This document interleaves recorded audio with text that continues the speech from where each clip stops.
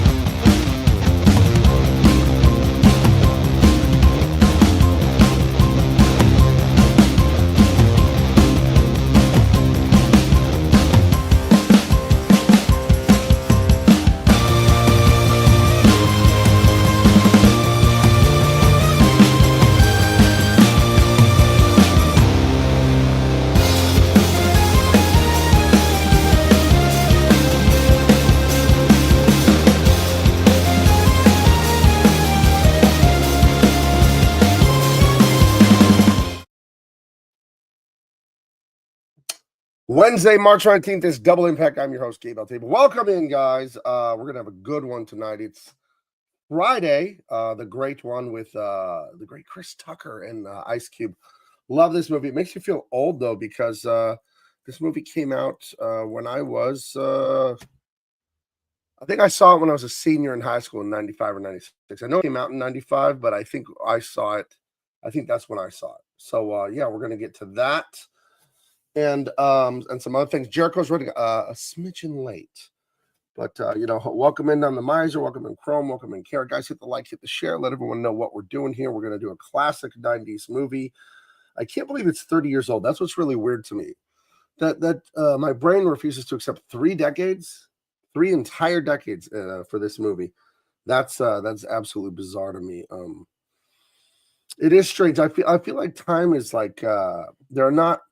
It seemed to me in popular American culture the last 100 years until like the last 20-ish, there was a marked difference between the new generation and the previous ones, and the new generation was always rejecting the previous one. So I remember when I was in school in the 80s and 90s, we made fun of the 70s, butterfly collars, bell bottoms, and it's just you're rejecting the one right before you. But I feel like there's this eternal childhood. Hold on. Of this Forever 21, this never get married, never have kids, never grow up. And then you're in the kid mode where you don't become the man, you don't become the establishment that the young people reject. You're like still with the kids. I know people in their 40s and 50s and they're a gamer. I'm not against video games or anything, whatever. I don't have time to play them. They're fun. It's a cool art form. But it's like, how are you a full-grown adult and your main thing is gaming? I can understand it's a side hobby or whatever and this and that, but I can't wrap my head around this movie being 30 years old because it doesn't feel like that much time has gone by. And I don't know. Does this happen to everyone when you're in your mid-40s? I have no idea. But I am disturbed. That's too serious, too heavy of a word. But I am a little confused how it seems like there's just this blend, this crossover of the younger generation into the older. Well, the younger generation is weird and all that, but I do feel like there's an immaturity to a lot of people in the older generations. Whereas when I was a little kid, guys had male pattern baldness and a brown tweed suit, and they worked at the bank, and they had glasses and they had an alcohol problem. They were adults. They didn't play video games and this and that. But But I don't know. I don't know. This movie being so old and me still feeling young. I don't know. I was at guys, you're gonna have to sit down to hear this. Hold on. Kara says, "Hey Gabe, sent you some mail to your PO box. Hope you get it." I don't know why I wouldn't. But yeah, I check my PO box, a couple times a month, or once a week or more or less or something like that. Probably less.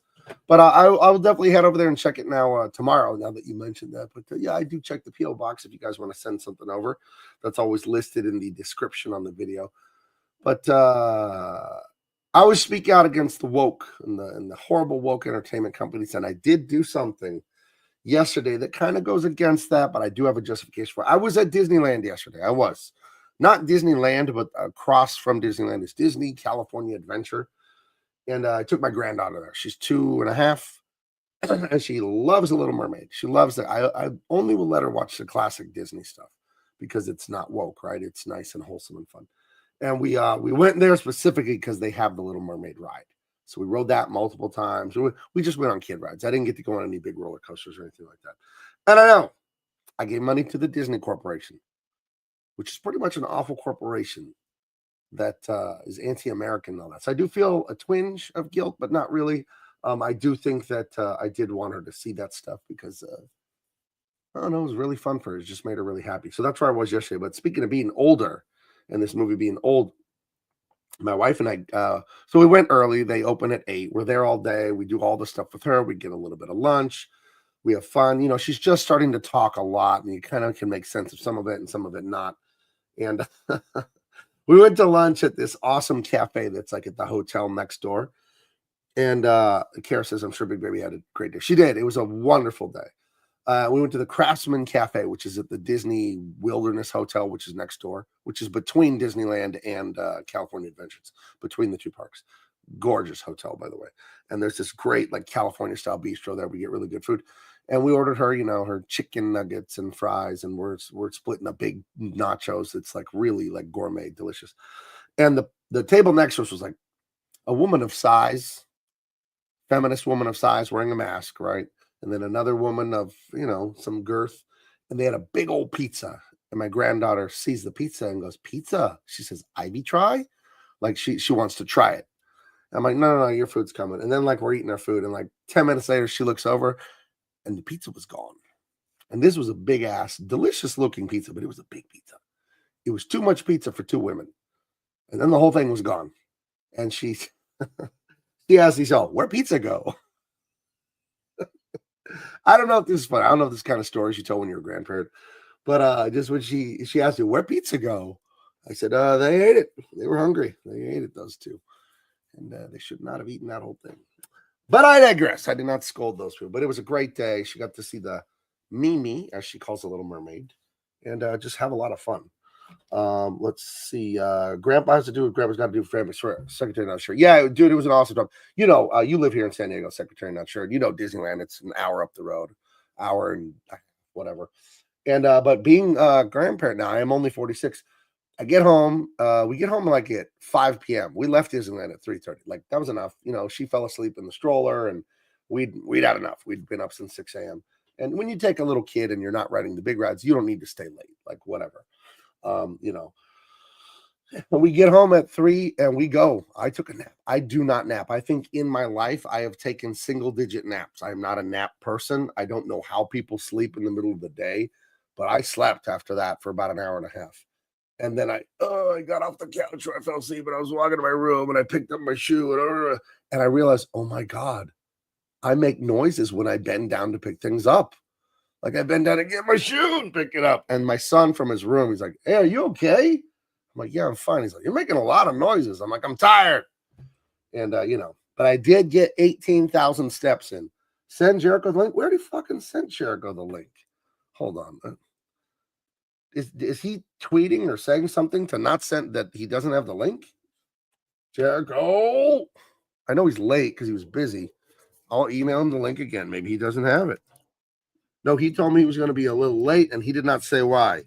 But hold on, I'm writing the email now. Link. This is the link. Click the link, and we'll see you then. Maybe he doesn't have the link. No, he texted me about an hour ago, said he's going to be 10 minutes late or 15 minutes late. My grandpa was 43 when he became a grandpa, then 46 when I came along. Yeah, I was 44, so whatever. Is Pizza Nova on the harbor still around? Used to go there every visit to San Diego. Yes, Pizza Nova is right there north of Humphreys at the Cove and all that. Yeah, it's right. I drive by that. I like to take that drive a lot. Drive up from the Midway, drive all the way up Harbor Drive past the airport, into Point Loma, through Rosecrans, into the Midway District there. It's a dubious place. The Midway District is next to the MCRD. That's the Marine Corps Recruiting Depot. There are strip clubs next to military bases. I don't make the rules. That's just how it is. But yes, you drive up that way, and then you go up by SeaWorld, then you go up, and eventually you get to my house. I'm not going to say exactly where, but it's nice. It's nice. I'll say that. So yes, Pizza Nova is still right there. Is that cover for Dean Cain All-American Lawman Volume 2? It might be. It was advertising that I came up with for last summer. The stuff behind me is from Comic-Con last year. So I believe Empyrean, that's for sure a cover. The Tyrus, I believe I'm going to use that as a cover. But the Empyrean, that's a cover for sure, I believe. But that stuff is going to be a year old come July. So this stuff is already half a year old. They were advertisement pinup / covers. And we'll decide. I think when we finish it, like I haven't even finished writing Dean Cain Volume 2. I've written it like 2 or 3 times, but the final draft, I haven't written it. And Akion is going to give me some notes on his ideas. Dean was supposed to call me today to his notes on the script. So I was kind of waiting on that to rewrite it. So I guess he'll call me tomorrow. I guess I should text. I got to text him right now. Because yeah, that reminds me. I need to talk to him about that because I'm going to move this thing along. Let me text him. Hey, call me tomorrow about the script. Okay, after lunch is fine. Okay, hold on. Okay, there you go. Yeah, I got to talk to Dean so I could finish the final draft so we can get that thing drawn. My uncle was a submariner, lived off of Rosecrans. Oh, okay, cool, very cool. Yeah, my best friend's dad was a submariner too, and yeah, that was my best friend's buddy. I mean, this whole city, that's what it is. It's Navy and Marines here. So, Hardy Harmonica said, "Say hi for us." Oh, okay, I'll do that. I'm live on the air, and the chat says hello. Well, there you go. See, there you go. My dad was on the USS Coral Sea when it collided with collided. You mean with an oil tanker? The Gulf of America. Do not say the Gulf of Mexico. Say the Gulf of America. Well, I hope your dad was okay with that. I don't know the details on your dad's situation, but yeah, that's the Gulf of America now, Michael Coulter. La Jolla has a smell I heard is the old pipes they used back in the day. Is that true? La Jolla smells awful at certain times of the tide because the La Jolla Cove, where I love to go snorkeling. La Jolla is my stomping grounds. Where I love to go snorkeling smells like imagine if about 1,000 seagulls and 1,000 seals all took a dump on these rocks that are there, and then it got baked in the sun. And then there was also seaweed washing up, and then the seaweed was also rotting. Imagine if that happened, and then the sun would bake it, and just like a perfume wafts over that little that little cove there. Yeah, it's brutal sometimes when you go over there, but not often. Usually it smells like nothing but fresh sea air, but sometimes when the conditions are just right, it is not a pretty scent. Kara says all she did was pack medical supplies. What are you talking about? When you were in the military? Because I know she was. So not the pipes. I've never heard that, so I can neither confirm nor deny. But what I do smell is the rank smell of beach that everyone knows when you go to the beach every once in a while, and the bird poop, the seal, and the seaweed are making a melange of funk, and it is not fun. So basically, what Cleveland smells like. I once heard Cleveland called the mistake by the lake, and I never forgot it, and always thought that was hilarious. So yeah. I do have a problem with the photos for tonight's movie. So when we take the photos, when you take them, the computer automatically names it just random numbers, but the numbers are sequential. So then when I open the photos, we do the movie in order. I just looked at the folder here, and they are scattershot and random. So I'm gonna have to come up with a solution once Jericho comes in here. I'll have him more like take over the show so I can fool around with this. Because if I can't figure that out, we can't do it, and that sucks. That's what I get for checking it 30 seconds after I start the intro movie. I thought I had it. I thought I had it fine. Sorry, guys. Yep. When Carol was in the Navy, she packed medical supplies. Not very exciting. I bet she was a good packer. Dad used to scuba dive in La Jolla Cove, avoided Black's Beach. I've never been to Black's Beach, but every teenage boy had the daydream of going there. Black's Beach, and actually, my son knows the grandson or the great grandson of the guy that founded Black's Beach. It was the family; their last name was Black. Black's Beach is north of La Jolla. La Jolla is one of the greatest places in America, and Black's Beach is the beach next door to La Jolla Shores. And Black's Beach is a nude beach in San Diego. So when you hear that when you're 15, you're like, oh, there's going to be just babes there. And I've never been there. I've never been there. Promise I've never been there. Wait, did I just cross my fingers? It's supposed to be, what is Scouts honor? How do Boy Scouts, do Boy Scouts go like this? Do they cross their finger? Because doesn't that mean you're lying? I've never been there. But I've been told by people who've been there, it's just a bunch of gay dudes, like trying to meet up, like hanging out, like, by the rocks and by the bushes, that's what the nude beach is. Now, I do know a woman that I knew, I still know, went there in high school with one of her other high school friends. And she said there was a man running thongs pants with no pants down the beach. He was jogging. So you can imagine. It was a flippy floppy day. So no, I've never been to Black's Beach. That is not where I want to go. Sounds like the smell of Fisherman's Wharf in San Francisco where the seals are. Yeah, it's yeah. I mean, any beach you've ever gone to can smell that way, like if it's just the right conditions. So Hardy Harmonica, all dudes. Yes, that's what I found out. So Girl Scouts hold 3 fingers together for Scouts honor. Okay, I wish I could. I can't straighten out my ring finger or my pinky. I'm trying to straighten out those 2 fingers as hard as I can right now. That's it for those. So that's a lifetime of maybe drawing too much and leaning on there. But I mean, they totally work. I can grab things and use them for everything, but I can't do the 3 fingers up because this guy, I can straighten him out like by pulling on him, but I can't. Those 2 are that way. I think I can. That kind of hurts, but I can force it. So anyway, I guess I could do it with this hand, the 3 fingers. I have not been to Black's Beach, nor do I want to go. I found out it was all old fat dudes. So there you go. A bunch of guys. So basically, Cleveland again. Starting out fast, none of the Misers. Starting out fast. Yeah, a bunch of guys at the Mistake by the Lake, Cleveland. I've been to Chicago, but I've never been to any of that where Kara lives, the Midwest of America. Never been there. Not like Charlie's Angels at all, Hardy Harmonica says. No. It's no. It's Charlie's double chins and man boobs is what it must be. Yeah. But the woman who was a high school contemporary of mine said she went there with another girl in high school and there was a dude jogging Black's Beach, which is I don't know. If you're a guy, do you really want to jog like that? I don't know. I suppose.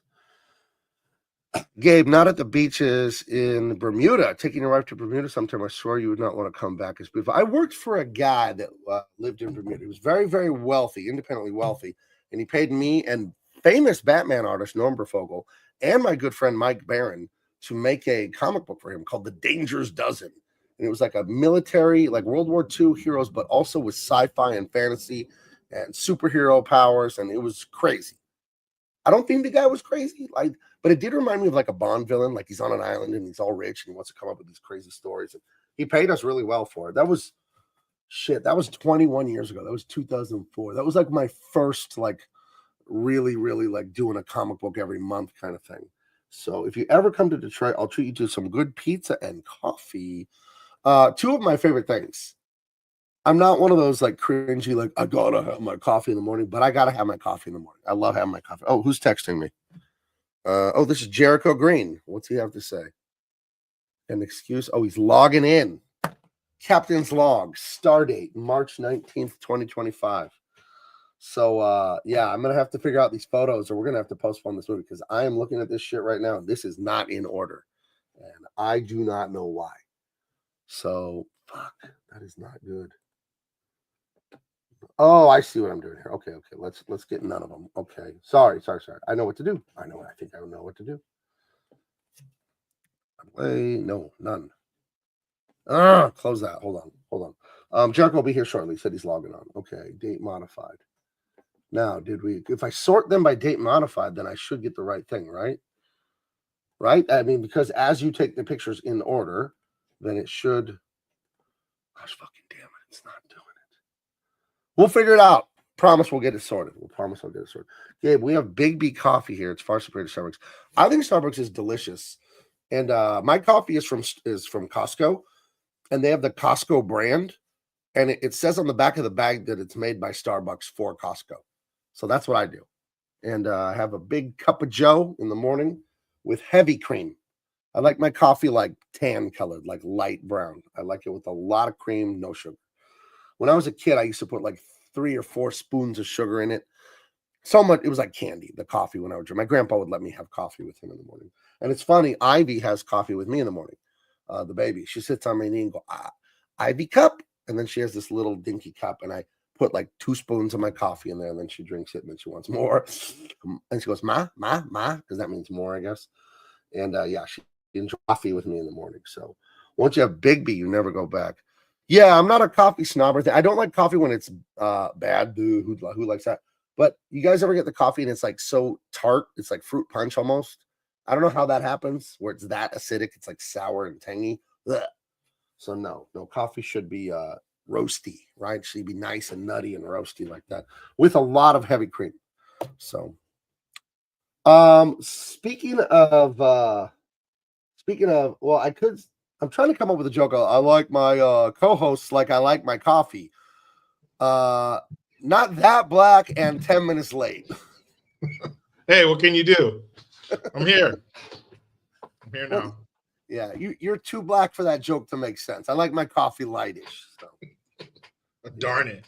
Yeah. Is there anything you could do about that, Jericho? Could you do the Michael Jackson face cream or whatever? What is the story with Michael Jackson's skin color? Someone told me it was that disease vitiligo or whatever. That's what he said. Right. But isn't that disease patchy? Right? Yeah, it's not like your entire body. And I don't know if it starts when you're already an adult. So if he was telling the truth and he had patches, then what? He took makeup to make it light for the parts that stayed dark? No, I think he went full, like, bleached his skin. You could look at Lil Kim, Sammy Sosa did the same thing. So all these people. How does one bleach their skin? That doesn't even sound like that would. If you got the money, you could do whatever. But I didn't think that was a real technology to bleach your skin. Well, if you can bleach your butthole, I guess. Is that really? I always thought that was like an internet joke. People bleaching their buttholes. By the way, no, I've seen a video of a girl getting a tattoo on her butthole.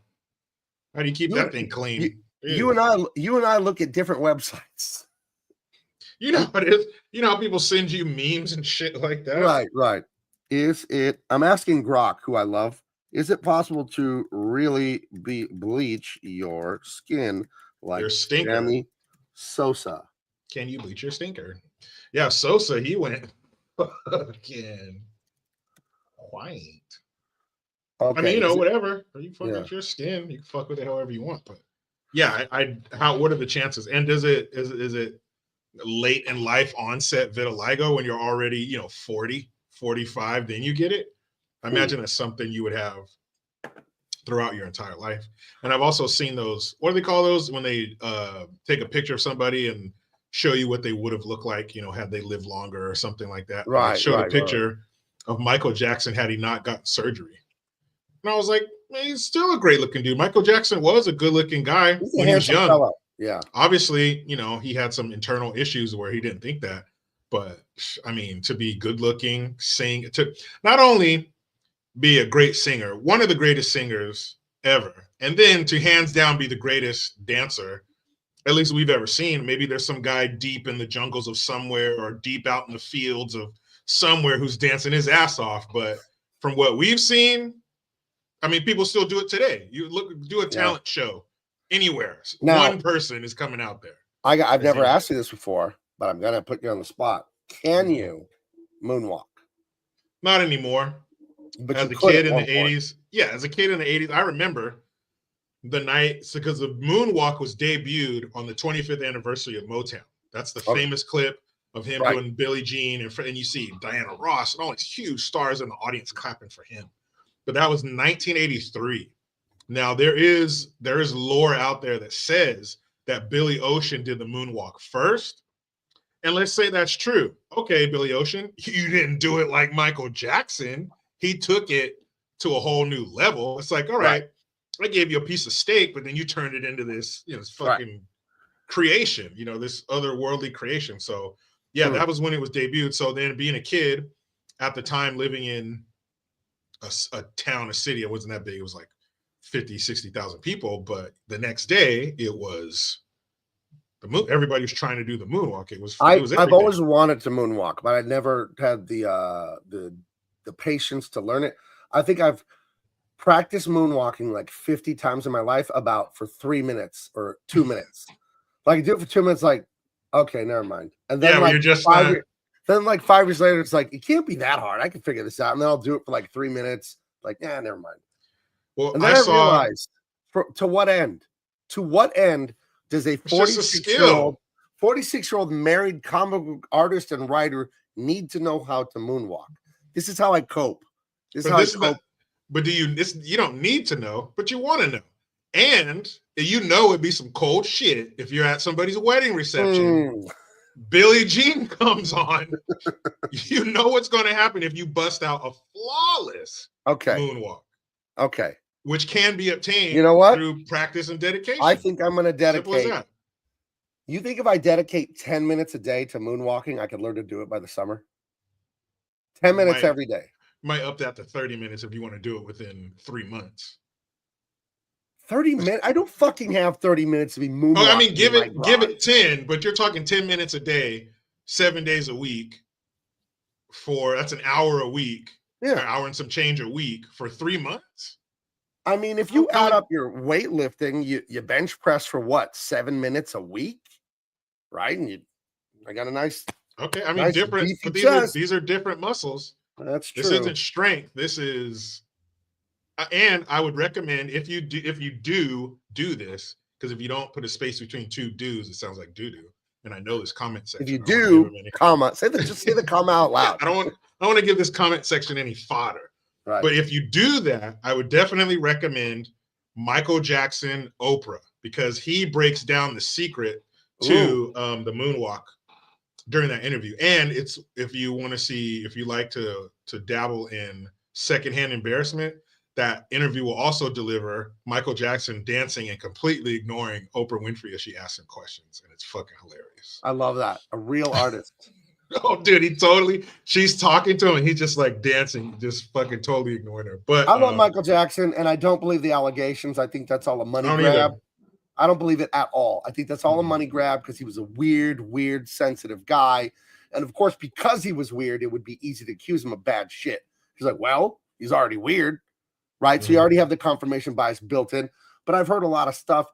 And then that famous kid from Goonies, or that Corey Feldman, who's also fucking weird, he says nothing. And Macaulay Culkin says no, he was actually a defender of children. So I'm going to take their word for it. And I think it was a money grab because he was just such a weird guy that it was easy to accuse him of shit.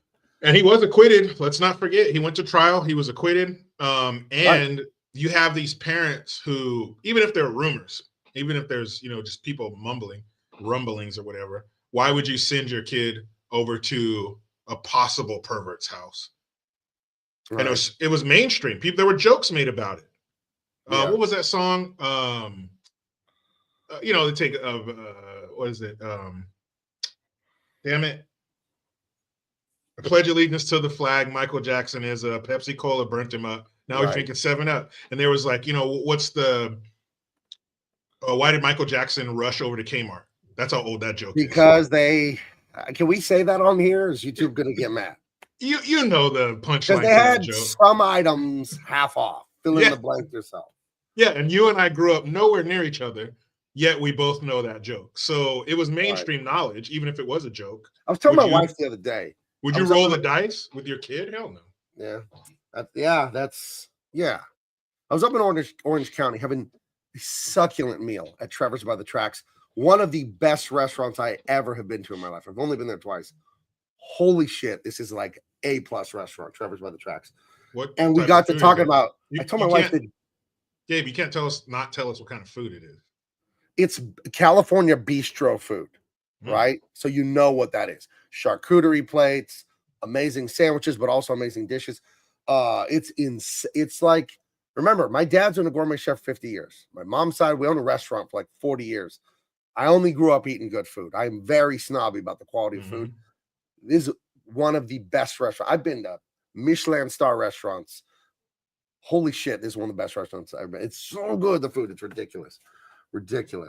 So yeah, Trevor's by the Tracks is next to the ancient train station there in San Juan Capistrano, literally across the street from the San Juan Capistrano mission, the Spanish Catholic mission. That's where that concept of the swallows return to San Juan. That's the mission where the swallows return. So yeah, Trevor's is right there, and it's insane. Or just Orange County. It's just an amazing place. Everything there is nice. All the food's amazing. Everyone is in shape and dressed to the nines and driving Lexuses. And like, it's an ultra wealthy county in California. Huge place, Orange County. Many, many cities there. So Bieber's mom was out doing a book tour and left him with Diddy. She probably wants to have that one back. Yeah. And also Usher, his mom, at 13 years old, his mother sent her son Usher to live with P. Diddy for 1 year. So there are some parents out there. It's not just the parents or just the perverts all the time. Sometimes it takes help. Sometimes it's an orchestra, and you have to have a pervert, and then parents who are asleep at the wheel, or parents who are chasing fame and willing to sacrifice their kid and somehow maybe explain it away in their mind, or even worse, not even have that thought occur. Just here you go. And two things are the same for two things that they have in common: Usher and Justin Bieber, two of the most high-profile alleged victims of Diddy. They both came from single-parent homes. Whoops. I'm just saying, Bieber's dad came in the picture later after he was famous. Right. But in the beginning, yeah. And Usher, I'm sorry. I'm not sending you to live with another man for a year for anything.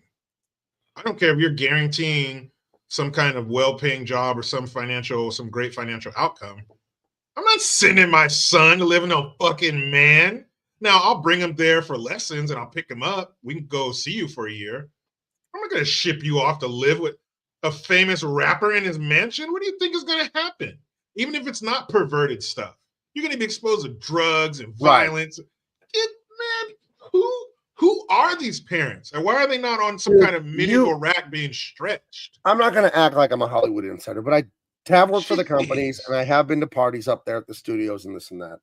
And there's this thing in the air, like this thing you could feel when you're there, of the people want to be a part of it so bad, dude. They want the money, they want the fame, they want the praise. And it's like it is demonic. It's like this allure of this place. You can feel it when you're there and you're doing the stuff and you're talking to so-and-so and they, oh yeah, I just booked a commercial for this, or I'm on an HBO show. Like both of my kids have been on TV. Like they both, I think my son is, Ballers with The Rock. Mm-hmm. My son's done background acting on that. My daughter's been on FX and she's been on what else? She's been on NBC, I believe. And, but they both my son did it once. And even though he's naturally like very handsome, my son, he has zero interest.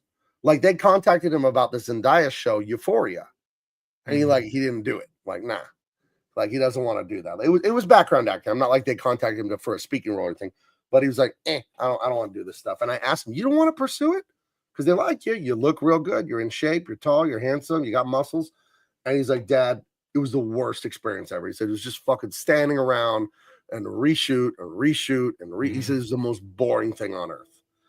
But there's a thing there. You can feel it when you're there. You can feel it when you talk to certain people of just this, how Gollum was about the ring, my precious. You can feel that when you talk to some of these people. They're like, there's nothing more that matters to them than being famous and rich. It's disgusting, Yeah, I've seen a lot of stuff working in radio Oh, for as that's many right. years as I In did. radio, you would have been around these people, so you know. Dude, I saw it all the time, and I saw the way people would act, not just women either.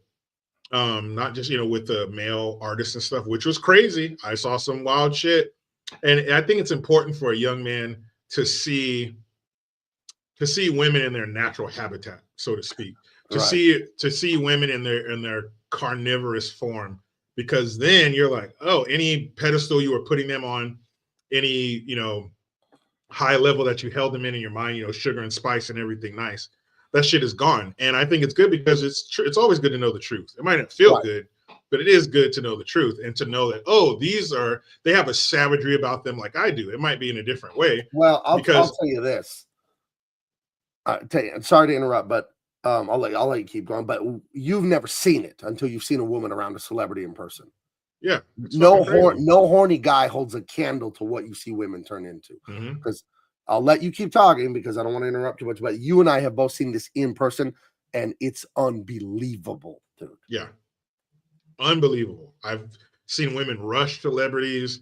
I've seen women give it up to guys that were like 2 levels, like 2 degrees separated. Yeah, they're not even the celebrity. They're like his friend or one of his flunkies. Dude, the flunkies of the flunky. I've seen the way women act around men, and not always in the extreme form, but just it's almost, and that's why there's a formula to it, because celebrities, like say it's a meet and greet or something like that. That's why it's in and out. They don't want you spending enough time, tearing away at that, this aura that you have around. Oh my God, they're famous.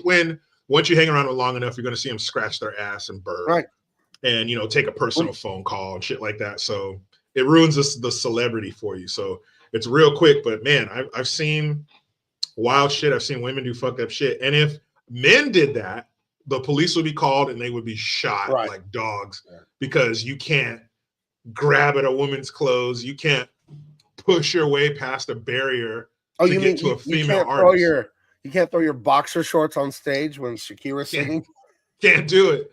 Can't do that. You can't grab it. It's just crazy. Women, I don't know what it is with them. And I think part of it is that they know that they can. They know that they're not a physical threat. So it's okay. But yeah, if a woman was up on stage and all these men start grabbing and tearing at her clothes, dude, it's not going to be funny. You're not going to laugh at that at all. Like, stop. Like, what the hell are you doing? Yeah, I was real quick, I was talking to somebody about this today, how if you look at, again, Justin Bieber, poor kid. I can't remember who it was, but I believe it was Demi Moore. And the kid, what was it? I think it's Leonardo DiCaprio. Yeah, like when he was a kid. When he was like 12 or something. Like grabbing him, pulling him in, kissing him, smelling him. Some lady like grabbed Justin Bieber and like smelled. Oh, yeah. And a guy did it. What's that guy, Corbin or whatever? He does the singing in the car. Oh, the fat, unfunny British guy. That British dude. He was like, "Oh, you smell lovely," and all that. Dude, if that was a girl, if that was a male celebrity pulling a 15-year-old girl into him to kiss her, or telling her, "Oh, you smell." Oh, who does he think he is? Joe Biden? Fuck, dude. Kids? But that's why, because men, they're not. They're not. Women aren't a physical threat to us, so they feel that they can act like that and grab and pull and kiss and all that kind of shit. But if a man did that, rightfully so, because we are more of a physical threat to them, and it's in their face. Like you try to say that it's equal or some shit like that, or we're looked at as it's okay to do that to men, because men, we're just perverts. All we think about is sex all the time. So it's totally cool if you grab a guy's dick or you pinch his ass or you say something gross to him. It's totally fine because we're dudes. Right? No one should do that to anyone. It's like so dehumanizing and disgusting. It's and we've all dealt with it. Girls, they have their sexual harassment. Men do too. We don't talk about it. We can all list at least 3 stories at work where some woman, usually older, was completely fucking inappropriate. And if the shoe were on the other foot, you'd be in HR holding a box full of your shit that used to be in your locker. Yeah, I remember. Won't say any names because it was 98. This lady, I was, still handsome now, but imagine 19-year-old me, 20-year-old me, right? Get a towel, ladies. And there was a lady like 45, Hispanic lady at Hewlett Packard, where I was a manager at Hewlett Packard when I was 18. Ooh, corporate. and she decided to start rubbing my shoulders and talking about this and that. And I told her boss, like, hey, man, I'm married. This lady can't be doing this stuff. And she came and apologized and stuff. And, oh, I was just, being friendly. And like, like, lady, I already had a kid a year ago and I was only 18. I know exactly how this works. Okay. Yeah. I've read this book before. Yeah. I've done this before. I know these shit ends. But you just can't do that. Yeah. There's no, and when you're married, there's just unless it's a handshake. Yeah. There can be none of that. There can be no rubbing or hugging or no. I mean, I'm a big guy, so I wasn't like afraid of her that she's gonna corner me or something. Of course not.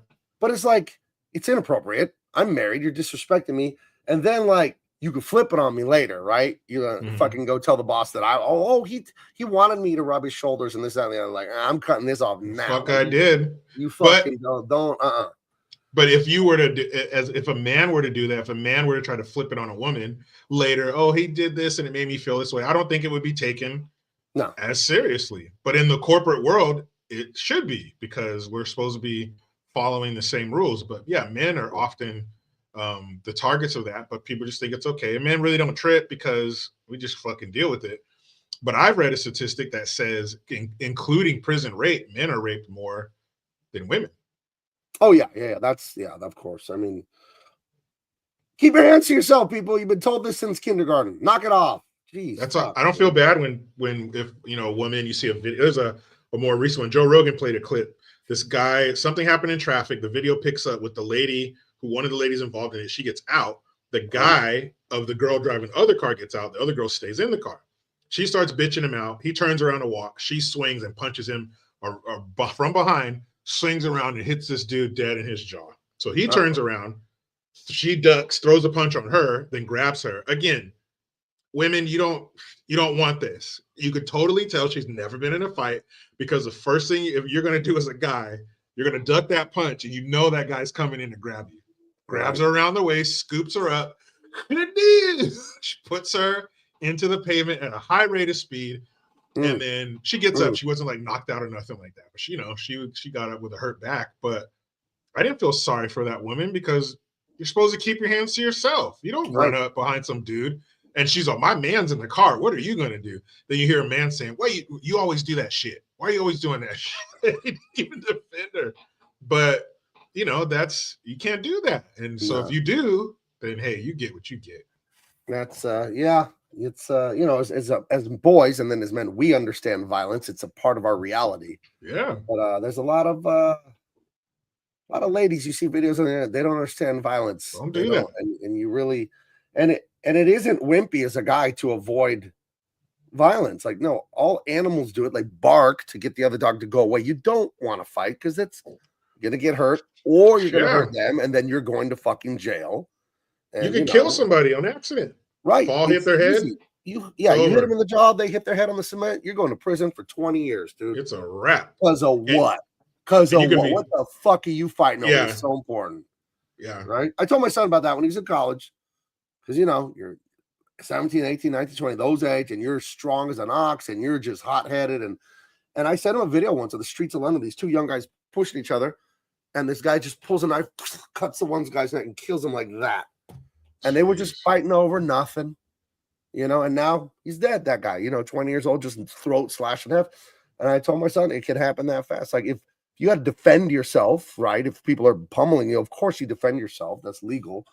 But you don't go fight to like, someone insulted me or whatever. Like, that's some stupid shit. That's so dumb. And, speaking of that is the theme of this movie, by the way. You know what I mean? Right? That you don't get killed over dumb shit. Some not even some dumb shit you were involved in. Some dumb shit that your friend was involved in. Right. But again, and we got to start keeping track of this. Again, what is the theme of this movie? How does the movie start? Family. Right. Family is central to this movie. It starts off showing off Craig's family, showing the dynamics of his family. His family tries to help him with his problem. His family is there for them at the end when he faces his problem. It's all about family. And you see a bunch of people's family. You see Smokey's family.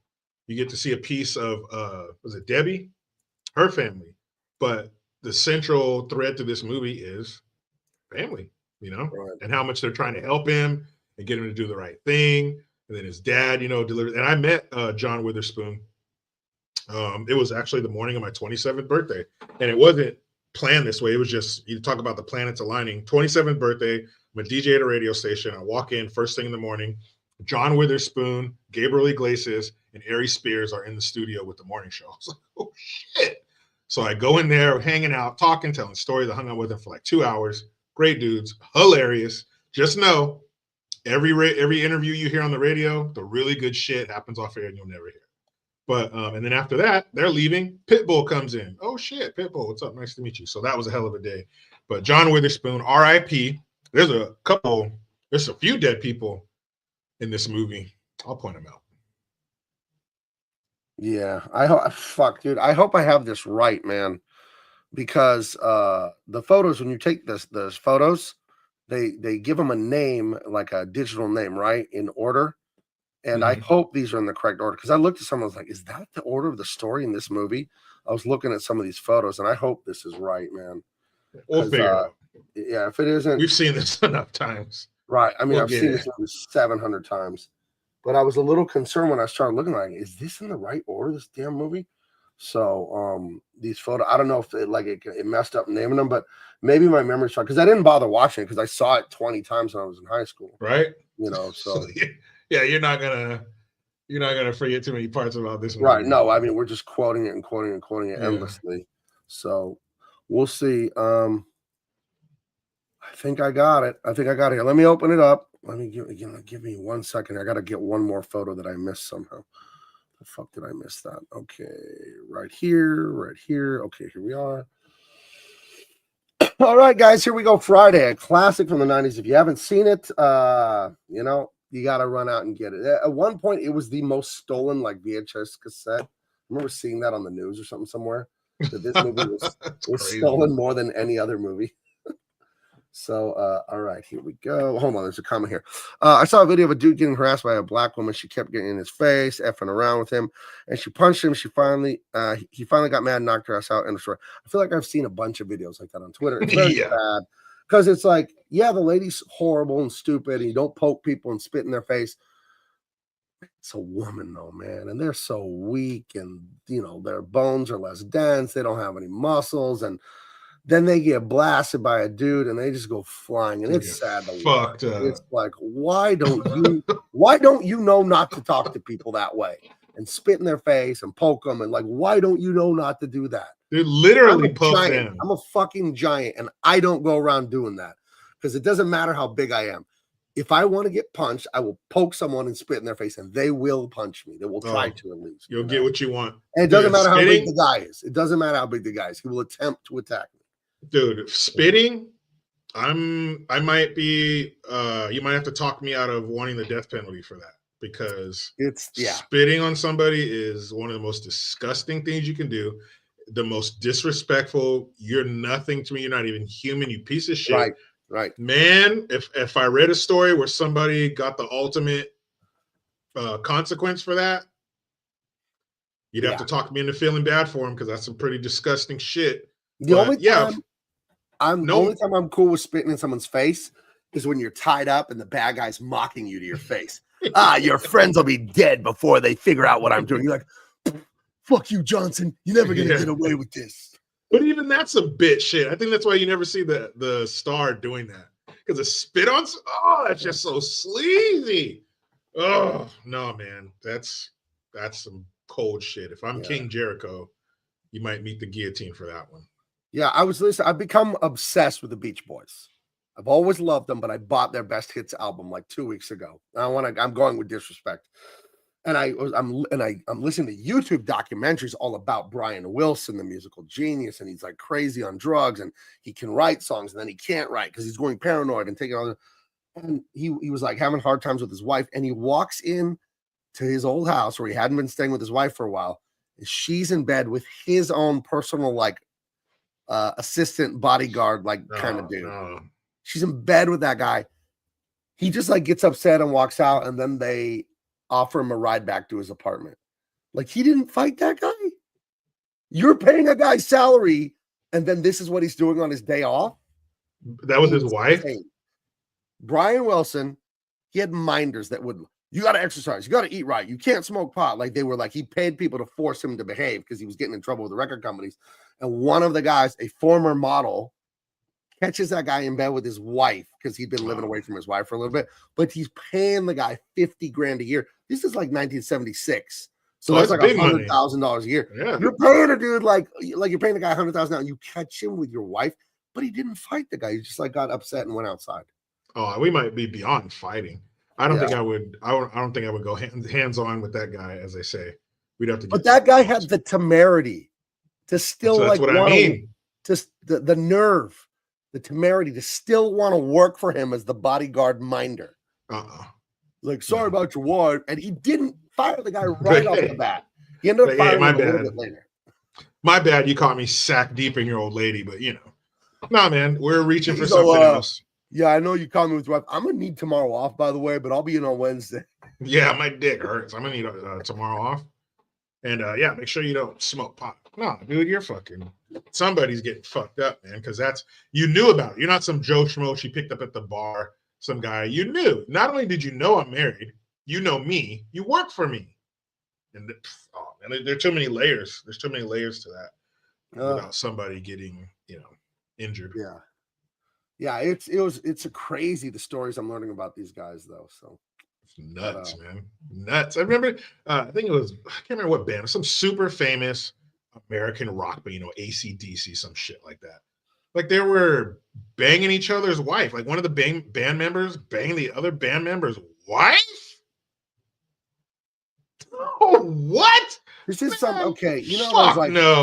There's honor among thieves, right? There's like you have a code, and maybe you'll do this, and maybe you have your own morality. Even though I believe morality is objective, human beings in our own head, we kind of rationalize some bad things we do, and other things as lines we won't cross. And to me, I've never understood guys that go for taking women. Like she's got a boyfriend and she's got a husband. I've never been able to wrap my head. And I know some guys that like that's their thing. And I feel like it's a power move. Like, yeah, I took your woman. And to me, like, I can't say on YouTube, but that's how you get something done to you if you do things like that. You get a certain thing that can only happen once in your life, typically. You get that done to you if you do stuff like that sometimes. But it's not even that. It's not even the threat of any danger. To me, it's like, it's so awful. Like, what's your problem? Like, there are literally, that fucking word is so overused, but there are literally billions of women on earth. And you got to go for your cousin's girlfriend? Dude. The deception. And the deception. To me, there's like a hatred for your cousin. There's another layer there. It ain't just about sex. Like you're trying to hurt your best friend's wife, or like, what are you doing? That's like fuck that guy. Like that. That's and what, he just gets to go through life doing that over and over again to somebody else? Nah. I think though, guys that do that, it's like that game Minesweeper. Remember that game on the computer? You just click the little things. Eventually you find something you didn't want to find. It's a numbers game. I think that doing that is this shirt I'm wearing right here. Yeah, I know somebody like that that's who they go after is married women. I think it's, you don't got to worry about them saying anything, but also this same dude, he's messed with this dude's wife in their house. No, dude, check this out. They work together, right? No, she convinced her husband to throw a birthday party for her coworker at their house. The coworker is the dude she's banging. So while the husband's all drunk after the party, he's going into the bristle in this chick in his house. Dude, look, there's things that are fucked up to do, but there's, what do they call them? Enhancements. Like in crime, there's enhancements. Lying in wait. Yeah, shit like that. Battery, there's assault or aggravated battery with, with intent to come, all this, there's enhancements. So there's enhancements to this shit. You're in my own house. How do you let your wife, Gabe, I want to throw a birthday party for my coworker at our house. Fuck that. Don't you have a Chili's or an Applebee's in your neighborhood or their house? Why are you throwing birthday parties for dudes? What's up? What's up? Exactly. If my wife wanted to throw a party for another chick, it'd still be weird at our house, but it's another chick. A male coworker? Are you out of your fucking mind? The Stop. only people in my house, the only people that would have a birthday party in my house that are not me, my wife, my kids, and my granddaughter, the people that live here, would be another direct relative, like my niece or my wife's sister or my father-in-law. Hey, Gabe's got the bigger house. Let's all just have everyone, all 5,000 Mexicans of my wife's family would come to and believe me, we have a lot of parties at my house. So but that's blood. You're right. talking blood. So yeah, we can have Grandpa so-and-so's party at my house. That's fine. You start saying, oh, this dude at my work, I'll be like, yeah, invite him over. Yeah, invite him over. That sounds like a real good idea. Get the fuck what? And then he was like, yeah, let's do it, because he knew him. I guess that's still weird. Still, I could never like the Jerry Springer shit. Like, yeah, you're doing your brother's wife. What on earth are you? All I'm saying is, if this billions of women on earth, if this were 500 years ago or maybe 250 years ago, there's things that you could have done and society would have been like, yeah, of course. Oh yeah, he did what? No, makes sense. Yeah. And now we're gonna go over there and burn his family's house down. Are you kidding? Like, what the fuck, dude? No way. Yeah, that's no way. And I've talked to the guys I know two guys that are this way. They like the taking women. And I've asked them, what the fuck is that about, dude? They think it's like kind of funny or whatever. Okay. It's insane to me. It's totally insane to me. There's evil that makes sense. I wouldn't do it. But like, hey, this guy wants money, so he robbed a bank. That makes sense. It's logical, right? A, B, C. The logic is solid. I would not do it. It's evil, but I understand it. The guy's like, oh yeah, my fucking brother's wife. Like, I don't understand what you're doing. Like, this makes no sense. It's totally insane. Dude, I had a dream about that once, and I woke up. I stared at my wife for like 20 minutes in the middle of the night. I thought only chicks did that. No, I didn't tell her about it, and then like, but I sat there. I couldn't go back to sleep, and I just looked at her. You just because dreams. Because dreams feel very, very real in your head while it's happening. Dude, I woke up and I was fucking hot. But I told her about it, but it wasn't like, I wasn't like, she tried to touch my shoulder. What's wrong? In my dream, you did this. But I told her about it. Like, what the, man, I mean, it was more than anger. It was anger, it was betrayal, it was rage. Yeah. It was everything. And you know, you think about those scenarios, but to be able to kind of live that scenario without really living it and realize how you would feel, kind of, I imagine that's how I would feel. But to feel that level of anger, I was like, I understand how, you know, in the heat of the moment. And if shit happened, imagine doing that, and then the guy has something to say.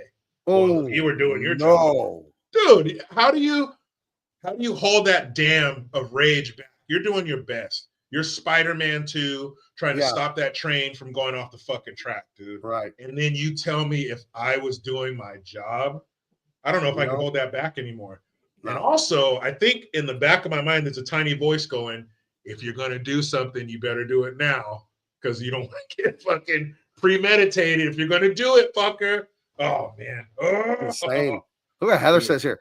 During her divorce, her best friend, so a woman, chased her husband hard. Damn. No. Damn. Well, I hope she is no longer your best friend. Slut.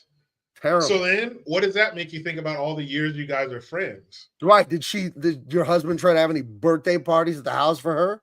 Yeah. He's like, hey, babe, what do you think about throwing her? Oh, why don't we have a party for Cheryl over here? Oh, what the fuck? You didn't want to plan one for me here. Don't worry. I'll throw the party here with I'll do it. When are you going to be out of town? Oh, yeah, I'll do it. Don't worry about it.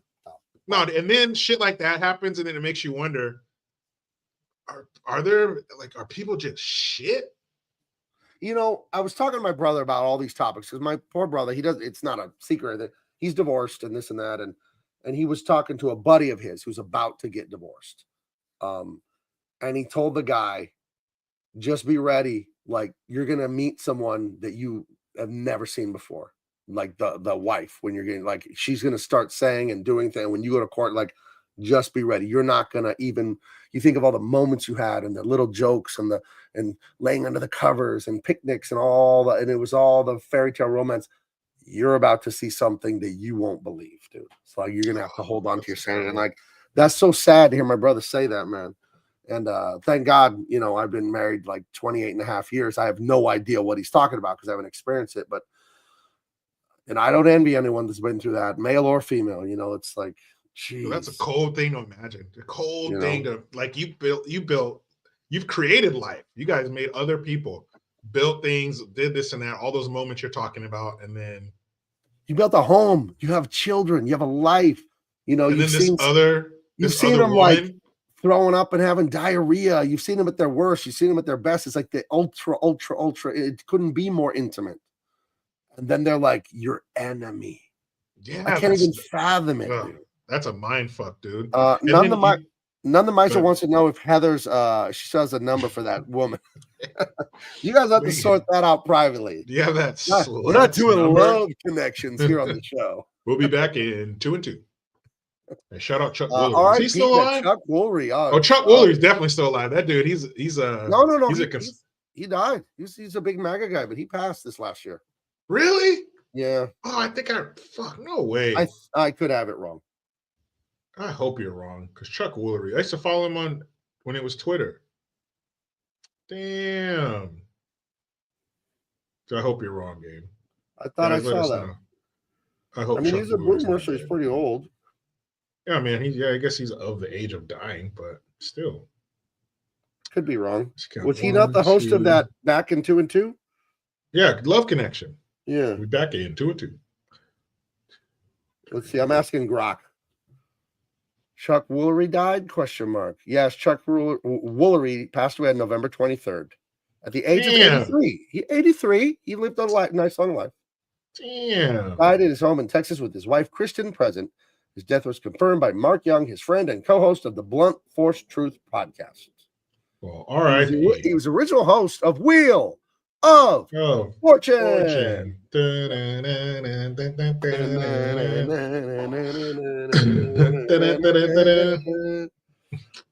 People who really annoy you. Oh, whoops. Nagger. You see the cameraman come out from behind the camera? Doink, doink. Like, ooh, I saw one when I was like in middle school, and it might as well have said "Blueberry and cakes," and the dude could not get it. And I'm like 12 years old, like so fresh, like it's blueberry pancakes. Like he had like 95% of the letters, and he couldn't figure it out. You ever see that one? The guy thought it was bitches in the future. A real one or in South Park? It was a real one, and that's. I know there's one recent, some young black dude, like college age, and he just totally fucked it up. It was like 2 letters off, and he just said some stupid ass shit. But this one right here, hold on, I'll bring this up. You're an idiot. Like, how did he get on the show? Golly. Look at this. You're an idiot. This was Bitcoin in the future. Gosh, fucking damn it. Yeah, this was. Hold on. Stop screen. Oh, yeah, remove it. Why are you doing this to me? Present, share screen. Okay, I said this one, you stupid asshole. This was Bitcoin in the future. It's like bitches in the future. Yeah, dude. Like that would be a puzzle on Wheel of Damn Fortune. Right. Bitches in the future. Oh my God. I had a freshman year, my math teacher, Mr. Niasman, went on Wheel of Fortune, and he won like $4,700 and a lifetime supply of cough drops. Really? Hall's cough drops, yeah. So I was he gets low. Hit him up. He writes him an email. Sir, I need some more of your wild cherry. My kids were watching the Teen Titans cartoon like in 2002 or 3, and it said a 5-letter word for a delicious snack. And I was walking by the room where they were watching. I go, pizza. So then they're like, oh, so we filled it out online. And then like 3 weeks later, a Teen Titans like action figure and toy came in the mail that they won the sweepstakes on TV. I told my wife, that was a really easy puzzle. And then she said, they probably had 5,000 winners of that, and they just gave all kinds of toys away to all kinds of kids so they could be happy they won. They're probably giving away one action figure. That's it. One action figure. So all of you children in the world. Right. Jennifer You only Horowitz get says, one. highly recommend watching old Love Connection episodes on YouTube. They're so funny. That there was a guy in real life that was like he was on the dating game, and then he ended up being a murderer, right? Yeah. Who was that? It was in California too, right? Yeah. It was Rodney Alcala. That's right. Okay, yeah, the dating game killer. And he went on there and he's all charming and flirty. And then didn't he go out with one of the ladies on the dating game and end up killing her or something like that? Some weird shit like that, I remember. But yeah, crazy. You never know. So don't trust anyone. Anyway, here we go into the wild world of Double Impact Friday, starring Chris Tucker and O'Shea Jackson, AKA Ice Cube. What kind of name is... Oh, Tammy says she didn't go on the date. Oh, she didn't? That's probably Dude, have you seen the fucking Newlywed clip from the 70s where the host says, what's the most uncomfortable place you ever made? Yeah. And he's like, you're like, oh, in the bushes or the backseat of a Volkswagen Bug. Yeah. That's what he was asking. And then what does the lady say, Jericho? She says, in the butt? He was like, wow. But the best part of that is after she says it, the husband's like, what are you gonna do? Wow. No, lady, that's not what we meant. That is not what I meant. I meant the walk-in freezer at the Coco's diner that you work at. Not your stinker. But coming up next. But thanks for telling us this. I did not mean your chocolate starfish. Coming up next. Wow. Yeah, man, that's some crazy shit. That's a little embarrassing. It's funny to see old clips like that because that's in the 70s. Those people are fucking 70 now. Like it almost are in their 70s are going to be. Oh my gosh. 70. Grandma's on TV. Grandma's on the internet clip. What's she gonna say? And they're all young and beautiful and handsome and shit. At one point, I always trip on that. You know, seeing those old, like, wow, everybody was young and beautiful at one point. But yeah. Well, what are you? 43? 44. Okay, you've got 26 years till you're 70. Oh, that's right. Crazy. So that's crazy to think about. That's crazy. Yeah, you start watching shit from when you were young, a teenager or a kid, totally different world. Right. This shit. There's a scene in the movie where one of Craig's sister's friends comes by, Nia Long. She comes by, and then her sister comes home, and he goes, oh yeah, Debbie came by. And what did she say? She just tell you that she came by. Like, normally, of course, or nowadays, the friend never would have come by because she would have texted her and be like, oh, I'm not home.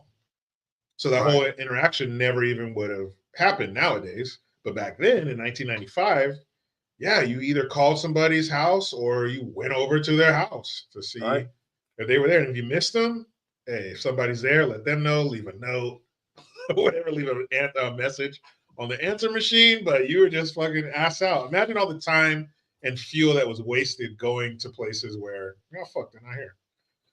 But yeah, it is weird how much the tech has changed everything. Young people don't even know what an answering machine is, right? Yeah. My kids we never had one. We barely got a house line like 2 years ago. What makes it a house line? Just to have something at the house that never went dead. Oh. And really it's my son's phone because he always runs to answer it. So really, if you call the house. Remember the answer machine though? In the 90s, you'd come home, you'd see the red flashing light, and you'd click it, and then you have to erase the messages. You write down, the number or whatever they left. Then you erase that shit because you got to make room for the other answers or other messages. Then there was a time, if you go back a little bit further, where that fucker had a tape on it. Change the tape. It was full. Right.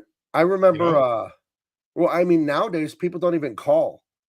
Everyone just texts, And at first when texting started, I was like, I don't want to text. I want to talk. Mm-hmm. And forever I preferred talking over texting. Now, if we have to have a conversation, no, just call me. We'll talk. Like, I don't want to text for an hour. Like, fuck that. That's stupid. I will just want to talk on the phone. But if it's just like, hey, can you do blah blah tomorrow still? Like, yeah, just text me. That's fine. So yeah, I think that most people have it that way. I think the younger people have an aversion to phone calls. Like everything. It feels like they have an aversion to everything besides sitting on their couch and staring at the YouTube or like TikTok reels. You read all these stats like they're not having sex, they're not drinking, not that they should be drinking, they're not doing as much drugs or drinking, they're not having sex, they're not going anywhere, they're not driving. I feel like you go to McDonald's, it's adults now, it's not kids, how it used to be working there. And like, what are young people doing? What's the deal with young people? What's the deal? They're fucking wagging their finger at the people who made it possible for them to sit there and bitch about stuff with their thumbs. That's what they're fucking doing. I don't know, man. You better hope. Hey, one of my fucking dreams is for something to happen and they got to turn back the clock to like 1997. I'm good. I'm comfy. I remember all the technology. I remember not having technology. We'll be fine. But these little bastards. I'll say this about the modern technology. It's definitely more convenient, more efficient. You can get a lot more done. It's definitely less pleasant. The internet, on balance, is very unpleasant. The stuff like the fighting, the doxing, all the internet drama and insults, and the people who love that, like they're psychotic people. You used to not have to deal with them ever because they live 3 towns over. But now they can go on the internet and harass people and talk about their family and make insulting whatever. And the internet is very useful, but it's super unpleasant, this social interaction. So like the internet is like, picture your favorite meal, whether it be something your grandma made for you when you were 8 years old one time, or this restaurant or this dish, just mother's milk, just your favorite dish. And somebody puts it on the table in front of you, and then they put an uncircumcised penis next to it. You're like, this is great. I feel like Tim Walz would love that. He's like, wait, lose that other stuff. Bring me another penis. But it's this wonderful thing, but it comes along with this gross, fucked up part of it. And if somehow we could carve that out, that'd be great. But yeah, the internet's awesome and it connects us. And oh my God, I can FaceTime with my grandma in fucking Ukiah. But it also comes with some piece of shit that you don't care about chiming in on something and telling you how ugly the picture of your puppy is that you uploaded. Like, you're probably just a racist Trumper. Shut the fuck up. Like at this, listen, and I'm sorry, anyone in the audience that is gonna feel a sting for me saying this, but I'm gonna say it. At this point, if you hate Trump and you think he's working with Russia and you hate Elon and he's a Nazi, is what you think, you are an actual fucking dumb person. You have mush in your head.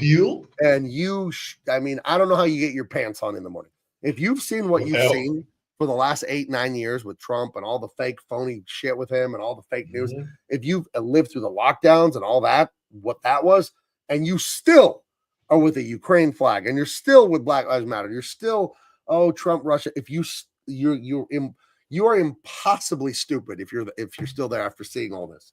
So let me address this super chat. Is Joe Mello, non-stupid person, for $4.99.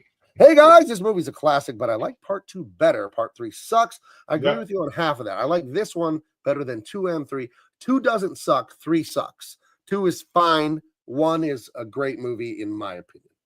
And whenever you come in with one of those, you get one of these. Shake, shake, shake. Shake, shake, shake. Shake your booty. Shake your booty. Jericho would be great in a whoa, I just woke up and was transported back to the 80s plot line. Yeah, I think you'd do fine. I'd do fine. Be back home.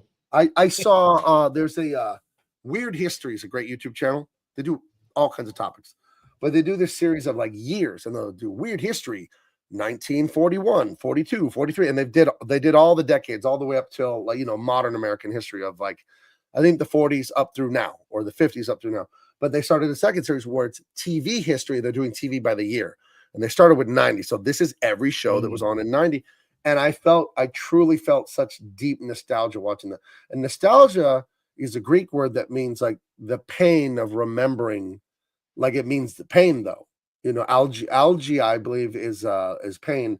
And nos is like the knowledge or whatever, remembrance or whatever. But that's what nostalgia is, like that bittersweet. It's a happy, sad feeling.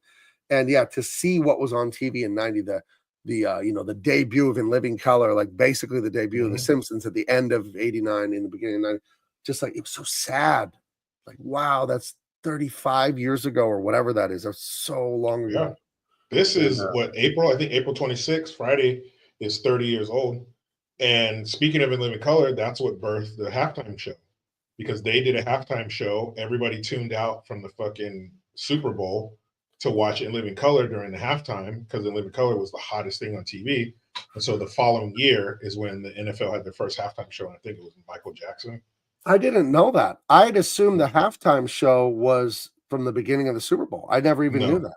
Nobody gave a shit. So now we have that? What was at the halftime before? Nothing. Just take a break from TV. Oh, just like okay, Bill, I think they got to work on the blitz coverage, and like they would do some analysis, like they do in a regular football game. Yeah, let's do something else. Oh wow. Yeah, go to commercial or some shit. But I didn't know that. But after seeing millions of people go over to In Living Color, because there's nothing going on, you could have put on anything, and people were like, I'm better than watching this shit. But In Living Color was so fucking big that the NFL was like, what? We can get ad revenue when they're not playing football? Kaboom. Then but Michael Jackson, I think, had the best, maybe one of the best. I'd say one of the best. And I'll go back and forth if necessary, but I think he definitely had one of the top 3, maybe top 5 best halftime shows ever. But another one, because after watching this, because of the stupid Kendrick Lamar one that just happened, I went back and looked at all of them from, I think, I think all the way back to the beginning. Yeah, I went all the way back to Michael Jackson. Watched all the halftime shows up until like 2010. Then I couldn't take it anymore. Then it was just completely and I know I'm in the minority on this, but I don't care because I feel very strongly about this. Now, remember, played football forever. My high school was very good, won 2 championships. My son was super good. He was a second team all league and won 3 championships. And I coached football. Football is a huge part of my life. Very, very formative to me. I am 1,000% anti halftime show and the fucking commercials at the Super Bowl. I hate that. I find it so annoying when people say, I want to see the commercials. I want to see the halftime. Like, fucking quit watching my sport, fucking tourists. Football shouldn't be any of that. I hate it with a passion. I can't tell. I turn the TV off at halftime. I refuse to watch a halftime show. I only want to watch football. I don't want to see Doritos commercials. Oh, that was funny. Coors Light. Shut the fuck up. I hate it. I've always hated it. And I know I'm like the Grinch. I'm the one guy, and everybody else in Whoville loves this shit. I don't know what's wrong with you people. I don't know why you like it. It's horrible. Ugh. Well, the commercials aren't even as funny like they used to be. But they were never funny. Damn it. This is about football and football only. Oh, don't do Budweiser. The Budweiser frog commercials. Why is that funny? Fucking hilarious. It was funny. Frogs. It's not funny. I thought it was funny. As a kid, they were hilarious. And the linebacker, Terry, the office linebacker, there's some good commercials. But the halftime performance, no, I don't care about that. But another good one was I'm Just a Girl by No Doubt.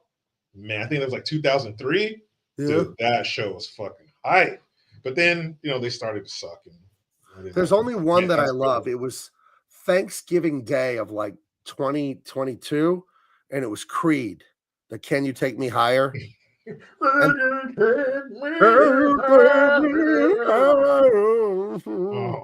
they had like Cirque du Soleil people in like those silk ribbons coming down. Oh, I remember that shit. Spinning and flying. Fucking dumb. It's so stupid and corny that it becomes awesome. What was that? It becomes awesome because it's that dumb that it becomes amazing. Yeah. Dude, and one thing I hate that celebrities do, because it makes them look like such a bitch. Because I don't know, I'm a man that doesn't like sports. I got to take a double take. But this guy, Scott Stapp did. He wore a Cowboys jersey. I don't know if he's a Cowboys fan, but sometimes you'll see celebrities just wear a jersey of the team that's playing the game that they're performing in front of. Like, how the fuck can you do that? I'm not going to wear another team's jersey, like support another team. I'd wear regular clothes. But there's no way as a Niner fan that if I was performing at a fucking Cowboys game that I'm going to wear a Cowboys jersey. Fuck that. Now, hold on. What if they're paying you a lot of money and you need to? I don't know. I mean, if okay, you're at that Jericho level, Green, you're going to get up here and you're going to sing your heart out. No. And, if you're at that level, we're going to get you, Jericho. I want you to just go for a walk with me here mentally. Picture this. Jericho Green on stage, halftime, Dallas, Texas, Thanksgiving game. You are driving the crowd crazy. Okay? And you are, and you're killing it, by the way, in the Dallas Cowboys cheerleader outfit. You've got the white Daisy Dukes. You've got the vest. You've got the big hair. You've got the pom-poms. Jericho Green, you are a Dallas cowgirl.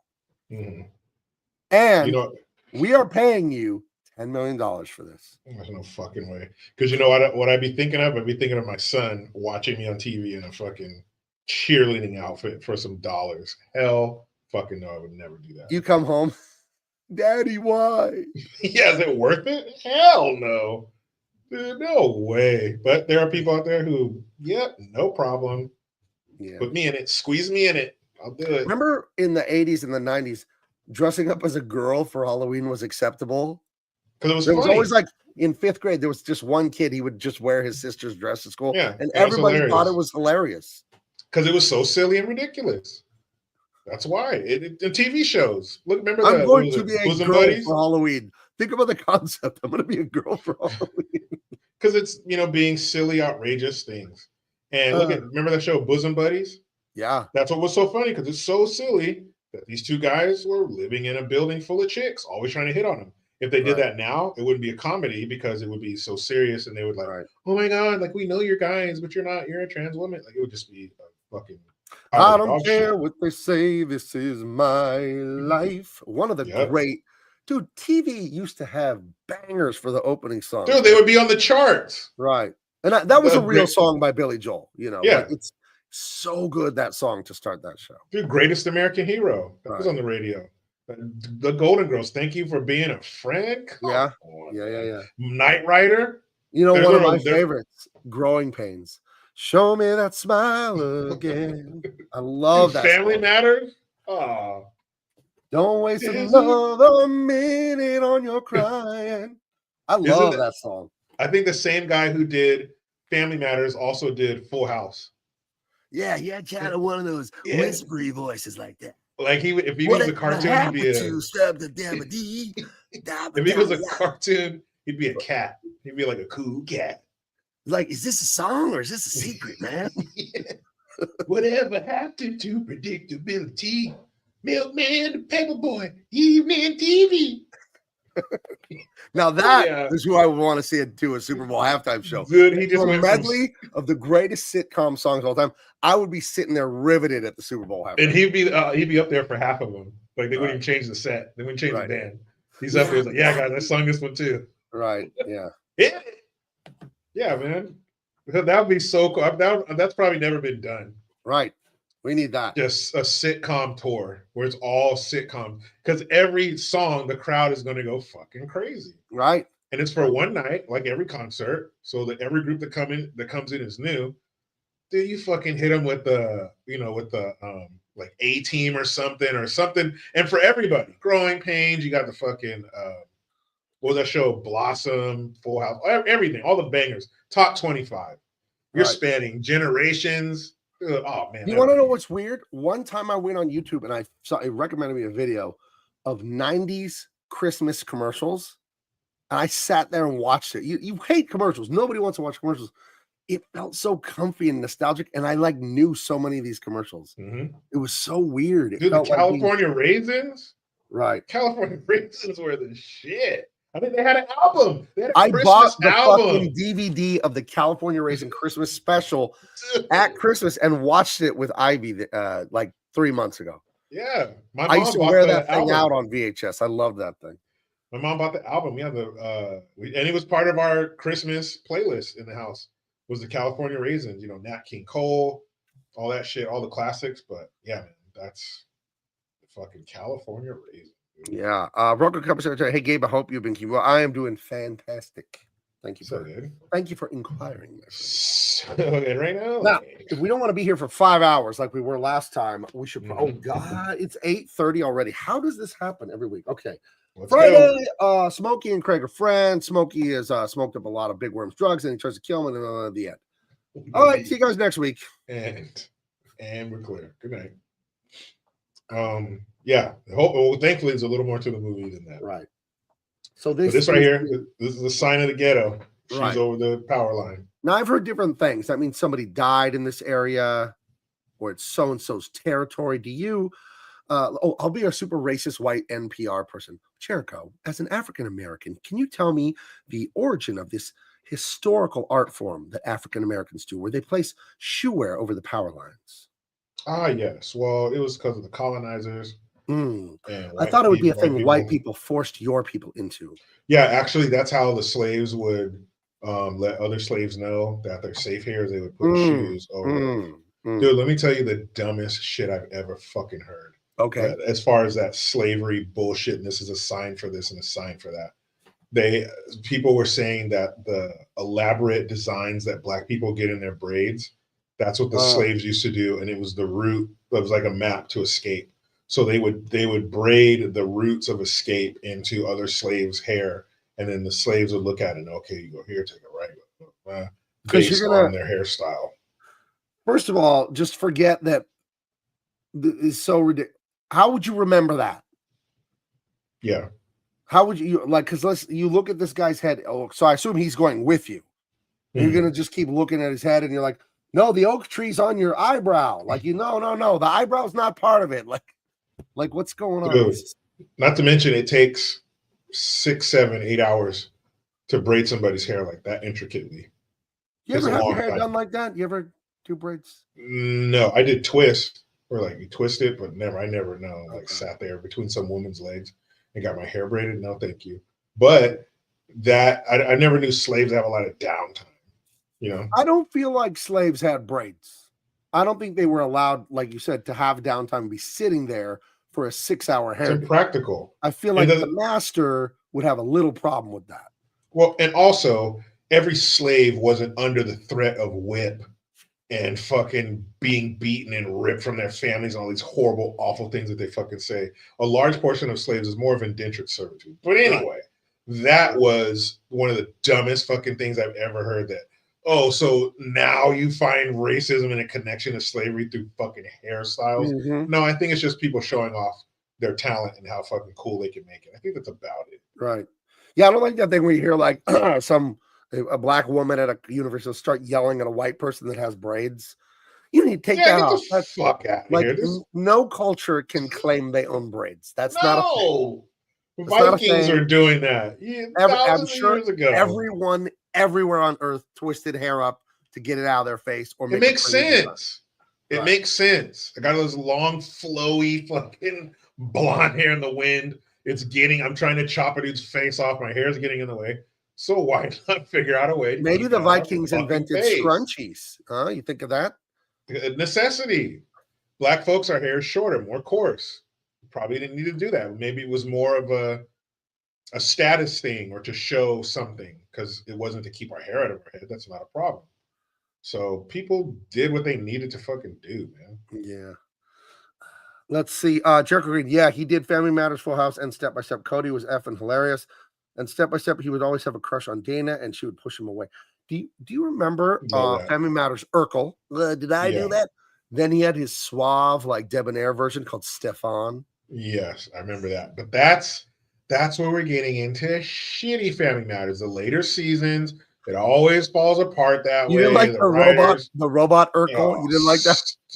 I mean, I thought it was cool because the guy in that suit was named Michael Boogaloo Shrimp something, but he was part of a breakdancing duo from the movie Breakin'. Wait a minute. Are you telling me a guy whose middle name was Boogaloo is a breakdancer? Yeah. Boogaloo you Shrimp. Expect me to believe that? Next thing you're going to tell me Crazy Legs Johnson was a baseball player.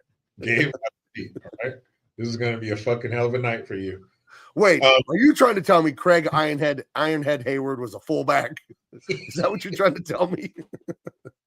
Like I said, sit down, man. But yeah, that part was cool seeing the robot because of the breaking. But yeah, I mean, it just got once Steve Urkel went through puberty, now he's taller than Carl. That shit was dumb. But yeah, when he was hot, Urkel was fucking everything. Yeah. Urkel was on, I think, up to 5 or 6 other ABC shows. So that was before the Avengers and the Marvel Cinematic Universe. You had the Urkel Cinematic Universe, dude. Because he was so popular. Did I do that? Oh, my little babushka. And he was in love with Laura. Dude, he was fucking Urkel was so Yeah. huge. So yeah, they put that fucking kid everywhere. He had toys. He was on every show that ABC had. Yeah. I mean, Urkel. I had a T-shirt that said, "Did I do that?" And it was a picture of Urkel with those '90s like triangles of different colors, and that whole early '90s design. Yeah, man, Urkel was just huge. But those shows, man, and there's a formula. There's a dumb kid. There's always some dummy who's just unrealistically dumb. There's always some love that isn't reciprocated and constantly pushing him away. Usually, one of the main family, the main characters, their house is like the house that all the kids come to, because that's how you get all those characters, together at the house. So, yeah, this is on Temu. Maybe I'll order this. Yeah, dude, that's Steve Urkel was it, man. Urkel. They didn't call him Steve Urkel, it was just Urkel. Yeah, Urkel. I still got to order my rhinestone encrusted spray painted Batman 1989 jacket. Remember the one that I've been talking about for years? That's going to be a crowning achievement. Well, we found it on eBay, but it was like $700, and it was a large. I'm at least an extra large since I've lost weight. I was a double X before, but I can't wear a large. So that ain't gonna work. So, well, if you fucking mix a little meth in with your workout regimen, you get in that large. No problem. Like, it's large, it's too big. What happened? Yeah, I will get the Batman rhinestone jacket eventually. You can get one custom made, I suppose. You can get one custom made. I just remember seeing it in that pamphlet they were giving away at the movie theaters of all the Batman 1989 merch when I was in line to see the movie, and I was 10 years old, and I'm looking at this merch. I'm like, who would buy this? Like, why would you buy this Batman jacket? This is hideous, this thing. Why wouldn't you buy that jacket? Oh, I regret it now, believe me. If you saw it for a decent price, you buy it. Oh, if it was on sale for $350, you're buying that jacket. If you can find it in an XL, fucking $350, you're buying it. Right. Oh, no. It's like, dude, people regret not getting Amazon stock. I regret not getting this jacket right here. You kidding me? Where would you wear that? You kidding me, dude? With this fucking jacket right here? Do you know you'd have to just chase women away? Get off of them. Leave them alone. Well, tell them to take the fucking jacket off then. My wife would not allow me to wear this jacket out of the house. My vagina. Take it off. For fear that women would mob me. So, Yeah, they would just be laying on the ground quivering. I want to know. Listen, 10-year-old Gabe, 46-year-old Gabe. There are some differences, but one thing that has not changed is my complete befuddlement of how the fuck this exists. Airbrushed with rhinestones encrusted on this denim Batman jacket. Who on earth would buy this? Dude, somebody got a denim jacket and they just poured themselves into this. It was like fucking, they like locked themselves in a loft for like 3 days. I have to have it now. I have to have this. They were just spent at the end of the day toiling. Dude, those are rhinestones. Masterpiece. Those are real. Dude. Like if you rubbed your finger on that, you'd feel them. You cut out. And look at how they're just look at the collar. Look at the collar, dude. Well, duh. You can't just stop there with fucking rhinestones. Look at the collar. Do you know how insane women would get seeing you wear this? A married man cannot wear this jacket. They were like, look at some of the lights on the bridge, the taillights of the car, the lights of the city bell. Look at the Batmobile right there going on top of the bridge somehow. But those are rhinestones. Like you would feel. Yeah. But why is it riding on the cables of the bridge? That's what I don't get. I will say, as a comic book artist, that makes zero sense. Why? I wouldn't draw it that way. If it's me, I'm not drawing it that way. Oh, man. Wait, and the bat wings behind Batman's head. Look at old Renaissance boomer. He does. Be real, Gabe. If you had bought that jacket, you would not have your wife now. That's true. How would I have been able to remain faithful if I had this in my fucking arsenal, dude? It's impossible. You know how many women, you know how many kids I'd have if I had this jacket? This thing's the most fucking ridiculous item of clothing I've ever seen in my life. You'd have all of them. And then when you put that jacket on and you go to leave and you open the door and there's like this light shining, like when they open the refrigerator in Ghostbusters. Right. And Adrian's like, I get it, babe. I get it. Go. Yeah. I just can't even believe this thing exists. The wind blowing. I understand. Go. Anyway, All right, let's get into this movie. I'm gonna need you to take the lead here because I feel like messing around, and I feel like not being focused. Joe Mello, you would be a sharp dressed man. I already am. I'd be a sharper dressed man. The sharpest, razor sharp. That's right. Like obsidian. You know how they say the obsidian is sharper than like a steel scalpel? The blade, the obsidian blade, when those ancient people would chop it to make a blade, it's a few atoms thick, the leading edge on it, dude. Jeez. Yeah, you gliding right through. Can you imagine that? Just a war club with a obsidian. See, I'm getting really nerdy here now. You just nail it right in the neck, like right here in the bend of the neck, like in the take that head clean off, baby. Maybe not. Maybe not. You like bury it in the bone, but you definitely do enough damage. That fool's gonna bleed out in about 30 seconds. Yeah. But yeah, and then wiping his blood off your face and going on to the next guy because you have no time. Yeah, let's finally get past that picture. So that's the neighborhood ghetto, right. But it's a little ghetto. So you have the director of this movie, F. Gary Gray. He was known for directing hip hop videos, and Ice Cube got him on to direct this. And the movie was actually filmed on the street that F. Gary Gray grew up on. And so what he wanted to do was show the hood, but not the hood that everybody had seen in Menace to Society and Boys in the Hood up until this point, just the gang-ridden violence, crack dealing. He's like, no, there were other parts of the hood that were good, but the hood kind of grew around it.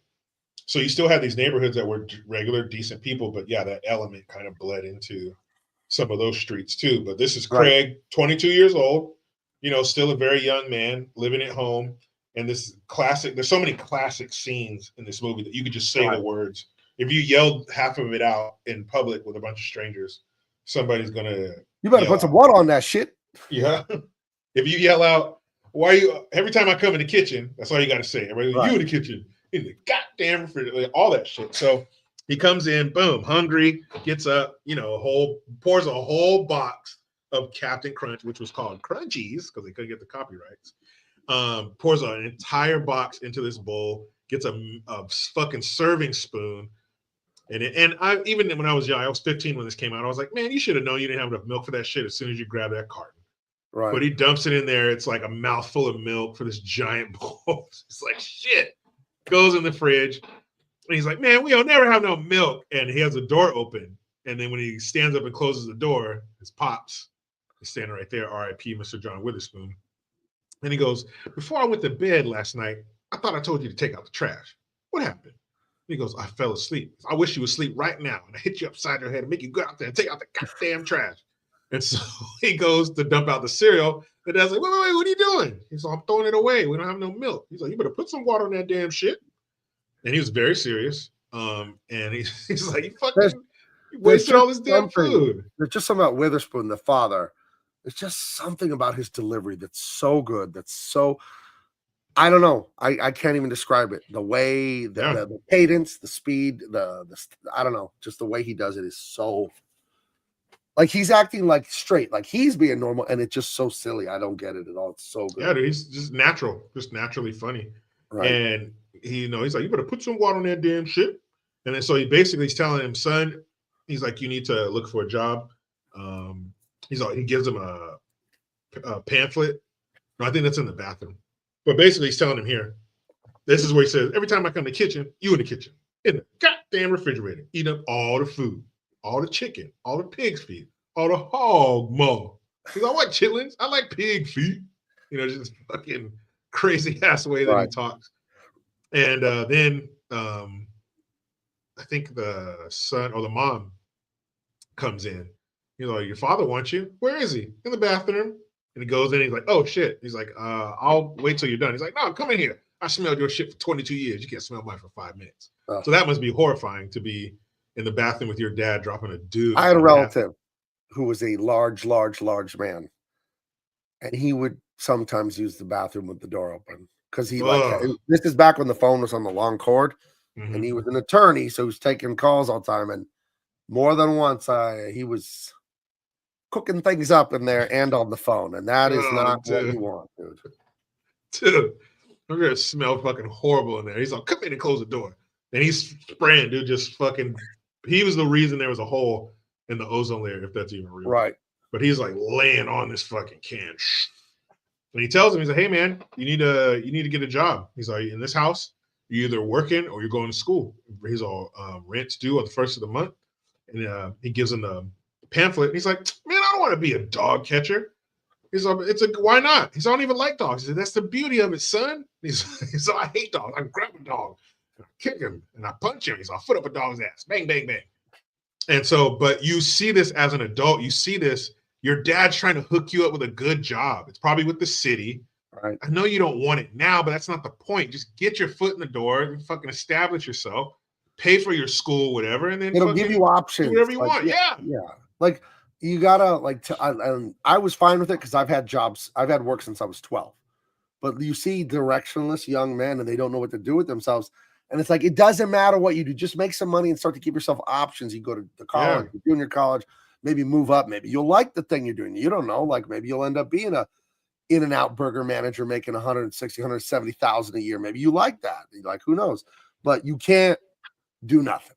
Yeah, you can't do anything. Do it from here. Play Nintendo all night and wake up late and then eat all my food in the morning and then kind of fuck around all afternoon and start playing video games and go back to bed. Like we're not doing that. You're 22. That's insane. And that's where dad comes in. That's what dad's supposed to do. Dad's supposed to fucking put his foot up your ass and make you do something and not just, oh, my baby. And next thing you know, you're 28 and you ain't done shit. You know, that's your mommy's probably bringing you your lunch and you're unemployed. Fuck that. Because your dad's not going to want another man in his house that ain't doing shit. Your dad's not going to stand for that. That's going to be a thorn in his side until you're gone. As long as you're doing something and being productive, and you see that juxtaposition with his sister. She has a job.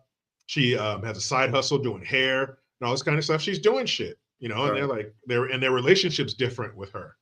Because, you know, she's a little more ambitious and they got to ride him a little bit more. So his dad's telling him, hey, son, here you go. And so this is his girlfriend calling the house.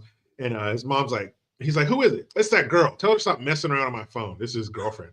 He's like, I don't know why you mess with that fast girl anyway. So fast, like in the black community, fast means loose. You know, she's a hoochie mama. Yeah, she's a hoe. And that's a song that's playing, courtesy of Two Live Crew. Crew. Nothing but a hoochie mama. Hoorah, hoorah, hoochie mama. And the soundtrack to this movie is fucking amazing. So, but yeah, she, and you see a guy laying next to her in bed. While that guy's laying next to her, she is giving him shit for say, oh, I heard you were hugged up with some Charant. Who the fuck is that bitch? While she has a dude laying next to her. Right. But you know, her guilt or whatever, just being a controlling. We gotta love the tattoo on the boob. That's super classy. Oh, hood rat. The way she talks, the nails, the hair, what she's listening to, just hood rat, top to bottom. And I think that's a picture of Craig on the little shelf behind her on the bed. She's got Craig on the headboard, and she's got Joe Blow in bed. They're blowing her back out while he's staring at the picture. So yeah, she's giving him shit for what she's doing. He's not doing shit. Of course, that's what the cheaters do. So then his buddy Smokey comes over. Smokey, his best friend. Yeah, and he has the good mind to point a Glock 19. Can't tell. Yeah, Glock it's a little bigger than 17. Into his face. So yeah, because he just comes in the door and he goes, "Break yourself, boo!" And so he's like, "Hey, you better watch it before your ass gets smoked." He's all, "How, man? You ain't got nothing." And so he's all with this, and he pulls it out, points it in his face, which is fucked up. Finger on the trigger too, all bad. Could have shot Smokey's face off. But the King B, Brian, what up, man? But this, you miss that. You miss that relationship with your high school age best friend, because that's when you're chasing girls or whatever, you get in trouble, all the above. But your high school best friend, that you guys are always together. He's coming to your house, you're going to his house, you meet up, you walk to the bus or whatever. You eventually start driving. Just your high school homie before life happens and you got to grow up and shit. But yeah, I remember those relationships. Those are the fucking best. Right. But yeah, so what they're establishing here for the character of Craig is he's a man child. He's unemployed, he's irresponsible, and he wants to maybe play gangster a little bit because he's stupid and immature. Pointing a gun at your friend, even in jest, unacceptable. With your finger on the trigger. And that's a Glock. There's no safety. If there's a round chamber, he could shoot his friend in his fucking nasal cavity right now and blow his brains. Yeah, put his brains out on the sidewalk. Dude, guarantee there's no coming back from that. No. But Smokey, he's, maybe if you didn't have that friend, you were that friend. but he's more of the, you know, his family's life isn't as stable. He don't give a fuck. He cusses at his mom, you know, smokes cigarettes in his room, getting in trouble. But to you, he's cool. You don't know him like that. You don't see all the things that he does like that. That's your friend, you know, that's your peer. So, you know, he's your homie. You don't see this shit. I had friends like that where I would sit back like, dude, what the fuck? You talk to your parents like that? But, you know, I'm not. Shut up, mom. Yeah, I'm not going to like chastise you, whatever. You're my friend. Right. But, yeah, that's who Smokey is. You know, the crazy, wild, you know, comes from a real bad family. It seems Yeah. probably no father, single mother, and then the mother's probably definitely super no father. chaotic. You know. Yeah, so. definitely no father. Right. And he's just that wild fly by the seat of your pants friend that you had. Like I said, if you didn't have that friend, maybe you were that friend. Right. But Smokey, you know, he sells weed on the side. He's a little pothead. So he sells weed for this dude named Big Worm. And he owes Big Worm $200. And that's played by Faison Love. Who is great in this role. Playing with my money's like playing with my emotions. And so the first person that's dead in this movie, John Witherspoon, R.I.P., he's gone. Faison Love is not dead. But another iconic role. Big Worm. Yeah, he owes Big Worm $200, and he says, "Stop playing with me, Smokey." When he says that, he takes it's called a little Beretta, not the Beretta 8000, but it's a little mini Beretta, and he sits it on his lap. You know, basically saying, "Hey, man, you don't give me my money, I'll fucking kill you." And he's not taking him serious. Like, oh, man, you ain't gonna kill me over $200. And he's like, "Hey, man, you better have my money." So he bounces, you know, raises up in the car, fucking takes off. Very LA thing, the hydraulics and the 64 and polish shit. And again, the music, not only the album, the soundtrack, which we don't have anymore. Soundtracks for everything in the 90s. The score, all these old songs from the 70s and shit like that in the 80s. So the next scene, the neighbor, that's another thing. He wanted to have something in this movie like a successful TV show where there's somebody that everybody can relate to. Being bullied, you know, maybe you came from a 2-parent home that was good. Maybe you came from a single-parent home that was bad. The neighborhood crush, and that's her. This is Debbie, the neighborhood crush for Craig. Well, basically everybody thinks she's cute, but Craig, you know, he really likes her. And she comes running by. "Hey, Debbie, hey." And then they're playing "I Want to Get Next to You." And she's running in like slow motion, you know. Right. That girl in the neighborhood that you have a crush on. And that face there sums it up. Yeah. Like, no. But that's her. And he was like, what did he say? If they were chess club nerds, his bow tie would have spun. Yeah, and his eyes would have popped out. Ooga, ooga. But yeah, she's the neighborhood hottie. And so they're just kicking it, you know, saying, he's like, "Oh man, I didn't tell you what happened the other day. Red got knocked out messing with Debo." It's all, "What happened, man?" This is probably the most iconic scene. I love this because the guy that plays Red, I don't know who he is. His name's DJ Pooh. Him and Ice Cube wrote the movie together. Okay, this DJ Pooh guy, he plays like the no confidence pussy so well. Mm-hmm. He sells a, hey man, that's my chain, that's my bike, and like he just lets Debo bully the shit out of him. Yeah, and he plays this like frustrated coward so well, it's hilarious. And he was originally slated to play Smokey, but they didn't like him for the role, and they gave it to Chris Tucker. Okay. No, I think Chris Tucker as Smokey, honestly, is one of the classic roles of the last few decades. Like, he's so good as Smokey. And that high-pitched, nasally voice, you got knocked out. Fuck it. Like, he's so good. He's so funny. Yeah. And then, like, the body language, he moves like a spring. Yeah, the walks and shit. Yeah. So, the DJ Pooh co-wrote this movie, but he goes over to get his bike from Debo, and he says, "Hey, man, my pops want me to come ask for my bike back, man. You know I wouldn't even trip." He's like, "What bike?" "The beach cruiser, the one I let you use a couple weeks ago." "Oh, yeah, homie, it's over here." He's like, "Oh, you know, it'd be both our bike. We just keep it at my house." He's like, "I didn't know you want it back, homie." And he stops and turns and looks at him and just goes, "Hadouken!" Bam! The biggest fucking uppercut ever. He's flying through the air, you know, comically high in the air, and shit fucking fell. And that's where you get, I think, the biggest quote of the movie, right? Because this. Well, first Debo goes, "That's my bike, punk." And then Smokey stands over him and delivers the most iconic line, probably one of the most iconic lines ever. "You got knocked the fuck out." Man. You got knocked the fuck out, man. And then so his dad gets out of the car, R.I.P.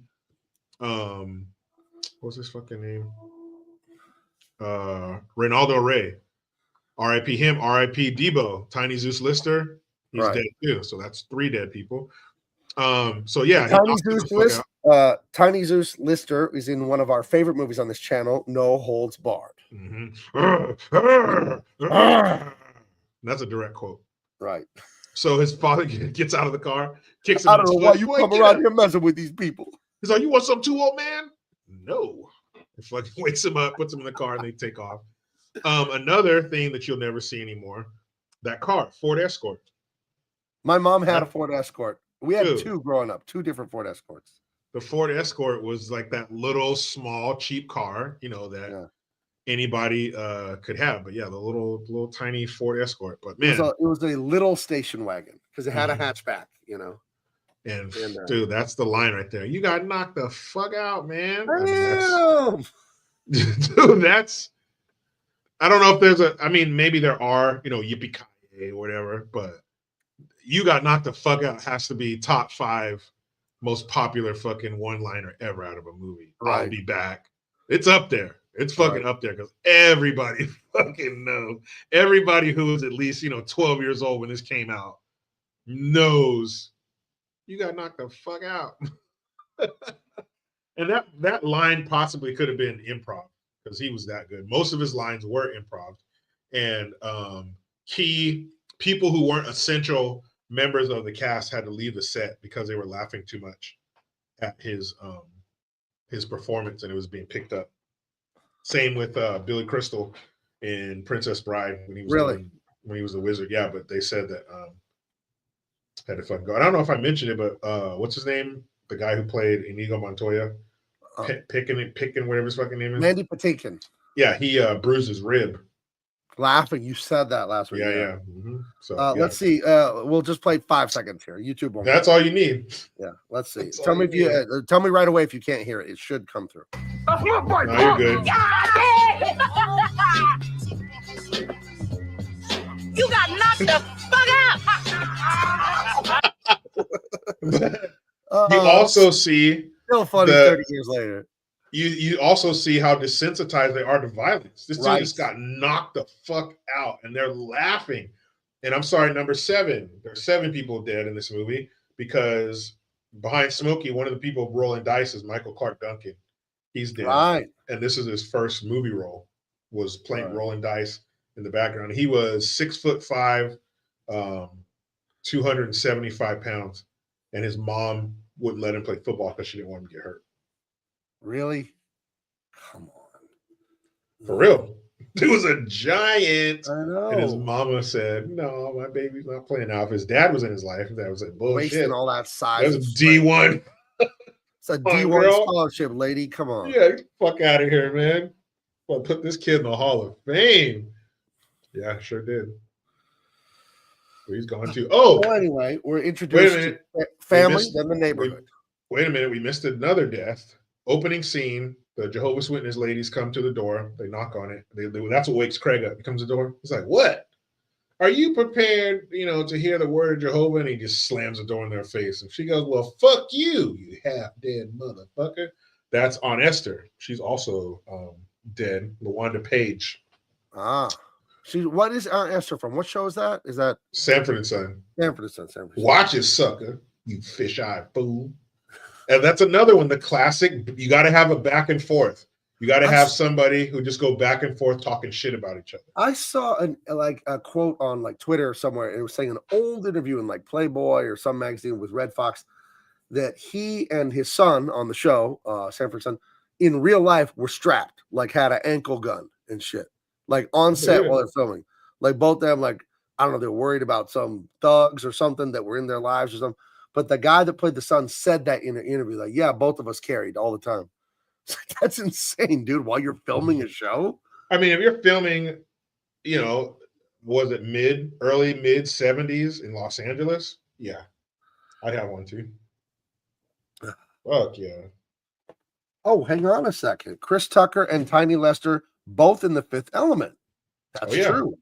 Yeah, and Ray Lester was the president. Chris Tucker was the weird talk show host, whatever. Ruby Rod. I Oh, like and Fifth Element. That's a great sci-fi. we should do that one too. That's a great movie. But Zeus or Tiny Zeus Lister is the worst actor in that movie by a country mile. Holy shit! I think they had to know that and put him in that role anyway for some reason. But man, he wasn't good. Oof, it was bad.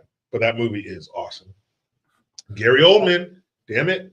Gary Oldman's talk about range, right? Jeez, Gary Oldman, one of the great actors. That's some bitch. Yeah, the professional. Oh man.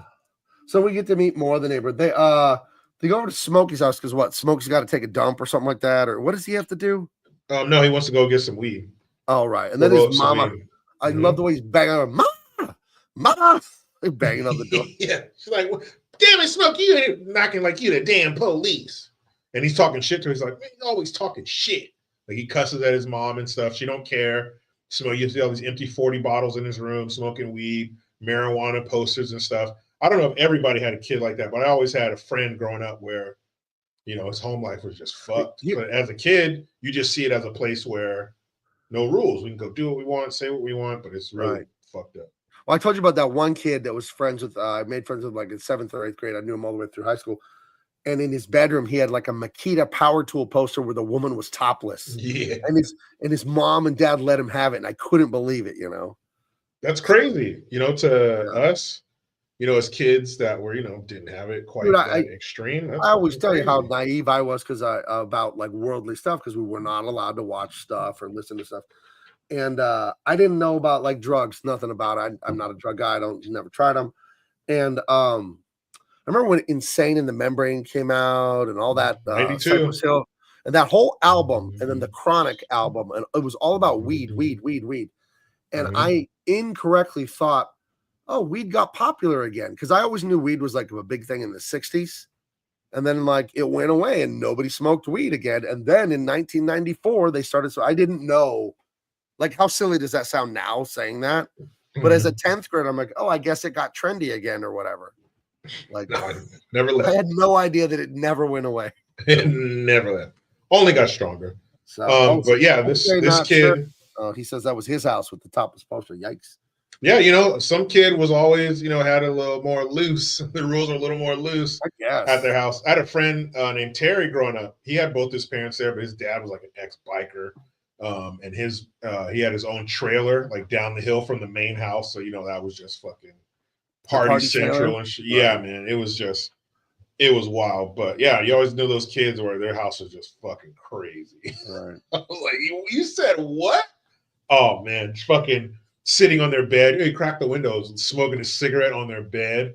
Like, what, dude? If I smoked a cigarette in my house and my dad would throw me out the fucking. I remember at a buddy's house, we found like a box of Playboys that his dad had, and it was spring break, so no one's home. So we looked at him, for a while. Nice. And then like, and I didn't like get into bad stuff like that usually, but whatever. You're a kid. I think I was probably 7th, 8th, 9th grade. I don't remember what it was. Right. I think it was an 8th grader. 9th grade. I don't know. But I remember that it was like Edgar Allan Poe's The Telltale Heart. Where you feel guilty and you feel like the whole world knows. And I remember I went home that night and I'm like, his parents are going to know. The dad's going to know we moved the box and they're going to call. They're going to know it was me. Yeah. They're gonna know. And like, I remember I was in the shower getting ready for bed and I heard the phone ring through the door.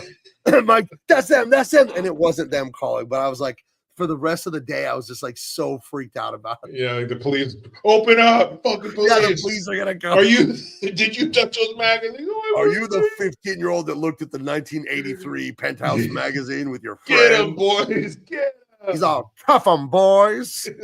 No. He's standing in front of the judge, and the judge's bench is fucking 10 feet high. We send you to life in prison. Life in prison for looking at boobs. No, please, no. Oh, but I was freaking out the rest of the night. It was so bad. Dude, so funny. But it wasn't worth it. Oh, they're gonna call. I know they're gonna call. Every time the phone rings, you're fucking all jumpy and shit. What's wrong with you? Nothing. I told you before, my brother got caught with a Playboy, but then it had my uncle's house as the return address on it. Oh, to deflect the, so you didn't get the. So we knew where he the stole it brunt of from. it, yeah. It had like the mailing address on. I remember trying to get home before the school left a message. That was fucking stressful. Trying to make it home before they left it to pick up the phone. Oh man, kids don't fucking know nothing these days. You don't know shit. Right. It fucking took years off of my life stressing over. I shit remember like that. in 3rd grade, I got written up for not coming back from lunch on time, and it was an honest mistake. Like there was the bell for like the 3rd graders, the 4th grade, like there were different bells, remember? And your lunch was over, and then the 5th grader lunch was longer, like staggered later. And I stayed out and I was playing Foursquare with the red pong. What's the sound that ball makes? Pong, right? I don't know. Universal though. Right. And I come in class and Miss Herndon gives me the dirtiest look, and everybody's in there learning. And I'm like, oops, I stayed out late. And she wrote me up for it. It was called a pink slip. It wrote what you did wrong, and you had to take the pink slip home and get it signed. And you have to understand, I was like when I was little, like a goody two shoes, never got in trouble, got straight A's, all this stuff. So I was so scared and so ashamed because I didn't do anything wrong ever. And I didn't know. So I didn't let my mom know about it. And I took it home, and I didn't know how to write cursive yet. So I wrote my mom's name in manuscript. Just compounded the fuck. And I take it to Miss Herndon the next morning. It's 3rd grade.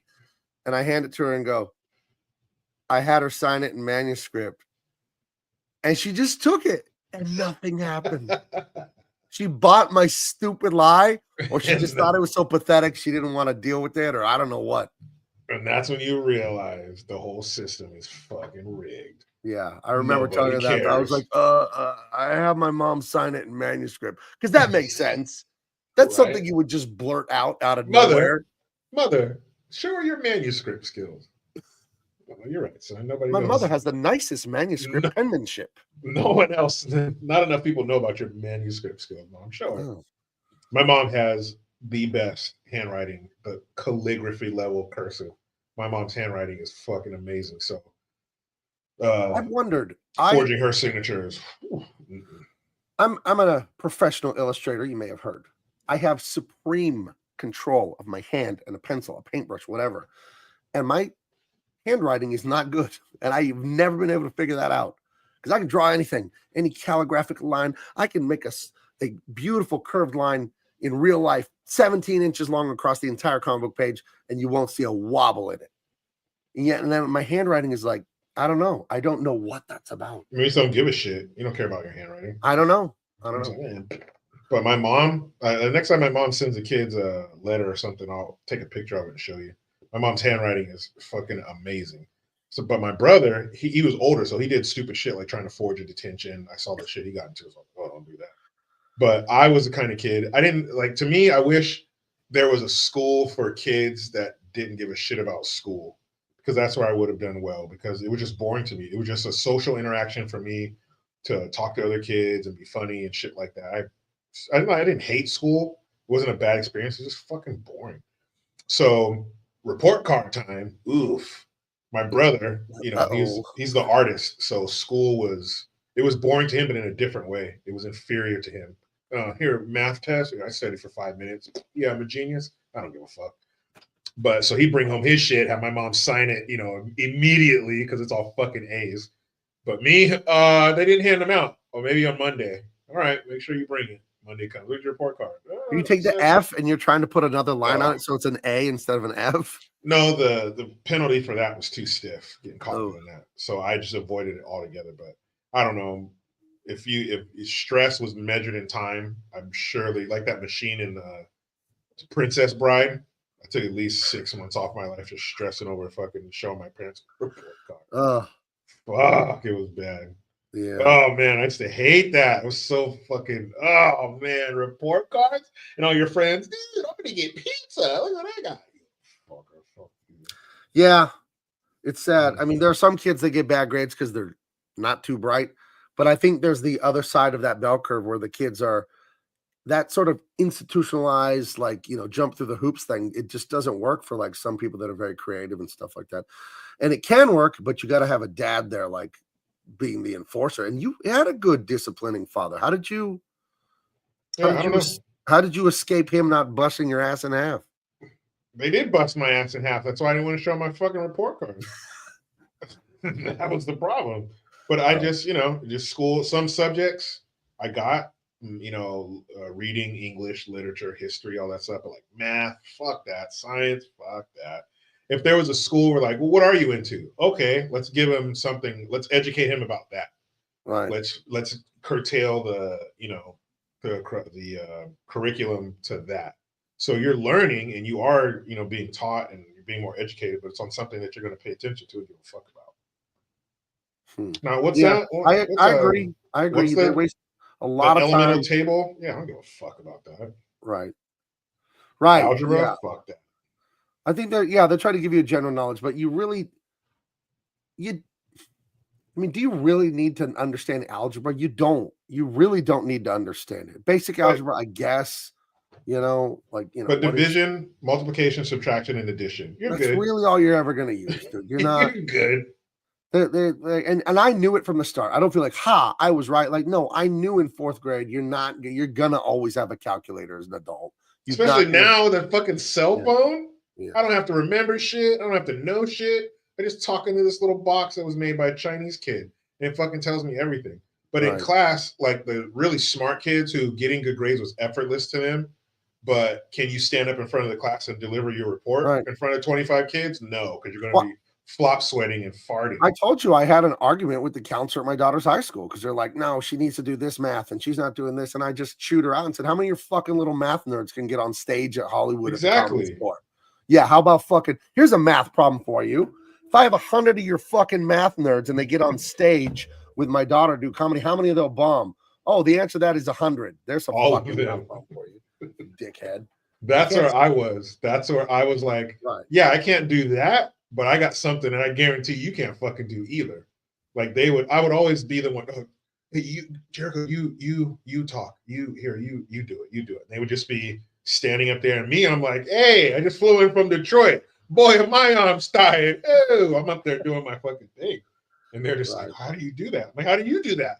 How do you look at those math equations and find interest in them and get excited by them? That's fucking some person, how's my daughter do with stand-up? She's like a rocket ship to the moon. She's being invited to do shows all over. She did a private corporate show. She was the 2024 Southern California Roast Battle champion. She's open for Steve Byrne and Jeff Garland and David Lucas. She's just absolutely killing it. She's doing 4 to 6 Instagram nights a week of stand-up here in San Diego. She goes up to Hollywood to do stuff at the Comedy Store. She's killing it right now. She's doing more, like in the last 6 months, it's really just ignited her career as a stand-up. And she's her birthday was just the other day. She's 28. She's been doing this since she was 16. She's been on stage in Hollywood since she was in high school. So she knows what she's doing. She's very funny. Yeah, I was watching her clip from the Laugh Factory on Instagram. Yeah, she's a killer, man. She just did 4 shows this weekend with a big touring comedian at the at the Laugh Factory. She just did 4 shows, and they loved her. She's a killer. She's an absolute killer. And the great thing is, because they always say women aren't funny, and I generally agree because too many women do the Amy Schumer, Sarah Silverman. Yeah. My boyfriend is so dumb. Yeah, gross. Lady, or I'm a whore. I'm a slut. You're making everyone so grossed out and uncomfortable. Would you just tell some relatable jokes to everyone? Not like we don't want to hear about a tampon. For God's sake, we don't want to hear about that. Or they're always a slut. Oh, I slept with 8 guys. It's always some horse shit. Like, dude, that's not funny. That's just gross. That's not comedy. That's just shocking. You're just trying. I wanted to come and laugh with you. Now I feel sorry for you. What's broken inside you, honey? You're gross. But I gave her that advice at a very young age to not do that. But then I'll keep it short. We met Jay Moore, the amazing actor and comedian, and we hung out with him for 3 hours, me and my daughter one day. And he told her the exact same thing. He said, you're a girl. Do not do girl comedy. Nobody likes it. So she does, in the tradition of the great comedians of, I'm not saying she's as good as Seinfeld, but he's my marker for like normal comedy. Just jokes that are just funny. Just be funny. They just have that pattern to them. That's what she just writes funny jokes. That's her whole thing. Yeah, be funny and don't be gross. Look at this. And that's great.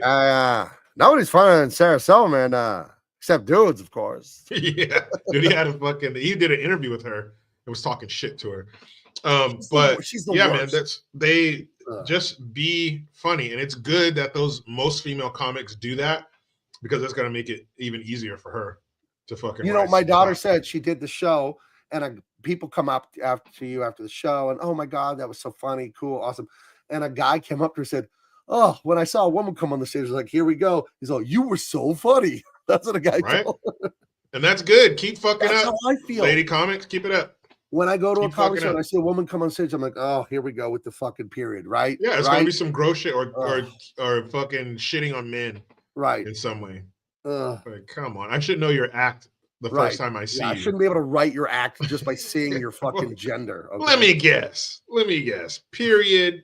Boyfriend cheated, right? Right. Guys are shit. Right. Yeah. Thank you. Next. Well, let me guess. You're gonna talk about therapy. Oh, shit, dude. Let's talk about feelings because that's funny. Give me a bucket so I can throw up in it. Hey guys, you know what isn't funny? Anxiety. Yeah, give me a bucket so I can throw up in it and then throw it on you like a PETA person with paint. Hey, maybe she could talk about a woman and the pressures of being in shape. That'll be hilarious. Guys, our bodies, shut up. Fuck about that. So I disabused my daughter of that notion when she was very young. And she never had an inclination to do it anyway, but I just headed it off at the pass. I said, this is why they say women aren't funny, okay? And from comedy fans everywhere, thank you. Yeah. Thanks for doing that. So my daughter bucks that trend expertly. Let's knock out a few of these scenes. Yeah, let's get this movie over with because it's almost he goes to his house to roll up some weed. His mom brings him another famous scene. She brings him $1. She says, "Go down to the store and get me some cigarettes." He hands him $1. He's like, "Wait, this isn't enough." She said, "Make it enough." And then, of course, she's on the phone, laughing and shit, being all loud and ghetto.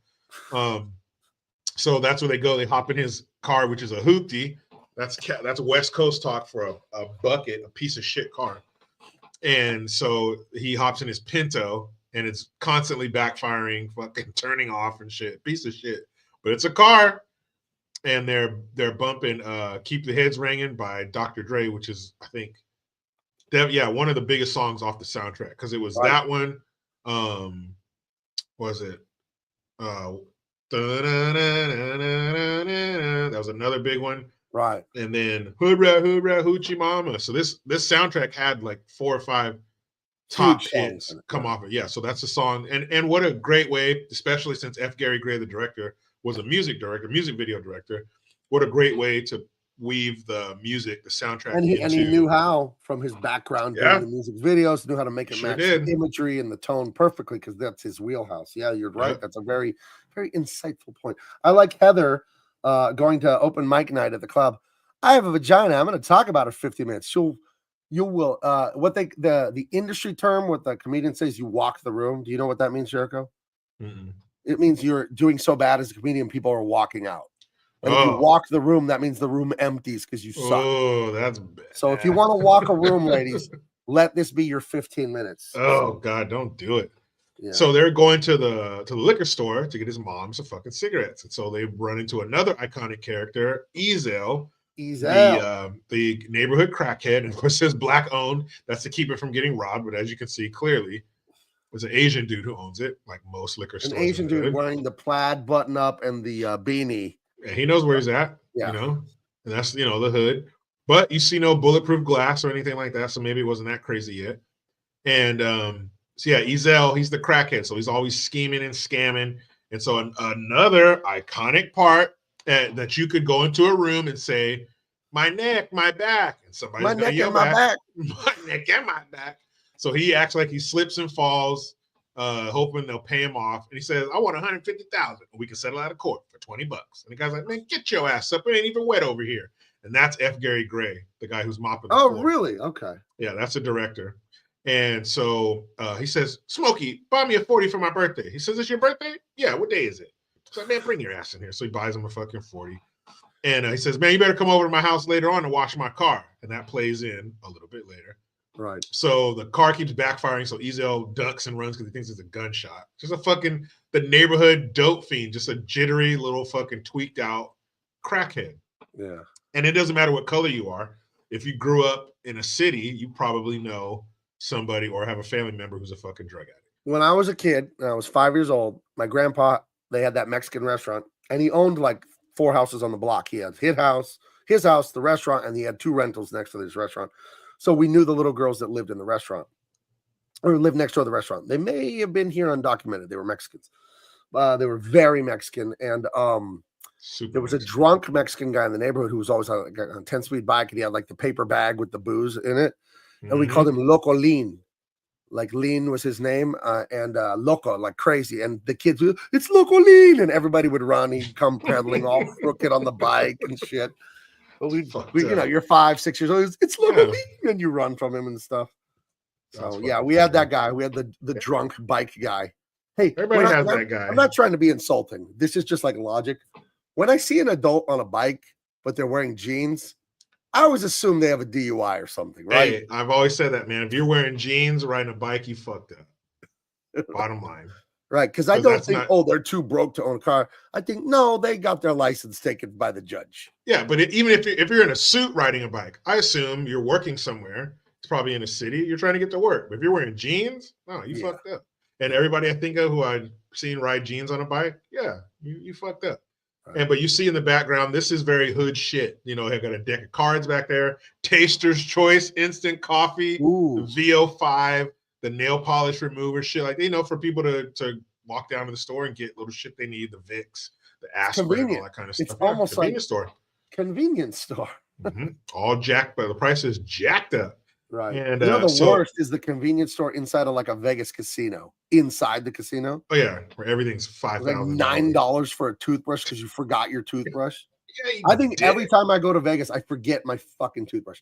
I brush my teeth. I'm getting ready to drive away at 5 in the morning because I leave for Vegas early. I brush my teeth and then I don't put it in my bag. Then we go to the casino. We go to lunch. I'm gonna want to brush my teeth after lunch. Where it was like. Right. I've bought so many toothbrushes in Vegas. I can't. Babe, you got $20. I need to get one toothbrush. Right. Fuck. Not even electric. But yeah, man, this is that neighborhood store. Again, the relatability. Everybody has a neighborhood store. Right. Used to be Mal's Market where I lived, and we moved, and it was Moe's Market. Yeah, I mean, there's always a little spot. Original Moe's Market, new Moe's Mo. Well, Mal, it was Mal's, MALS, and then Moe's. And they both had the liquor, you know, the sandwich shop in there. You go to the liquor store, they have and great. I mean, fucking, you know, legendary sandwiches. The best sandwich I've had in ages, I got like at a convenience liquor store. You recommended it to me up there near Monterey. What is the name of that? Campagnos. Oh, you right across the street from the military base. Fucking ridiculously good sandwich. Yeah, and then next time if you have room, get the desserts.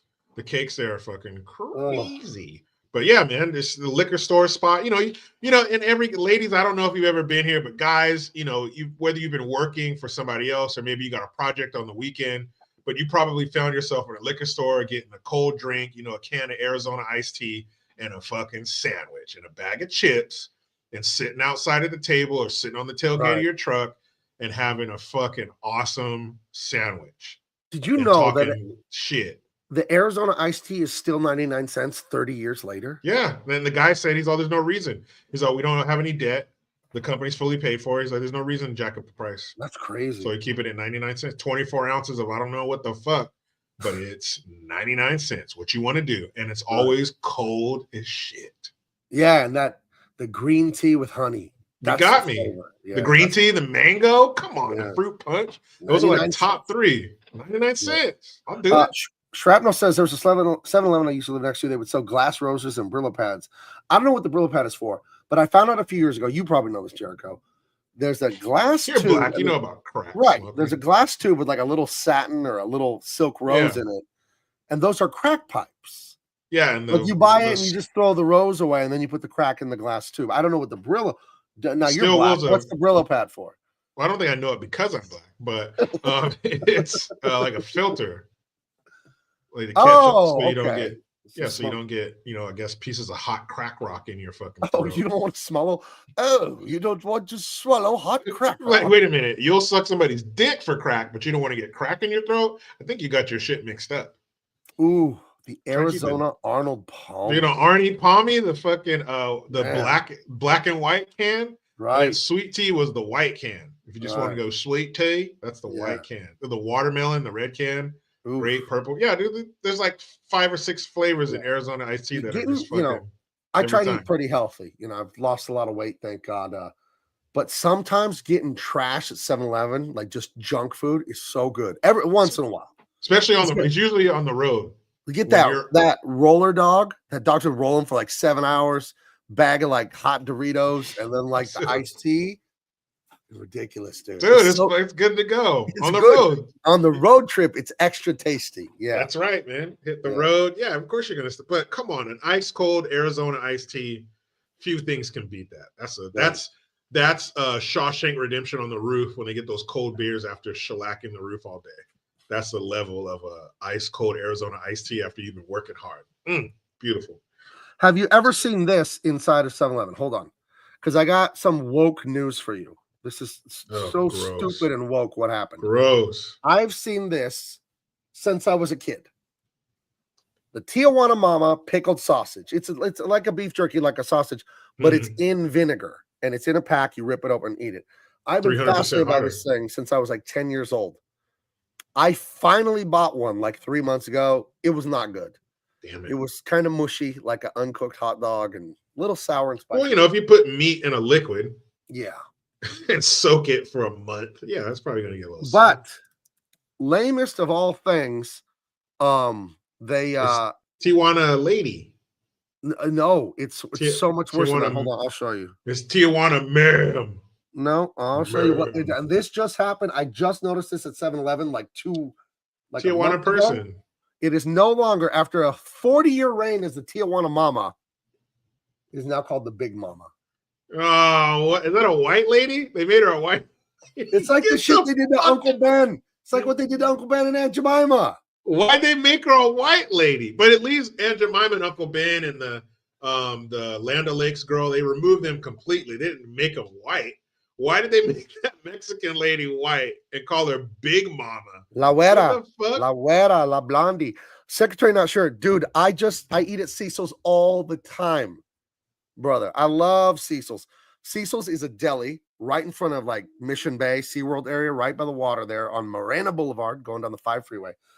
And it has it's upscale there because you're living by the ocean and there's really expensive, like a butcher shop there. You can get really expensive, like Wagyu and prime beef, but they got a sandwich shop too with the rudest customer service ever. Oh. But the sandwiches are fucking out of sight, dude. And they have a million like potato salad, macaroni salad, baked beans. They have a million of those little salad things. Mm-hmm. You get a sandwich, chips, and the little salad of your choice for it's not cheap. It's like $13, $14. Their sandwiches are the way you would make it for yourself at home. So yes, Secretary, not sure. I just ate at Cecil's last week or the week before. I think I've eaten at Cecil's 2 or 3 times this month. Since I work for myself, I can take off for lunch and go do that. So yes, Secretary, not sure. Cecil's in San Diego is ridiculously good. Big Mama, that's a kick in the Big Mama. I like Tijuana Mama. Tijuana Mama, that sounds way better. It's red. She's a lady that's from Tijuana. Tijuana, that makes sense. She's way sexier, right? Wait, hold on. Go to the new one. Let's see if they did some other bullshit. Yeah, did they shrink her boobs? Well, they cut her hair short, right? Because look at that one has. Well, no, they got this. Oh, what do you think? Yeah, I think the titties are cool. I was like, man, if they shrunk her tits too, that's just too far. But why is it the Big Mama now instead of the Tijuana Mama? I want answers. That's just fucked up. It reminds me on The Office. Michael Scott tells Oscar, "Is there something less offensive we could call you than Mexican?" Dude, like, what the man? This is fucking dumb. Big Mama. That isn't that. And it took her hat. What's she wearing? Like a fucking stewardess hat?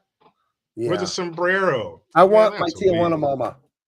Yo quiero mi Tijuana Mama. Ask somebody. Hey, we have these new hot beef jerkies. One of them's called Tijuana Mama, and the other one's called Big Mama. Which one do you want? Big Mama. I'm thinking like a fat lady. Tijuana I'm thinking of like a big Tijuana piece Mama. That sounds like something nice. Yeah. Big Mama. Sounds like you're gonna be hurt. You're gonna knock the wind out of you. Oh shit! Tijuana Mama got deported by Trump. Ice baby. Holman got a hold of her. He sent her back. They're getting rid of all the fucking illegals, dude. Even on paper. Tom Holman don't play, dude. He walked in the Tijuana Mama and said, "Get that bitch out of here." Make her a white American woman. Yes, sir. That's great, Shrew. Some person says getting rid of Aunt Jemima was dumb. It was a highly recognizable brand. The packaging looks dull. Yeah, they got rid of the Land O'Lakes Indian girl. I'm saying Indian, not Native American.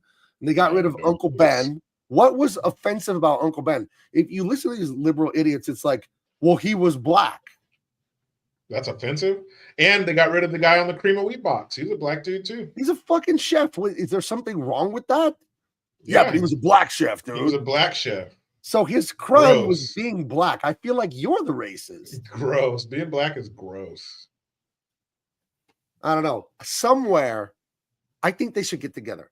Tijuana Mama, Aunt Jemima, Cream of Wheat Dude, and Uncle Ben. They got to get together and all form those savages. A super group, like a coalition, colored coalition, along with the Land O'Lakes, babe. A colored coalition of cooks, right. and we can be edgy and spell it all with K's instead of C's. Right. And Miss Butterworth is still around. No, they got rid of her. Yeah, it's not the. She was syrup colored, but the bottle was brown, so close enough. The syrup is brown. No, it's something. I think it's Mrs. Butterworth still, but it's not. Like, remember, it used to be shaped like the lady. Miss Butterworth, she had a caboose on her. That lady. Miss Butterworth had a fat ass. There were different. There were different kinds of Miss Butterworths. Why don't you back that ass up to these pancakes, girl? Why the fuck do you keep buying Miss Butterworth? We don't even eat pancakes. You're married to the most jealous woman on earth. She's getting jealous of Miss Butterworth. Fuck that bitch. It's a bottle of syrup. I don't give a fuck. You're just jacking off to the fucking Miss Butterworth bottle. That would be a low point, dude. Man, you seen that bottle? Shit. The bottle got a fat ass. They got a big old, like they do a fucking Jessica Rabbit fucking Miss Butterworth bottle. You're like, damn. Look at the tits on that syrup. That Miss Butterworth know what she's doing. Damn, girl. You're gonna know what she's doing. Thick as shit. We meet more characters in the neighborhood. Uh-oh, Miss Parker. Another iconic line. When we go, fuck Miss Parker. What'd you say, honey? Nothing. Right. He's like, you know what she's doing with them low ass shorts on. Miss Parker's the neighborhood loose woman. She's the neighborhood whore. The fuck she's a slut. And she's married to this guy, Mr. Goody Two Shoes, right? No. Who's she married to? She's married to the little fella. That's right. The midget guy. That's right. Mr. Parker. Uh-oh. This might be the most San Diego thing I've ever read on here if you're a surfer, bro. I used to make bongs out of Miss Butterworth bottles. Dude. I've never met you, Secretary Shirt. I am certain that you have bushy blonde hair, a few boogie boards, and a couple surfboards. I'm certain now. Mrs. Bongworth. Oh, Mrs. Bongworth, dude. Hand me Mrs. Bongworth. That's probably what they called her. Did you guys? Secretary, did you call her Mrs. Bongworth? Bongworth. And if you didn't, I am severely disappointed. Wait, where did you stick the pipe part? Because that's, you know. Dude, I put in her tits and light her butt, dude. Hand me Mrs. Bongworth. You had to have fucking called her Mrs. Bongworth. Oh, you better have. Damn it. My old job was printing food containers for major chains. My coworker printed a bunch of black Colonel Sanders boxes. They probably got those and were like, I don't know if we can use these. Yeah. Wow. My goodness. I think Mrs. Bongsworth is one of the funniest things I've ever heard of. Dude. Mrs. Bongsworth, dude.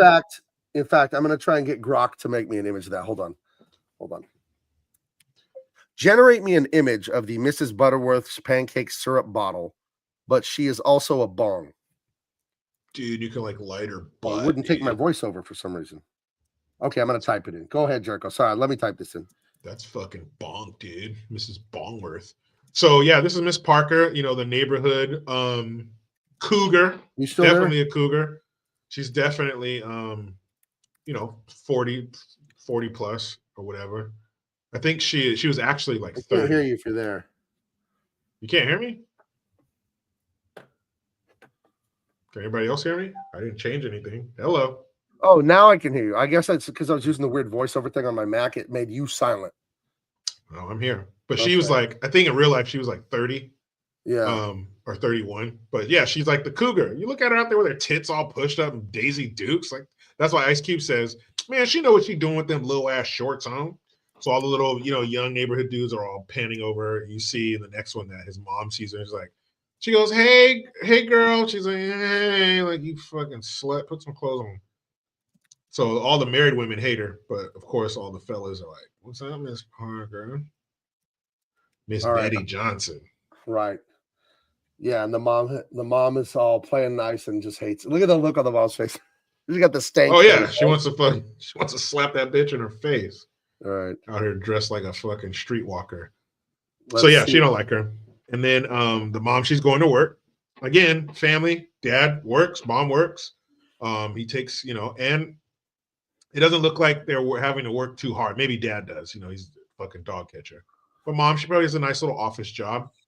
And they're able to afford their home, have nice things, nice clothes. Those were the days. But then they start doing some neighborhood watching while they're sitting on the porch, kind of watching everything happen around them, and they catch some pretty wild shit. I'm working on the Miss Butterworth thing. Sorry, dude, but this is I need this now. I need this. You gotta understand. Well, go to the next pick for me, and I'll explain. All right. So yeah, that's when they're outside. Then he gets a phone call. I think it's his girlfriend fucking around on the phone because nobody's there. He hangs up, comes back out, and then I think they see. Is that when they see the preacher? Is that when the preacher comes up? I think so. Played by Bernie Mac. Right. Yeah, there he is. Right. Yeah, there's Bernie Mac, another one, R.I.P., one of the dead people. All right. What happened with him? Because he wasn't even that old. He said he had sarcoidosis.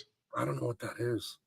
I don't know what kind of disease it is, but he had it because he had that show, the Bernie Mac show, right? Which is about him so raising. Funny. Jeez. Oh, hilarious, man! Kings of Comedy, fucking Def Comedy Jam, tons of movies, dude. Yeah, he was amazing. Yeah. So Miss Parker's outside still, so that's what they're all looking at. And this guy's a preacher. He's not supposed to be doing that. And he goes, he's all, hey, Brother Jones, Sister Jones. Or he goes, hey, Craig, Brother Jones, or Sister Jones here? He goes, nope, neither is Brother Jones. And then Smokey says under his breath, they both at work. Your ass need to be. He was like, and he sees Miss Parker, another iconic line. Says, Lord is my shepherd. You know what I want. So he walks across the street, Miss Parker, let me come in and talk to you about the word of God. Just a shiesty. Just a piece of shit, this guy. Fucking, shady pastor using his religious, his prowess, his leadership or whatever for evil, banging all the parishioners. So he's going to go over and talk to Miss Parker. She needs to lay the healing hands on her. And while they're in there, they don't know that Mr. Parker is going to show up. And then little Mr. Scene. Parker's coming. Little do they know, little Mr. Parker is going to show up. Hold on, I got something for you. There you go. Dude, Mrs. Bongworth, dude. Haven't seen you in so long, dude. There you go. There she is, everyone, Mrs. Bongworth. We'll bring her back later. Oh, dude. So and then look how young everybody is. These guys, Smokey and Craig, I think they're both in their late 20s here. Man. For sure. I mean, you said he's supposed to be 22, Ice Cube here? Yeah, his character's 22. This is 1995. 30 years ago. NWA hit what, in 89? Yeah. So this is just, 5-6 years later, depending on when they filmed it. And they were just kids in NWA. So he's 25. He was 25 here. Wow. He's got a now. Mrs. Budsworth, dude. Oh, dude, I'll take it. So we were wrong. It wasn't Bongsworth. It was Budsworth. Let's see. Yeah, and Smokey was 23. So, yeah, they were young, man. This movie was shot in 20 days for $3.5 million. Heather says she hated this movie. Now it's no, Heather, this is a classic. What are you talking about? It's a classic. This is a funny, funny movie. When we go fuck Miss Parker. What'd you say, honey? Nothing. What is this here? Didn't he say something about like he got all high on some weird drugs? And so Hector pulls up to buy weed from him. Remember, he owes Big Worm $200. Right. So he needs to sell it, but he's all, fuck you, Hector. he's only selling you shit. So he starts telling a story about he was smoking weed with Hector, and it was laced with PCP, and he started tripping. And he stripped all his clothes off because it makes you hot. So he stripped all his clothes off and he ended up in the pigeon coop, and his mom was the only one who could get him out. But if you see, I've seen. What's the drug that like the cops like? It'll take 5 cops to wrestle the guy. PCP. The PCP. Yeah. Okay. There's a famous clip of a Cops episode where this black dude, he looked to be like fucking 6'2", 6'3", probably 240, like a linebacker dude, and he's butt naked on PCP. Jeez. And like there's like 5 or 6 cops just following him around. Like he's just walking through the neighborhood, like Smokey's doing, except he's on the sidewalk, walking through the neighborhood, and the police are like kind of corralling him a little bit. But dude's butt ass naked. And he stops and he turns and looks somebody's fence. He looks at it and just takes a swing, boom, punches out the plank of the fence. Wow. And then they fucking jumped on it. But yeah, I mean, they'll break handcuffs, they'll break bones, won't even feel it till they fucking come down. I got a friend, he's a Las Vegas homicide detective, but he used to be a beat cop up near Naked City. Naked City is just north of the Strip. It is not a nice place. It is pretty rough. And he told me a story about chasing a naked ass dude for blocks. A guy like drunk or high out of his mind. He had to chase a guy and tackle him. And yeah, he said, not fun chasing. Yeah, it makes you really hot. That's why they strip their clothes off. And then you just have like superhuman strength until it fucking wears off. But a friend of mine, his dad was a cop, and he said they cuffed a guy to the bed and he broke the handcuffs. And it takes 500 pounds of pressure to break handcuffs. Wow. To just fucking snap them off the bed like that. So yeah, in a moment, they're wilding out. But when they come to, they're all fucked up. No, I bet Angel Dust. Bruised and battered when they come to. Yeah, Angel Dust, PCP, yeah, same thing. It's some bad shit. Same thing? Okay. Mm-hmm. And that little fucker, he's like the neighborhood little badass. He's kicking over people's trash cans and shit. So they're always trying to catch him. And they can't seem to catch his ass, so he outruns them on his bike. He's like, yeah, fuck you guys, man. You guys ain't shit, you punks. And then he's riding down, and there's like, the camera's in front of him, so it's backing up as he's riding the bike. And then you see these other kids, like the rest of his gang, like come into frame and shit, and they're all riding away. One thing this movie is doing brilliantly, looking back, it's like, it's just a crazy, silly movie. But it is really like painting a picture of this neighborhood. All the little characters, all the eccentricities. And even if you live in the ghetto or not, it's not that it's ghetto, it's human. Like you can relate to all of this. Yeah. The town floozy, the town shyster, the weird guy, Locolin, the drunk riding around my neighborhood when we were kids, scaring everybody. And I don't know, it paints such a nice picture, but at the same time, it isn't just like vignettes of nonsense. It also keeps moving the story forward.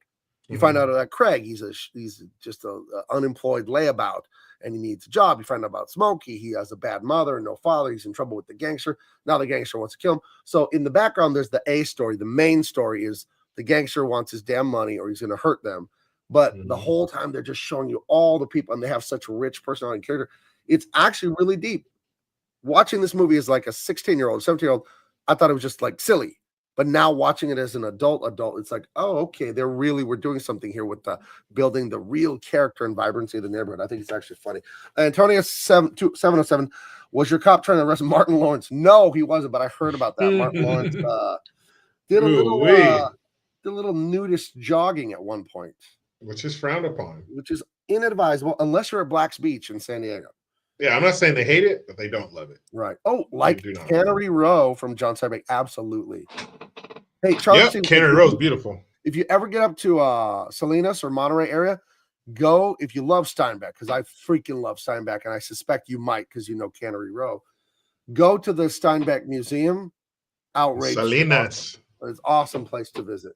So and they redid that whole downtown. It's like super nice for tourists and shit, walking around, shopping, restaurants. It's really nice now. Nicer than it used to be, like fucking. I can't recommend that enough. That area to visit. Just such a gorgeous place to visit.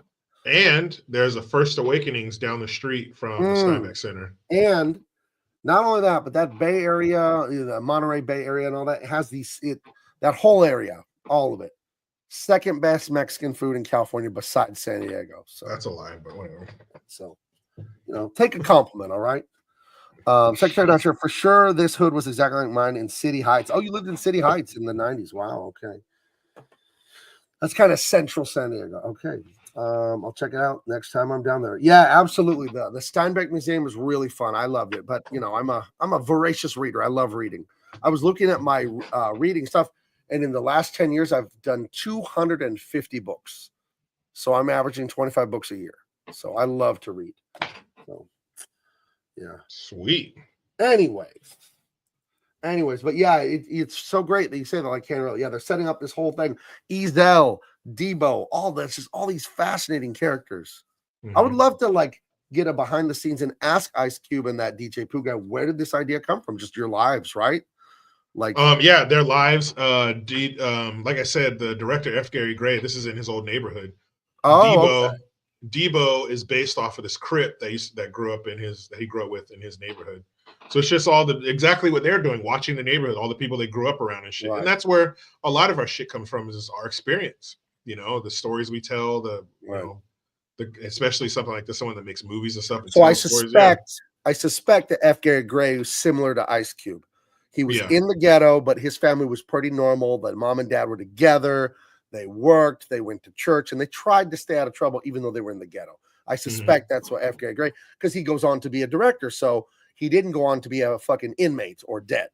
You know what I mean? He got out of the ghetto. So he must have had pretty decent, if not great parents. So yeah, and, you know, Craig character has a good family, you know. Yeah, you can choose to succumb to that and do something better, or fucking fall victim to it. And the streets will welcome you with open arms. They will take you fucking gladly. Dude, none of them. I just said Ezel died too. Dang, man. AJ Johnson? So if that's true, that'll be 8. Dang, man. That'll be 8 people in this film that are dead, man. That's got to be some kind of fucking record. Yeah, sure did. 2021. No way. How old was he? I didn't even know that. About 50? He was born in 66. Oh, at 55. Okay. Wow. I wonder what happened. Multiple organ dysfunction syndrome? Fuck. Jeez. That sounds general and terrible. That sounds awful. Just multiple organs. I said, fuck it. Wow. Right. I didn't know he died, so that's 8.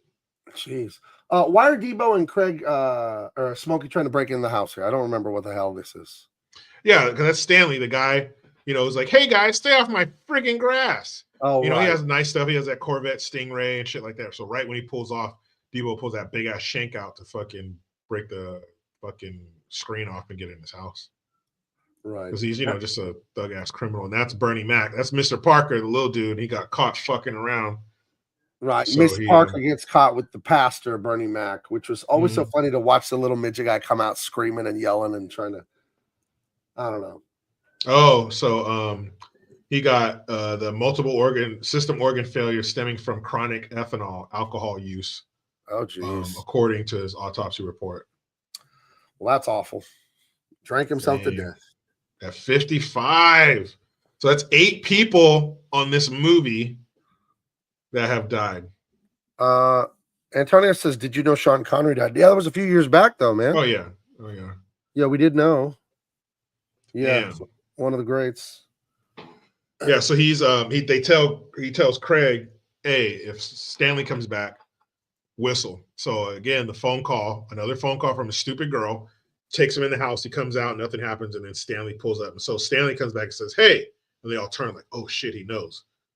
You guys, I've asked you nicely before, but now I'm getting upset. Stay off my friggin' grass. And they were like, oh, yeah, all right, Stan. So they're like, oh shit, he doesn't know.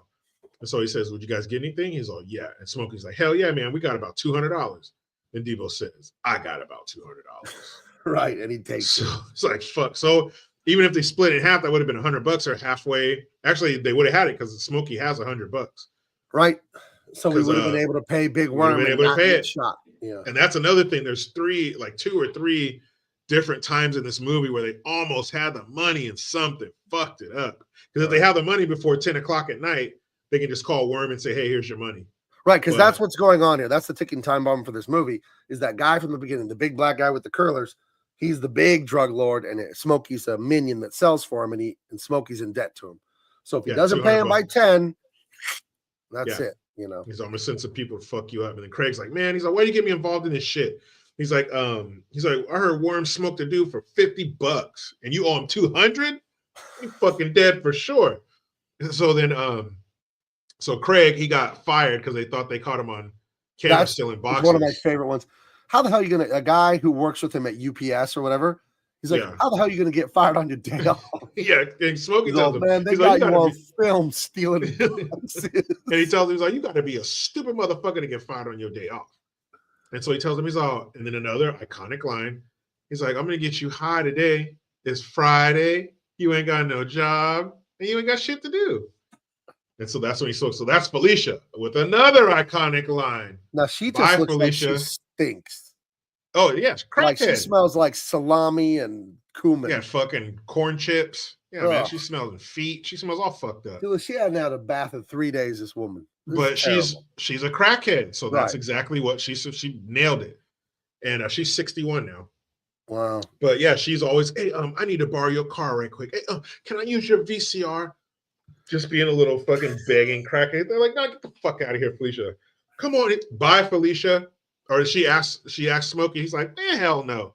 And she goes, Craig, bye, Felicia. So that's where that came from. Bye, Felicia. Kids brought that back in the last few years. My daughter, bye, Felicia. I was like, do you even know where that's from? Everybody's running around saying it. Like, you know, you've seen this fucking movie. Because Bye, Felicia became a meme like 20 years after this movie came out. Because when this movie was famous in the late 90s, Bye, Felicia was not a saying. Mid-90s, 95. Right. So from 95 to 2000, 2002, 2003, no one said bye, Felicia. They started saying it like in 2015 or something, which is so weird. Yeah. It's weird that would happen 20 years after the movie came out, but it may have had something to do with the NWA movie.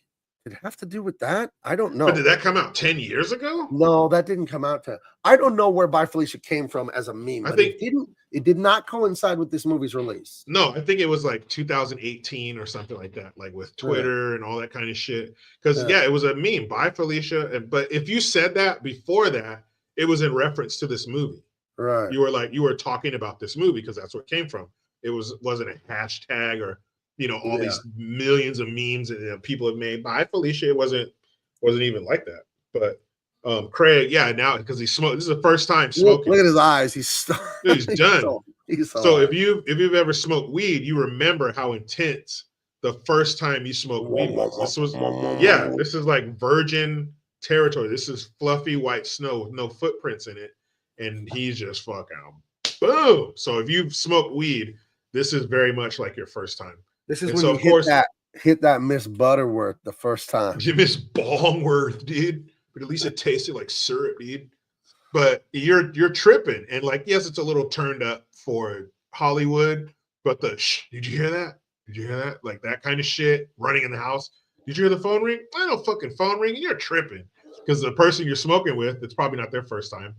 They're a vet. So they're like, oh man, you're tripping. You're paranoid. So this is just fucking funny. So he's just, tripping out high as fuck. He thinks he sees Big Worm's head in the fucking. Big Worm is in the cabinet. Where's my money? Hey, where's my money? He's fucking like, what the fuck?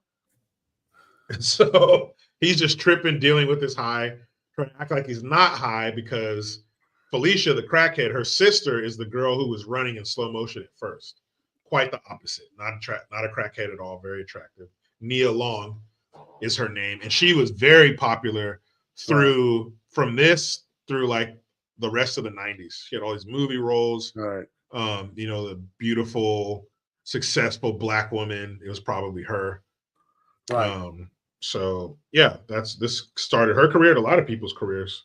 I hate when I see a woman that's real pretty like her and they have short hair. Because I'm like, lady, you could be a 9 and you're happy being a 7 because you cut your damn hair. But that was because you're very pretty. Like you have a very pretty face. And you come up with Tinkerbell's haircut. Come on. But that was in her defense, a very popular hairstyle. And if you have to select somebody to have their hair cut short, somebody has to fall on the sword, you'd probably choose her. She's getting away with it, but I'm just like the potential of what we for sure. Have. And when you see her after this movie, she does have long hair and stuff. Right.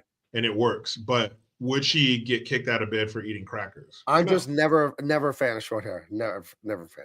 No. I'm not a big fan of bologna, but I mean, hey, if you fry it up, throw it on some bread. Well, I am a man. I mean, we have, come on. Yeah. Nope. Her hair is too short. Remove her. Nope, not doing it. Remove her from my room. Post Yeah, right.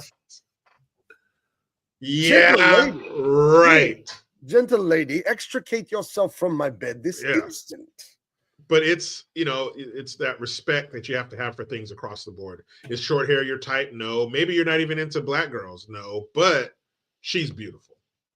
That's pretty lady. Bottom line. That's a beautiful woman, period.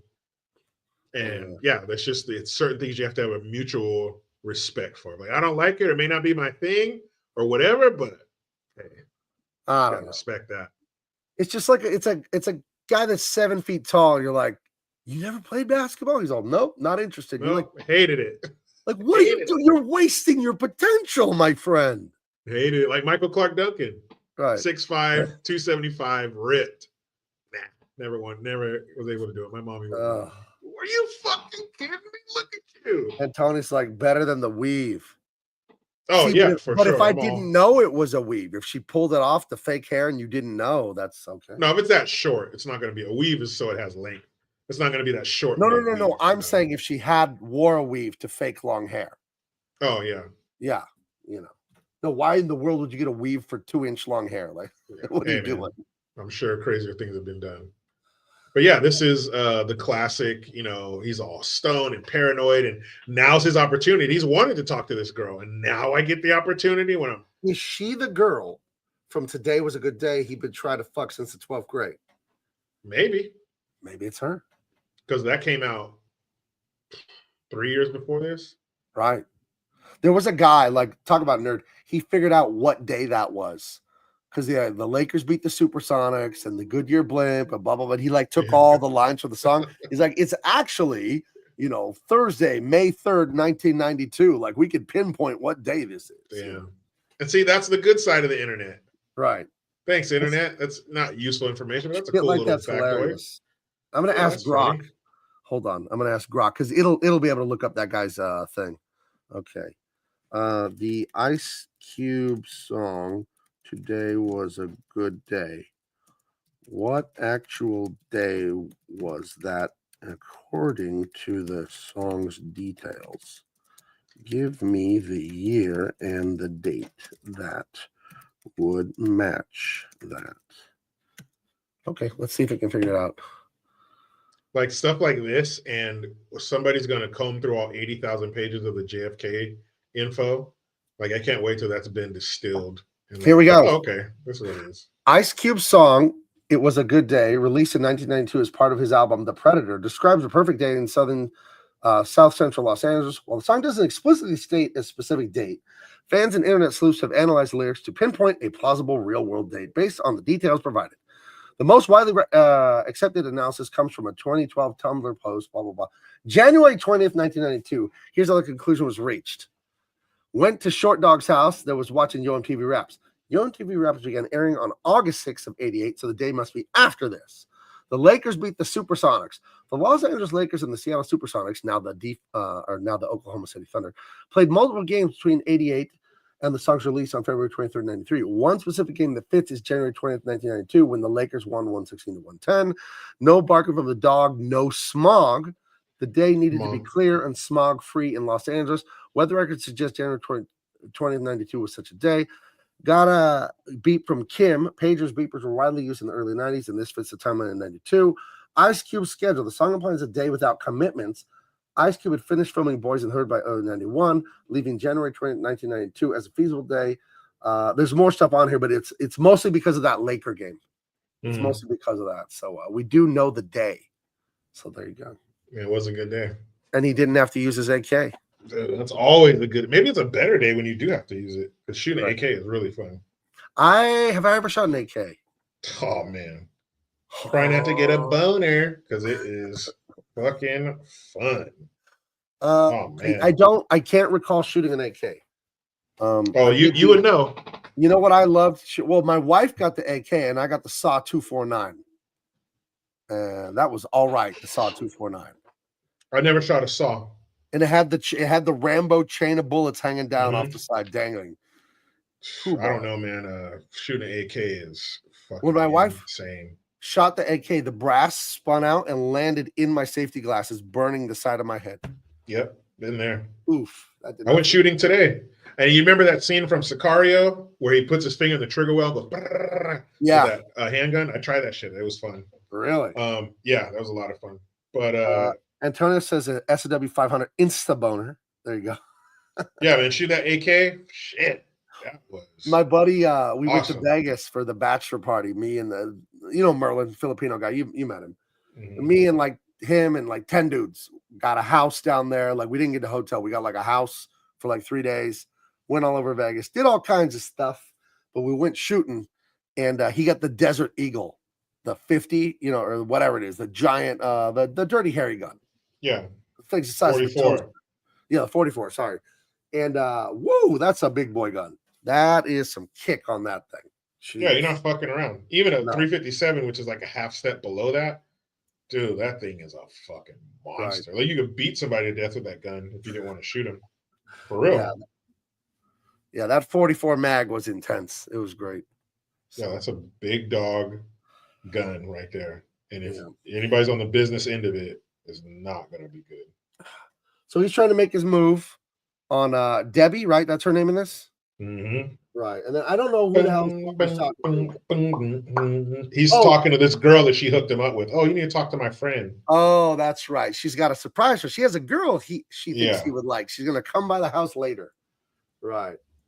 So, and she's like, people say I look like Janet Jackson. He's like, oh, shit, control. Oh, yeah, hell yeah. We'll see. We'll see if she looks like Janet Jackson. Because there's a line from there. There's 2 lines when he meets her finally that I love. Oh, man. That are so funny. So the ice cream truck comes by, and it's Big Worm. Big Worm. Right. And he's the kids are all clamoring for chili Fritos and ice cream and all that. And he says, what you want, boy? What you got? Boy, what the fuck you want? That's my favorite fucking part. Boy, what the fuck you want? And then after he leaves and shit, because then Smokey's like, Smoke, you got my money? Oh yeah, man, I got your money. And he counts it. He's like 20, 40, 60, 80, 100. And he flips it over like it's new bills, trying to count. He's like, Smokey, don't play with me. That's $100. I want my money. He's like, man, I'll have your money. He's like, hey, if you don't have my money by 10 o'clock, I'm going to kill you and him. Get out of here. And he's like, I want my chili cheese Fritos. It's my money now, fat boy. He closes that shit, fucking takes off on the kids. What a dick, dude. Oh, it's so funny. It was so fucking funny. Oh, so they got trouble. And then the girlfriend shows up, the hoochie mama girlfriend that's already cheating on Craig. Big booty hoes, hot with it. I love this. She comes up here. She's like, who the fuck is that bitch? Yeah, who the fuck? Yeah, you already fucked somebody else. Yeah, she's flipping her braids and mouthing off and acting like just ratchet, as they say. Disgusting, dude. Yeah, just hood on every level turned up to 10 plus. Yeah. Just so off-putting to a normal guy. But to somebody, who's raised around that, you might think, oh, it's totally fine. No. So he and then so again, another opportunity to get the $200. She fucking hey girl, let me borrow some money. Oh, what you need? Let me get about $200. She's like, okay, I guess, but what you gonna give me? And then here comes fucking crackhead Felicia. Craig. Right. Craig. If I were, and then even as a kid watching this, I'm like, dude, tell her to fuck off. But that's always like, this is that rom-com thing. Where the guy gets caught cheating in the rom-com, but he's not cheating, but it looks like it. And then the fiance calls off the wedding. That happens in every stupid rom-com. Yeah. And in those movies, it could just be fixed like, no. Hold on. Here's what's happening. I'm not doing anything. Here's the proof.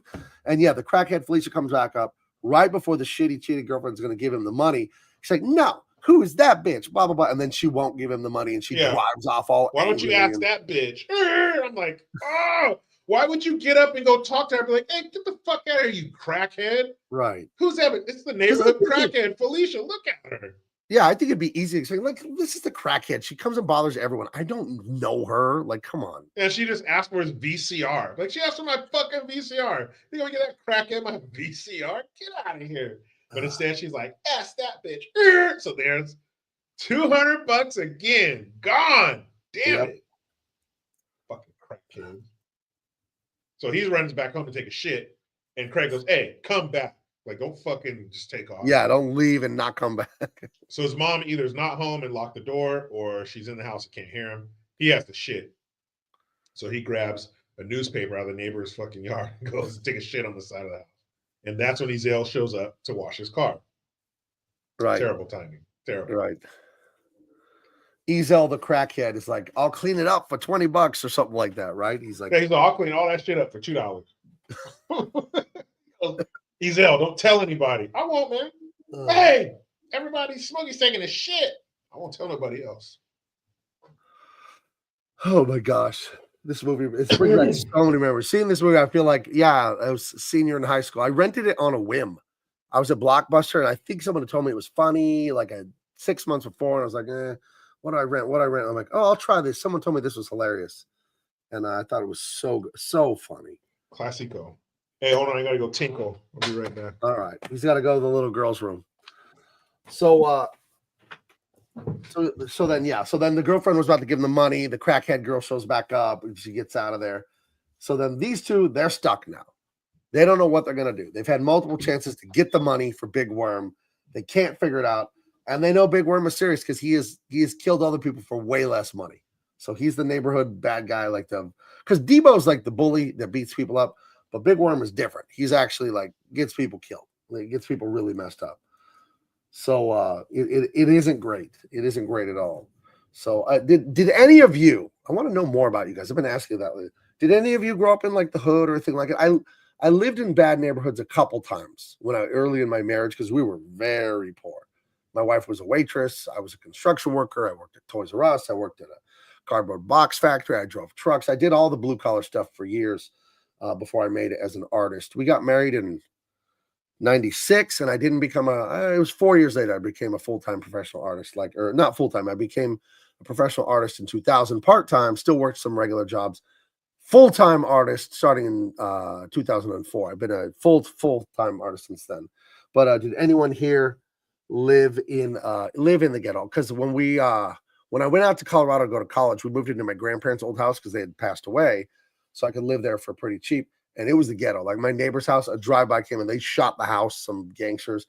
There was a drug house right out front of my house down to 3 houses down to the left. Not that you know left from right in this scenario, but and there were always cars coming and going all hours of the night, right? And that's people buying and picking up drugs all night.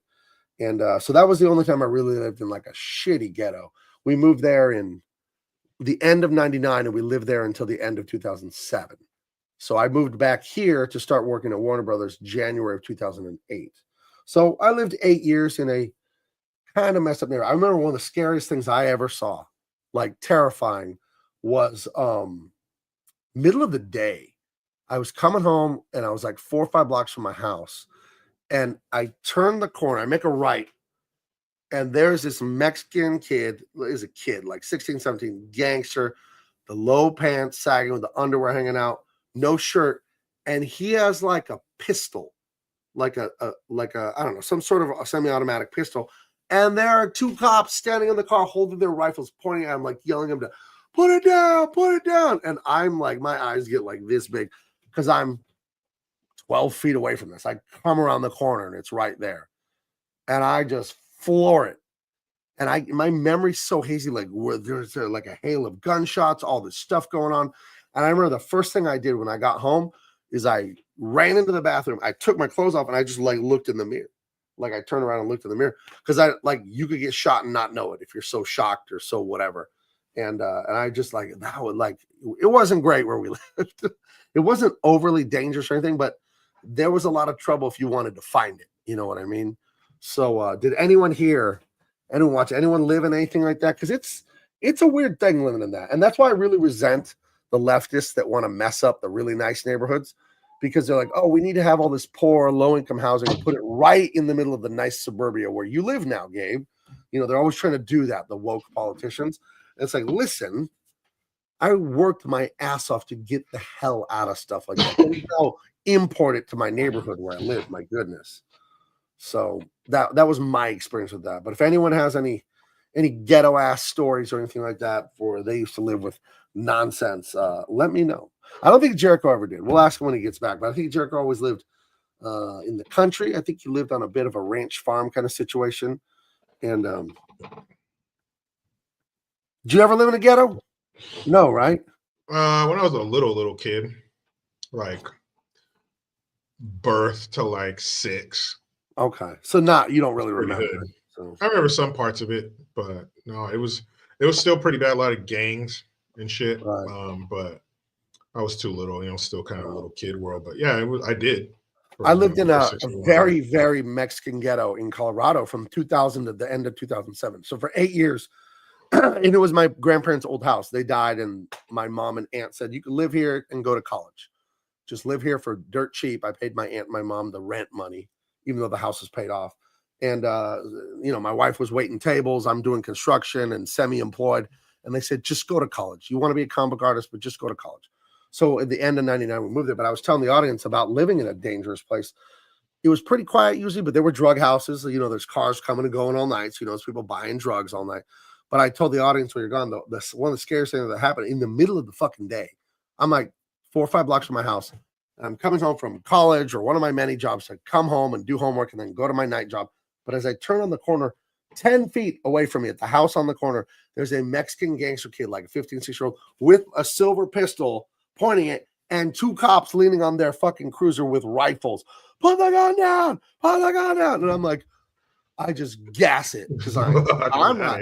And like, I have such a hazy memory of like shots ring out and screaming this and that. And I was telling the audience, the minute I got home, I jumped out, I ran into the bathroom and took off all my clothes and like looked like, did I get shot or anything? You know what I mean? Because like you'd be so freaked out and scared, like you might not feel it at first, right? If you're just like, because I felt like in a daze, like what the hell was that, dude?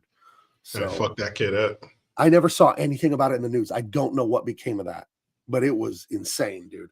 Because I look up and I just see like silver gleaming pistol. It was a 1911 or who the hell knows what it was.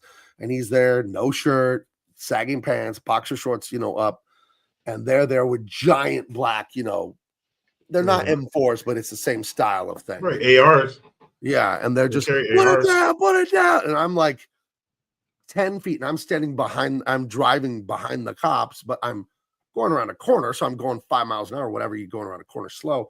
I'm like, I don't want to get shot in this crossfire. What the hell, dude? Or see this kid fucking get cut in half. Yeah, I don't want to see him get blown into pieces. It was horrible. Because that close with an AR-15, dude, it's going to be messy as fuck. Heather says when she lived in Ontario, which is in Los Angeles, I believe. There's also Canada, but I think she's talking about LA. Ontario. It's not LA, but we call it Ontario. I don't know. The one that's near LA, it's called Ontario by everybody. Is it? Yeah. She says there's a lot of dog fighting going on. One day I was walking down our street and turned the corner and there was a pack of pit bulls. Oh my God. Would have ripped you apart and killed you. I fucking hate pit bulls. I hate anyone owning those dangerous animals. Any big dogs like those that. XL bullies too. The fuck. Or the Mastiff thing. And like, dude, what are you doing? No, those things are fucking crazy. Mr. Reese grew up in Southeast San Jose. So you're a Bay Area guy, Jericho. Is that bad? Oh. Is that bad? Yeah. Southeast East San Ho, East Palo Alto, real bad. East Oakland, real fucking bad. Yeah. Well, I know Oakland's a shithole. I do know that one. So, but East Oakland is the shithole in the East Oakland is. I thought the whole of Oakland was awful. No, not all of it. You got in the hills and shit like that. Jack London Square, but yeah, East Oakland, like the neighborhoods, like Oakland's fucking. We crazy. Have San Diego has we have Barrio Logan. That's the Mexican thing. And then we have Paradise Hills, and it's like really rough. It's like, yeah, that's not good. Yeah, probably one of those places that was nice in the beginning. That's why. Right, had a bunch of white people driving Cadillacs in 1957. Morning, Tom. Morning. And then we had out East County is like you're away from the beach, so it's lower income, lower housing prices, and you have El Cajon and La Mesa. Some of that's pretty rough out there. But that's not near the water. That's That's East County, San Diego. And then the other East County north of that is all like country, redneck, super Trump country and all that. And that's Fuck like yeah, man. Lakeside and Alpine and all that. Shit. I'll tell you what, buddy. Ting. I hope ICE gets them all, buddy. Track crater and the shit house rat. All right. Anyway. Oh, jeez. This guy shows back up. Yeah, just fucking boom, socked in his face. Terrible makeup when you see the freeze frame. Right. But in the movie, you're just like, and that's on another iconic scene where they lean back. Damn, they see that big ass fucking black guy right there. Damn. Yeah, that was all bad. And so then Hector comes back. Hey, Smokey, come on, send me a dove, fool. And he's like, yeah, fuck you. You know, making fun of him and shit. And Craig stands him up. He's like, hey, man, you better get your ass off your shoulders, make that money, so get me fucking killed. So he goes out there and fucking sells it. Like, man, fuck you, Hector. That's another nice 64 Impala right there. I love, you know what? Dayton's. I love lowriders. And those are Dayton's. I wanted to buy one. Those rims are gorgeous. Yeah, Dayton from Dayton, Ohio. But yeah, there's a Hispanic population in San Diego. We are on the Mexican border. There's a decent sized Hispanic population here. And I've seen the car club stuff. You know, on Saturday you got all the cholos and their girlfriends, and they're driving around in these things. You'll see it every once in a while, like a parade of them going down certain streets. There's Secretary Not Sure says that's a 63 Impala. Oh, 63. All right. Yeah, it gets no more West Coast than that. Southern California, or West Coast period, even up north in the Bay Area, fucking where I live in Salinas, there's tons of lowrider car clubs and shit like that. And the bikes that they do, they trick out and shit. But yeah, this is 63, 64 Impala, Dayton's hydraulics. I want like super fucking West Coast. The Impala's a classic. You also got the Monte Carlo. That's a classic one, dude. Yeah, the Cutlass. Right. My grandma had that Lincoln Continental. It wasn't a lowrider, but geez, yeah. But you find the more car culture out in the West Coast because we don't have the shitty weather where they put salt on the road for the snow and everything and gets in the undercarriage because these are old. There's no carbon fiber bullshit. This is metal, so it gets all under there and rots them out and shit. So that's why you find cars from out here worth more. You're Fred Flintstoning it on the East Coast because the salt ate through your car. Yeah, but out west, we ain't got where I couldn't tell you where to buy a snow shovel. No, I've never in my life, except moving up here inland to Sacramento, where it's hot as fuck. But living on the coast, anywhere in California, you're not gonna put your winter clothes away, like your hoodie at night or something. But there's not like extremes. All right, put all the summer stuff away because all we're going to be wearing is parkas and galoshes. Right. No, it's not like that in California. No, I wear pants probably single digit times a year. I wear shorts all the time. Middle of January, I wear shorts still. If somebody has a snow shovel, they're not using it for snow. It's to shovel something else. Right. But snow, nah. Hail sometimes, yeah. Maybe a few flurries. I think it snowed one time in like 1987 for 20 minutes, It snowed once. It snowed in San Diego, I think in the 1930s, just a little bit. And when I was in sixth grade, there were flakes coming down, but they didn't stick. It was tiny, tiny little snowflakes just kind of flittering down. Whatever the snow equivalent of drizzle is with rain, it was drizzle of snow, but it did not stick.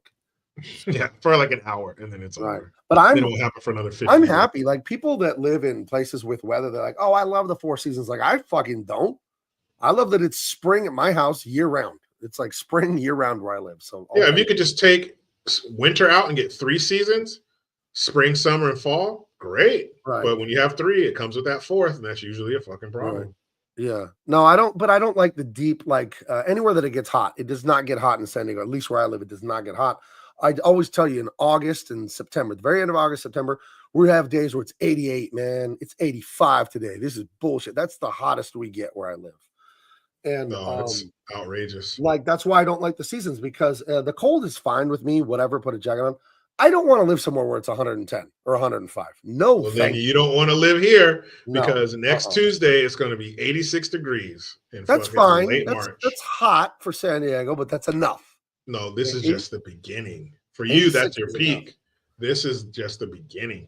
By late April, Father Summer is going to spread his distended anus. Here we'll have cold days here until mid-June. And I mean, like, it'll be mostly warm going forward now, like 70 degrees. It's going to be about 70 just going forward for the rest of the time. But you can get a day in June that's like, 55. Like, it'll get cold in June like that. So, well, June gloom. That's in San Diego. We call the June gloom. Yeah. Havasu was over 110 for several months and then coldest for 3 months. And Heather chooses to live there. Yeah.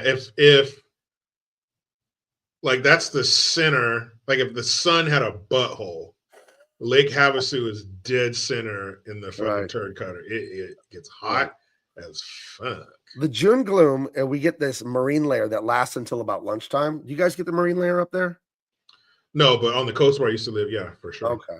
The marine layer, for all of you don't know, the sky is just covered in clouds from the evaporating ocean water, and it goes until like after lunch almost. And then the blue skies open up at noon or whatever. So we get that. And then for some reason, it's most intense in June. So they have a name for it here, the June gloom.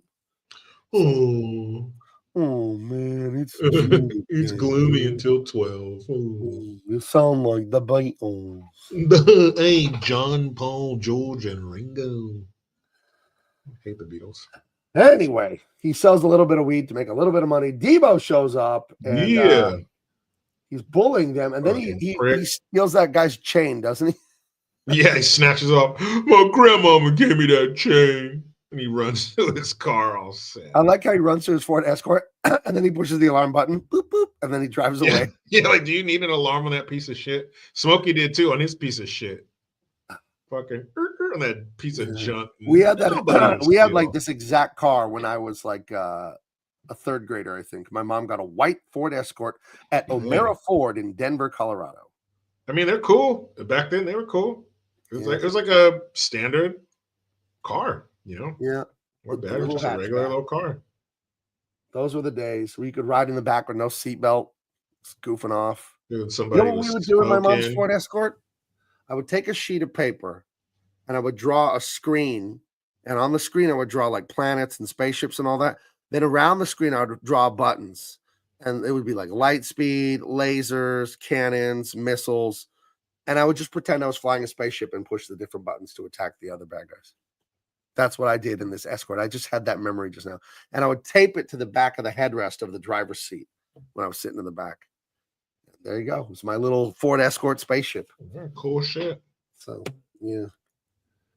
And then here's the town salute. She's getting thrown out by this midget. That's enough, man. He has had it up to here with her infidelity. You can't have it too high. Right. But yeah, man.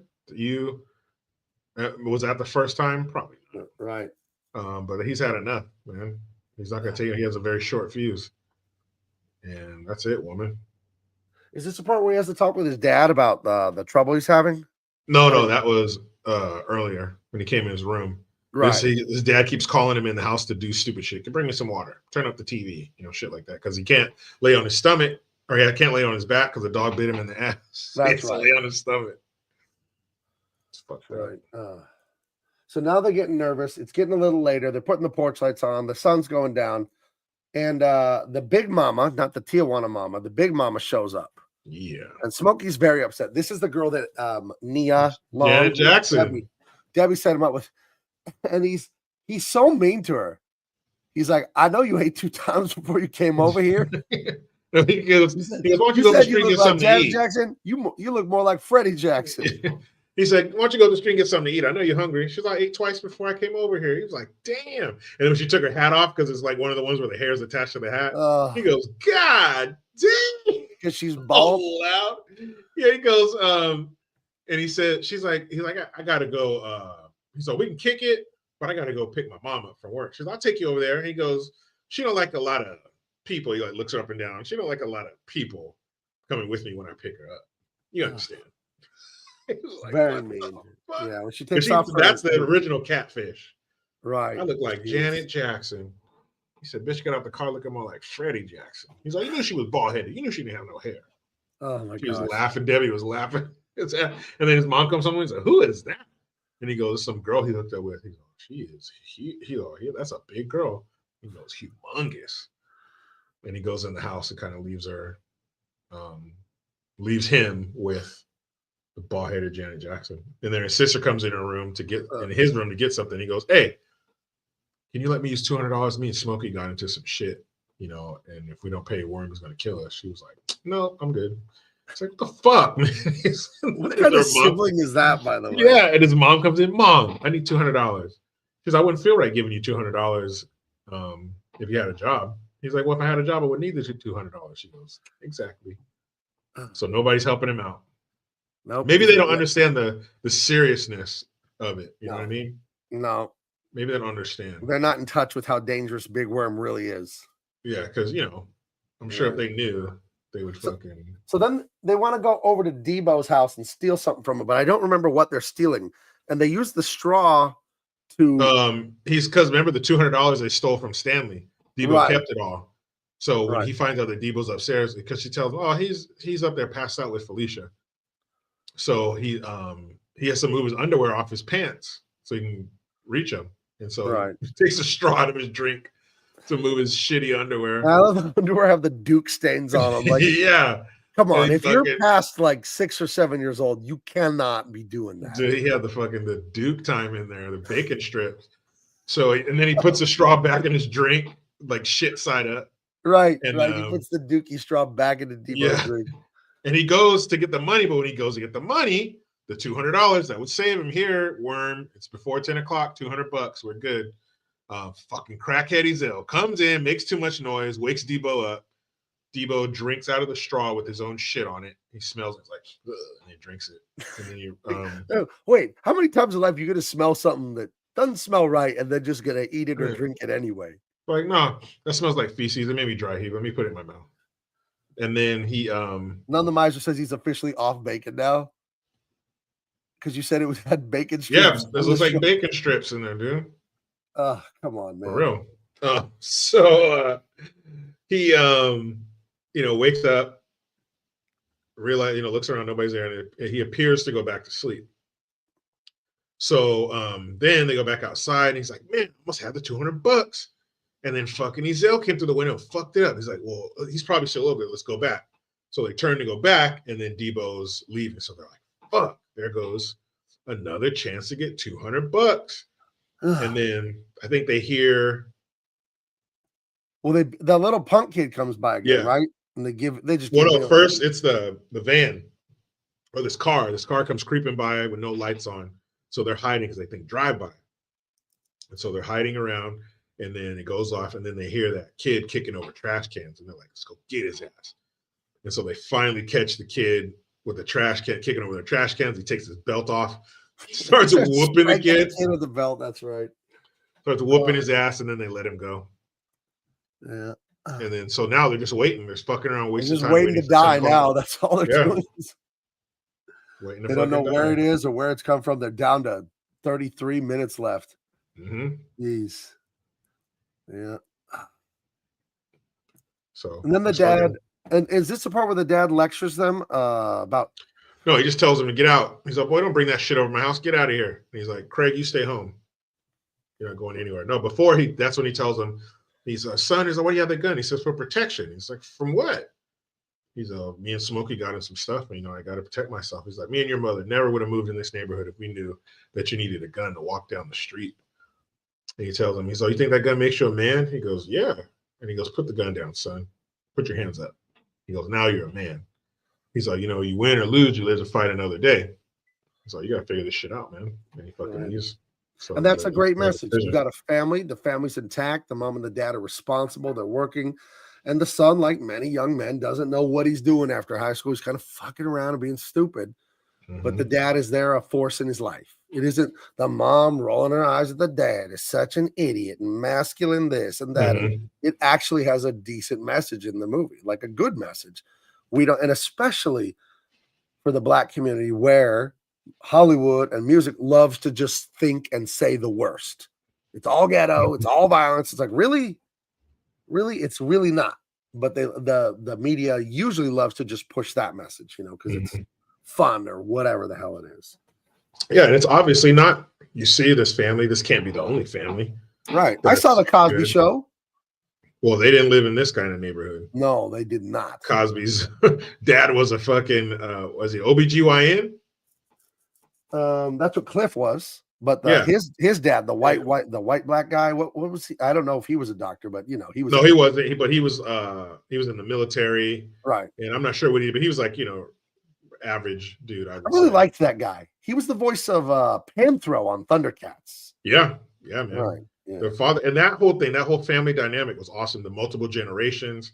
What a great show. How they prioritize education. Yeah, man. And Mrs. Huxtable, Felicia Rashad. Come on. She's telling you off and the entire crowd starts cheering, you just got. But she does it in a very intelligent, articulate way. Oh yeah, it wasn't the ratchet way. It was an intellectual. She just smoked you as an intellectual. And she was talking to everybody, black, white, whatever. That message rang true to everybody. No, I love the Cosby Show. What a great show. One of the greatest TV shows ever. Yeah, and it's great in its quality, in its humor, but it's great in its message. And it's timeless. It was always morals. It was always family. It was always be honest, don't steal, don't lie, don't do this shit. And then, they said Cosby did all this stuff, so they got to take the show away. Leave the show. Yeah. The show. I watched it with my kids. We watched all the first 4 seasons together. Where is it now? Is it on Netflix or something? Or? It's on Amazon Prime. Okay. Oh, I didn't know that. Because everybody still wants to watch the Cosby Show, man. Right. Like my kids know nothing about all that shit. I'm glad they don't. Maybe they'll find out someday. But it's a great TV show with great messages, and they love it. Then there's always all these different iconic episodes that everybody knows about, but. One of my favorites is when Vanessa gets caught drinking. Right. Chug-a-lug, chug-a-lug. Yeah, when they fucking make her think that they're drinking and make Rudy take a shot. Yeah, man, just shit like that. Where it doesn't have to be, beat the kids and all this stuff. Like there's other ways to teach them a fucking lesson. Right. And their parents were so smart, that they were like, okay, we're gonna get these little fuckers. And yeah. Boy, they sure did, man. But what episode was it? I think it was the one where Vanessa and her friends went to a concert and the parents didn't know what happened to them. That's one of the ones where Miss Huxtable just, man, fucked her up. No, that's a good one. And the dynamic with Rudy was always funny. Rudy. Yeah, man.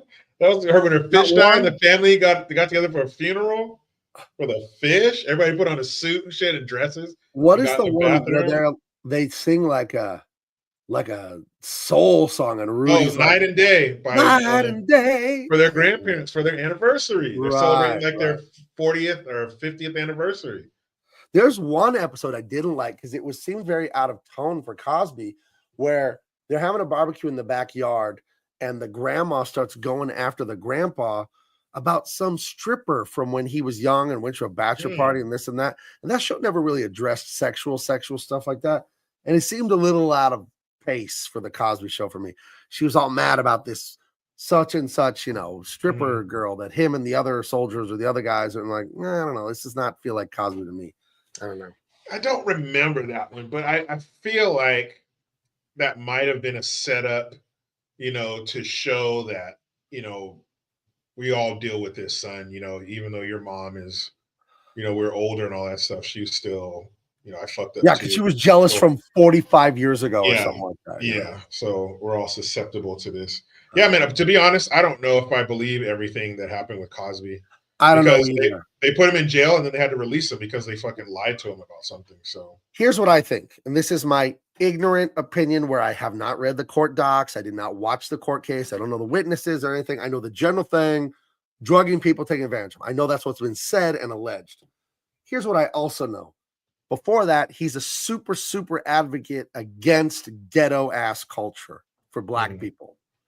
And he's talking about it and talking about it and talking about it. And I think the powers that be like ghetto culture because it keeps people down. It keeps them as, just basically peasants. It'll keep them poor. It'll keep them and because if people become middle class and they have something to lose and they get skin in the game and they build life, they won't put up with as much shit from the government. So you know what? No, I've made something out of myself. I own a home. I have a family. I'm sending my kids to school. You're not going to pass that law. You're not going to do this thing.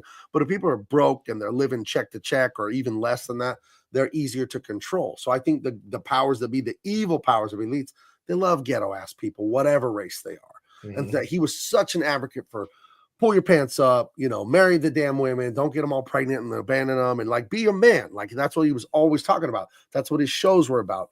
And then after he got so successful, like talking about that, all of a sudden we need to shut him up. That's how it looks to me. I don't know.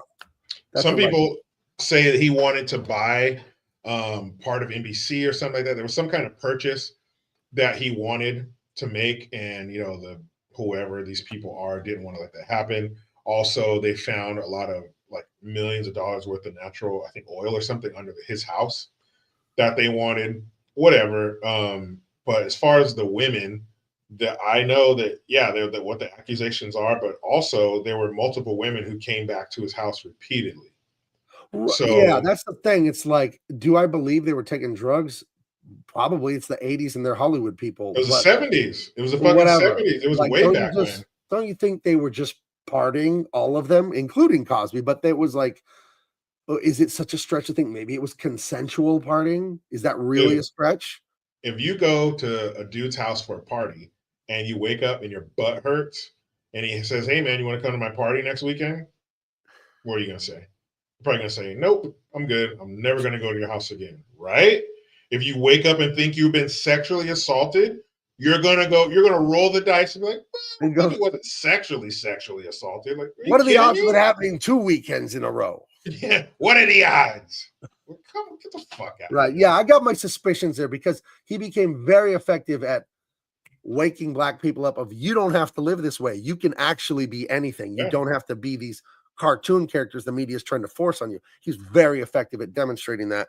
And all of a sudden he has to be taken off the playing field. That's how it looks to me. I can't help but think that. And Tony's helping us with the stripper episode. When Theo got an earring, the family then ratted out the dad and grandfather for doing wild stuff when they were young. That's what it was. I remember that. Yeah. Theo or Cliff, he did that with an earring too. And that's when Theo kept trying to turn his head. He kept trying to turn his head so his dad couldn't see his ear. And he was like leaning back and shit. Yeah, dude, those kind of episodes, man, those are fucking awesome. When Theo thought he was ready to move out, his dad gave him Monopoly money. Okay, you have a job, here's how much. Now you got to eat, you got to blah, blah, blah, all this shit. He's like, he kept taking money back. Nope, oh, you bologna sandwiches. Oh, you got a girlfriend? Here, give me half of that shit. And he was teaching him a lesson. Those episodes were great, man. But yeah, when you're drilling into people's heads, that's not the way you need to be. You need to demand better of yourself. That's a fucking problem, man. And that TV show was in so many people's homes, and he was so huge with Diet Coke, or not Diet Coke, pudding, and they had deals with Disney. Pudding pop. Dude, the Cosby Show, they were doing commercials with Disney. Right. They were fucking, be our guest, put our magic to the test. That was Theo and Rudy and Vanessa riding on the Magic Mountain and shit. Like, they were fucking huge. This is why all the woke people that America's horrible and racist and all this shit pisses me off. Because like that was 30, almost 40 years ago, that show, and it was a #1 show on TV. It was forever. Before Seinfeld came in the end of the 80s into the 90s. That was the #1 show on NBC, The Cosby Show. So the super racist country loved a black family that was like had black themes, and they did talk about it and all that. Oh, they went to HBCUs. Right. And it didn't feel woke, and it didn't feel forced, and it didn't bother you. It was great because they weren't black. They were human beings who happened to be black. They were very normal people. And that's such a powerful example for people to see who think they're just stuck in the ghetto. They're stuck in the bar, all this shit. You don't have to be any of this. I'm half Mexican, single mother, lived in a ghetto when I was younger. But I reject that. Like, no, I'll just be what I want to be. It's America, dude. Like I can do anything here. It's the greatest country in the history of the world. I used to make $8 an hour stocking shelves at Toys R Us. I worked in a cardboard box factory. I drove a truck. Like I swung a hammer. I've done it all, man. And I thank God I did, So yeah, dude, and one thing, the parents, two more things about this before we move on. One, Bill Cosby also went after Richard Pryor and Eddie Murphy because of their dirty comedy. Right. And Eddie Murphy talks about it, I think, in Raw. He mentions it because he called Richard Pryor and fucking consultants like, Bill Cosby's actor, what the fuck? And also, one thing you never heard the parents talk about, his parents were married in the early 1940s. His dad served in World War II. So we're talking, if they're in their 20s getting married, these people were born soon after the turn of the century, in the early 1920s, maybe the late teens. We're talking off the heels of World War I. And one thing his parents never talked about was racism. They never complained about white people. They never said it. We were downtrodden or anything. They just told stories about their life. And then the Cosbys lived their life. And that's why it was on from 1984 to 1992 is because everybody could connect. Parents could connect to somebody. Parents could connect to the parents. Grandparents could connect to the grandparents. You got grandparents watching this shit. There was a kid for everybody.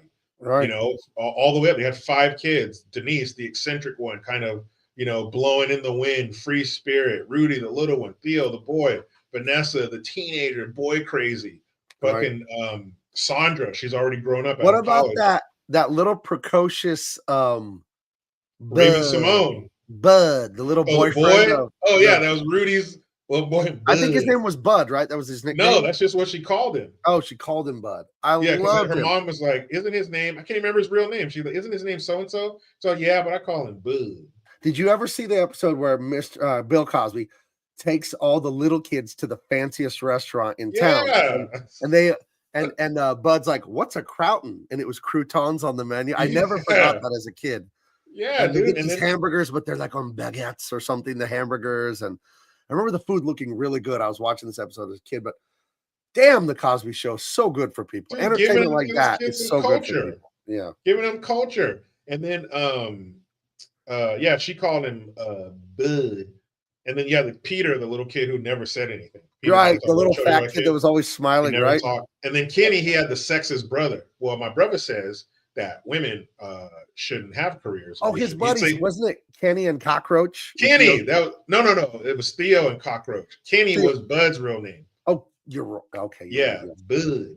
And so he would always say, "Well, my brother says that women should be quiet, blah blah whatever." And Miss Huxtable would be like, "Excuse me, what'd your brother say?" And then dress him down, in a nice way that you could tell a little kid, but set him straight. But that show was perfect. Fantastic show. Perfect show. And they weren't like, "Hey, the white man did this to us." Never. No. They had white friends. It's the Morgan Freeman thing. You can end racism by just stop talking about race. We're just people, man. Like everyone in this audience watching, I don't give a shit what race you are. It's never mattered to me. Like it's cool if your people have some awesome dish that's great to eat or some interesting cultural holiday, whatever. That's fascinating. But I don't care. Like it doesn't make you worse. It doesn't make you better. Just people, man. And Rudy, she had a little Asian friend. She had white friends. She had other black friends. It was just whatever. Same with her parents. It was whoever it was. Nate is my dog. I don't know Nate's memes, but you're my people, Nate, because he says, "I miss old sitcoms. They don't make good sitcoms anymore. Shows like Friends and Sex and the City ruined." Damn right, dude. I hate Friends with a passion. What a hateful show. And Sex and the City, that led so many women astray. Dude, what a fuck. Just go out there and fuck, ladies. Horrible. Fuck guys. Be a guy. You're not built to be a guy. You can't handle being a guy. Right. Just go out and just sleep with them. Just be a girl boss. Sleep with 400 guys. You totally won't feel bad when men use you and never call you back. Don't even remember your name. You totally won't feel hurt and insulted. You're not built. Why would that? That's not feminism. That's hatred of women. To tell them they don't package it that way. It's packaged as empowerment. No, so they're just going to be heartbroken and felt like used. Just constantly stimulate yourself with traveling and fucking skydiving and dating. And a box of wine. Yeah, don't worry, it'll never catch up with you when you close that door quietly by yourself at night. It's fucking disgusting. None the Miser would like to point out that Mike Seaver on Show Me That Smile Again on Growing Pains, his best friend's name was Boner. That is true. How do you explain that? I think he was Mike Stabone or John Stabone or Chris Stabone or something like that. Well, they called him Boner. There's only one definition for that. And you think only one. Well, they had to know what it meant, right? There's no other definition for that word. It does not. Boner meant something else in 1985. Boner is only one thing. It's only ever been one thing. A hard dick. Maybe. Wait, when I was in college, I saw a job at the XL beef plant where they would butcher cows. And there's a job in real life. You can look this up. Be careful looking it up. The description, the name of this job, not making this up, is a beef boner. And you would debone cuts. Yeah, because that's a job. Like you're talking about. Mike's little friend's dad was like a beef boner. Is he boner? I feel like beef boner is so much worse than boner. But they call you. They don't call you by your dad's occupation. That's true. They don't call you Chef Gabe. Would you rather be called boner or beef boner? Beef boner sounds heftier. Sounds girthy. Yeah, more girthy. Dude, that's boner. That's a beef boner. Ladies, which one would you rather have, a boner or a beef boner? Yeah, I thought so. And Tony says, if you get a chance when you're with Matthew Marsden, my British friend Matthew asked his wife for pastizzi. It's Maltese. Loosely think of a stuffed crescent like a. That sounds. Oh, dude, if you're putting meat and sauce inside of like croissant, I'm there. I'm there before you finish talking about it. That sounds insane. It with cat shit. I'm like, I'll take a bite. Oh! In the old days, boner was a slang for a goof up. That's right. That's right.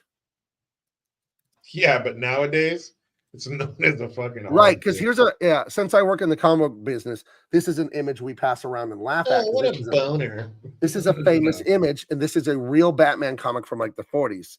Look at this. Look at this. Nice boner, dude. Look what the Joker says. Meanwhile, at the Joker's hideout, so they laugh at my boner, will they? I'll show them how many boners the Joker can make. This emphasis on boners has given me an idea for a new adventure in crime. Gotham City will rule the day it mentioned the word boner. And that's funny because of what? Because we know that word now to mean a hard. The Joker's going off about his boner. Dude, all right, look at the newspaper too. The Gazette says chortle at Joker's boner. Hey boys, come on. We don't want to look at your boner again. No, look at it. Yeah, look at my boner. Come on, boys. So there you go. Old comic books had the Joker's boner. Boner. And you know who unfortunately did his voice for the cartoons? Was fucking Mark Hamill. Oh yeah. Come on, who you talking to? Is there any way I would have not known that? That's why I just wanted to say it before you did.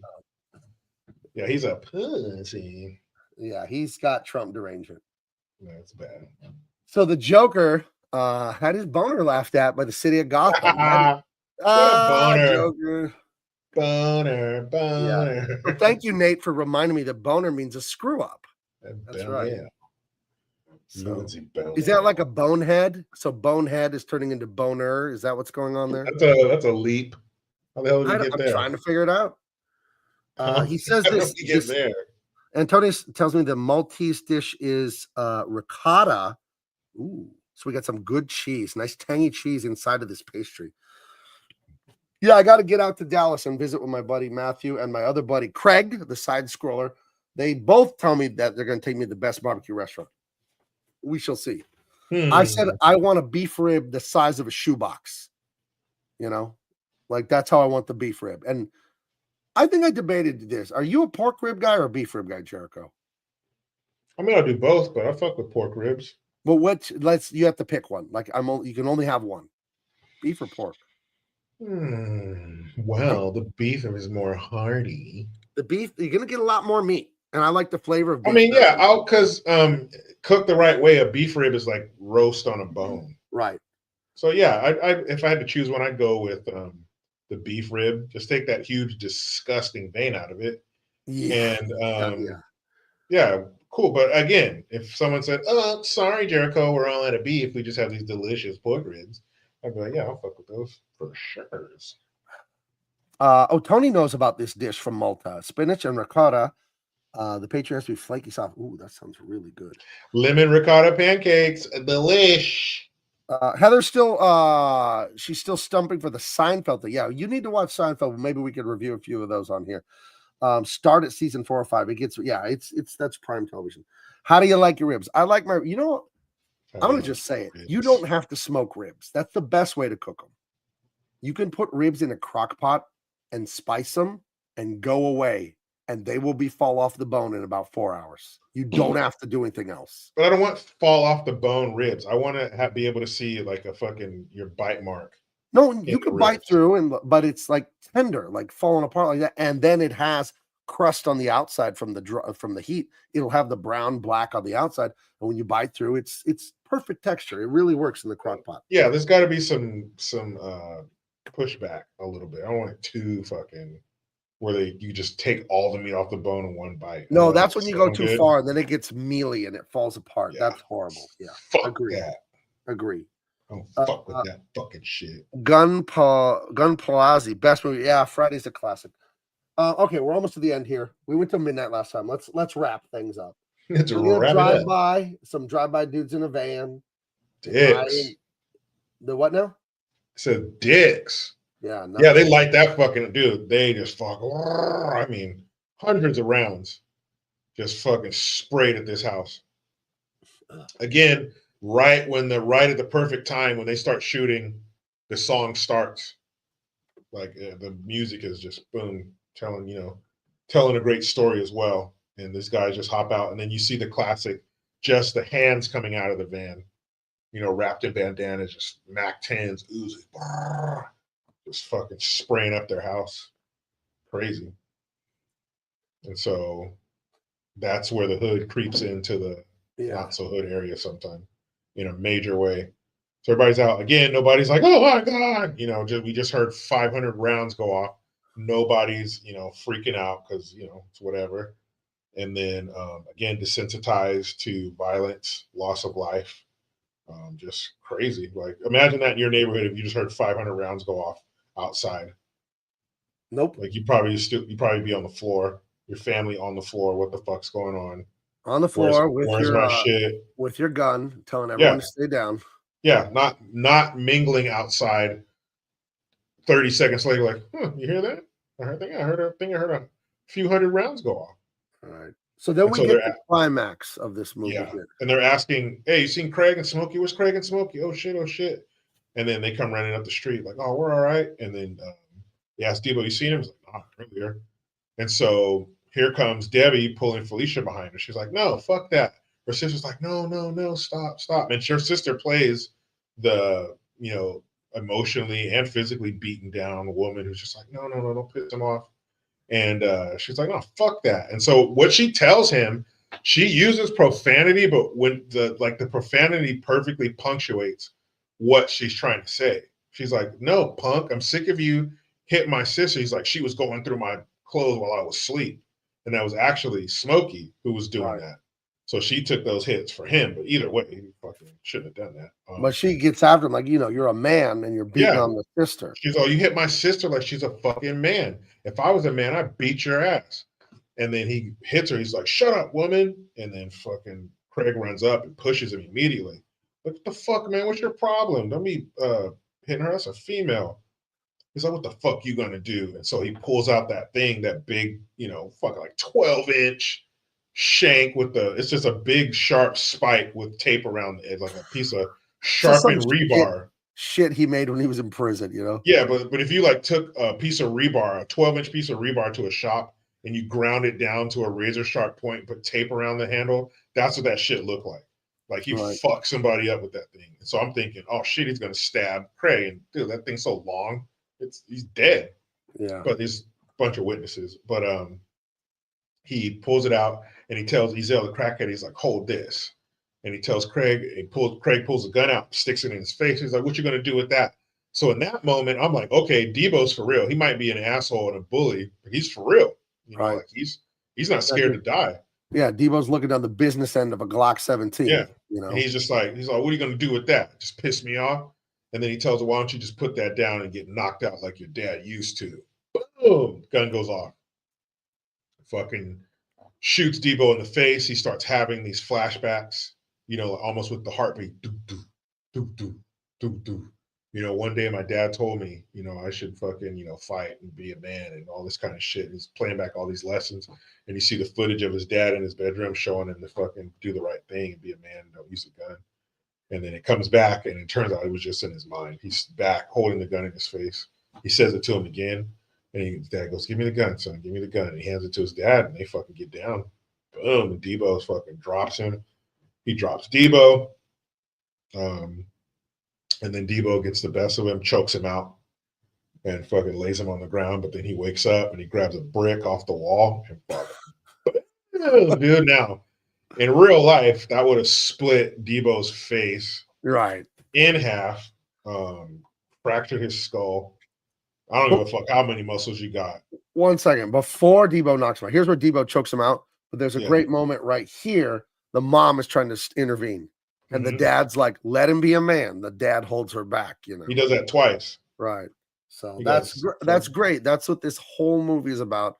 Is this shiftless layabout 22-year-old got fired from UPS for stealing boxes, dating an idiot woman that's cheating on him, hanging out smoking weed, just being a dumbass and not being he's a grown man child. And this is the character arc here of the dad saying, hey, that ain't good enough. That ain't good. I'll tell you a personal story. My son, you met my son. He's an excellent young man, and he does really good. He does, I won't go into too much detail, but he has a very, very good job now. But 3.5 years ago, he was doing DoorDash. And it was so funny. I tease him about it. He got DoorDasher of the month twice from the text on his phone. Like, you're our DoorDasher of the month for your area or whatever. And we joke about it to this day. And he was making money and this and that. But I'm like, hey, man, you're 22. You're not in college now. And I told him, you see how I work, right? And you've seen how I work my whole life to get to where I am, what I'm doing. And the phrase I told my son is, hey, buddy, there's another gear. So he went out and applied to a job that he had no credentials, no qualification, and he's a star there now years later. God bless him. He got the job. And but I just told him, hey, there's more than this. You know, we didn't send you to the private school and the college stuff and all the things and there's honor in all work. I'm not, oh, you're DoorDasher, you're a loser. I would never say that to anyone. It's like, you're young, you're not married, you can do more than this. Come on now. And I had a real serious talk with him about it one day. And he immediately went out. And I think that's all you need in life sometimes is someone to tell you, you can be more than you ever thought. You can be more than you ever dreamed. You really can. All of you. And I remember having that talk with him, and he's done nothing but impress me. You know, it's outstanding. I'm very proud of what he's doing. So, but yeah, this is what you need. Like, let him be a man. Let him fight. And, yeah, that brick to the dome. That's only in Hollywood. That's a game changer. Don't throw a brick at anyone's head. You will probably really hurt them or possibly kill them. To crush their fucking cranium. So yeah, he bam, nails Debo, starts stomping him out, kicking him and shit, and he fucking finally beats him, knocks him out, and then Smokey runs up to him and says, of course, you got knocked the fuck out, man. Hilarious. Even more funny the second time. Right. And then yeah, he's out and he's sleeping, fucking bleeding. And Smokey gets his ass, and then fucking everybody pretty much. Red comes up and gets his chain back. And Smokey gets his $200. Red gets his chain back. Fucking Ezel still, he gives him his knife back. He's like, I steal, I don't kill. And he fucking takes his shoes. I love Ezel. Rest in peace, Mr. Ezel. Yeah. And then he was waking up, and then Red knocks him out again. Right. Socks him and knocks his ass out again. I love Red. My grandmama gave me that chain. Dude, he got his chain back. Everybody, everybody gets the happily ever after. Everybody got their money back, their property back. Red also took his bike back. Yeah. Craig gets the girl, gets the respect of his family, of his father. Right. Ignites a fire in him to, make him. And we get one last iconic second. At the very end, he's talking this and that and the other. And he's smart talking Big Worm here, right? Yeah. He's like, hey, I didn't appreciate that shit. You sending your fucking goons over here. Don't ever play me like that, motherfucker. Right. And he Worm goes, man, shut the fuck up. I'll cut your balls off and feed them to you, motherfucker. Because I had to make a point. You didn't give me my money. I was like, dude, that was you making a point? Jeez. These dudes spray at my fucking parents' house? What the fuck? And it ends on what does he say he's gonna do? But the very last thing is, and you know this. Man, he tells Big Worm, he's like, hey man, I'm going to rehab too. So you gotta find somebody else to sell weed for you. And he fucking has like 3 joints. And he goes, well, I was just bullshitting. And you know this, man. Yeah, it's a good one with a good message. It's a little rough. It's a little rough. I wouldn't show it to kids. There's a lot of cussing and stuff, but the overall message is actually a fantastic one and a very relatable human one. All of us as young men, for sure. I don't know how it is for women. But you know, as a man, you're like a wind-up thing. You just go, and that you're supposed to do something with your life all the time. All we are as men is achievement robots. That's what we are. We achieve, we achieve, we achieve. And if we don't, we feel horrible. And society hates us too if we don't do anything. And that's what this movie is about. It's like, hey, be a man. And being a man is, there's a French saying, men must do, women must be. And for men, we have to do things. That's it. Like, that's it. We have to achieve, we have to fight, we have to win. So yeah, I think it's a very good movie with a good message, and a little dirty, a little bit of cussing, but a very overall overall fantastic message, you know. Great message. And you could show it, you know, not too young because the cussing, but there's no sex. You don't have to worry about a bunch of titties coming out in people's faces or anything like that. Or so. Wow, look at that. Look at this good woman here, Heather. I'm cooking burritos for my husband because he works at 2 a.m. I'm being a woman. I love it. You know how if my wife was cooking burritos right now, I would give her a huge reward. And that would be in the form of a smack on the butt as I walk through the kitchen. There you go. Secretary Not Sure says, next, I'm going to get you, sucker. Oh, yeah, I'll have to write that down. I have a list of stuff I'm going to have us do. We want to hit Mrs. Doubtfire. I've never seen it. Jericho said it's really good. So it is. So. All right. I forgot to put I'm gonna get you, sucker. I want to do that. I'm gonna get you, sucker. I have a little list running on here. Okay. We're an hour earlier than next week, but still very late. Jericho, are you all right? Where'd you go? I'm here. Oh, okay. Oh, he's changing into his night clothes. So. my night shirt. Yeah. I want to see you with like one of those long pointed caps with like the little pom-pom on the end. Yeah. Then you have that long robe and it has the 3 big buttons in the middle. You know? You know, I'm wearing my fucking long johns underneath. Yeah. And then when you get up to pee, you have a candle in like a little copper holder, you know? Who's out there? Who goes there? Show yourself. What? Never watched News Down? No. There's many, many, many movies I have not seen. So as soon as Jericho comes back, we'll say adios. Guys, go to bigmancomics.com. We have Dean Cain, All-American Lawman, Volume 1, first printing, just a handful of those left. My other books are near, the sci-fi book is near done. Talk to the colorist again today. He'll be done shortly. And Tyrus, I got up to page 80 on the pencil illustrations, and the ink illustrations are up to page 64. So we are cruising on that. And things are going great over at Big Man Comics. So go check out what I have there. You're going to love it. And as soon as Jericho puts his pants back on, we'll get him back on camera and say adios to everybody. No, I'm here. Oh, Jericho in a onesie. Tony snaps in the crotch. Yeah, she has quite the imagination. Now I have to see you in a onesie. No, that'll never fucking happen. Is there anything you need to promote, or are you ready to go? No, just Google the name. You know what to do, kids. And you know this, man. And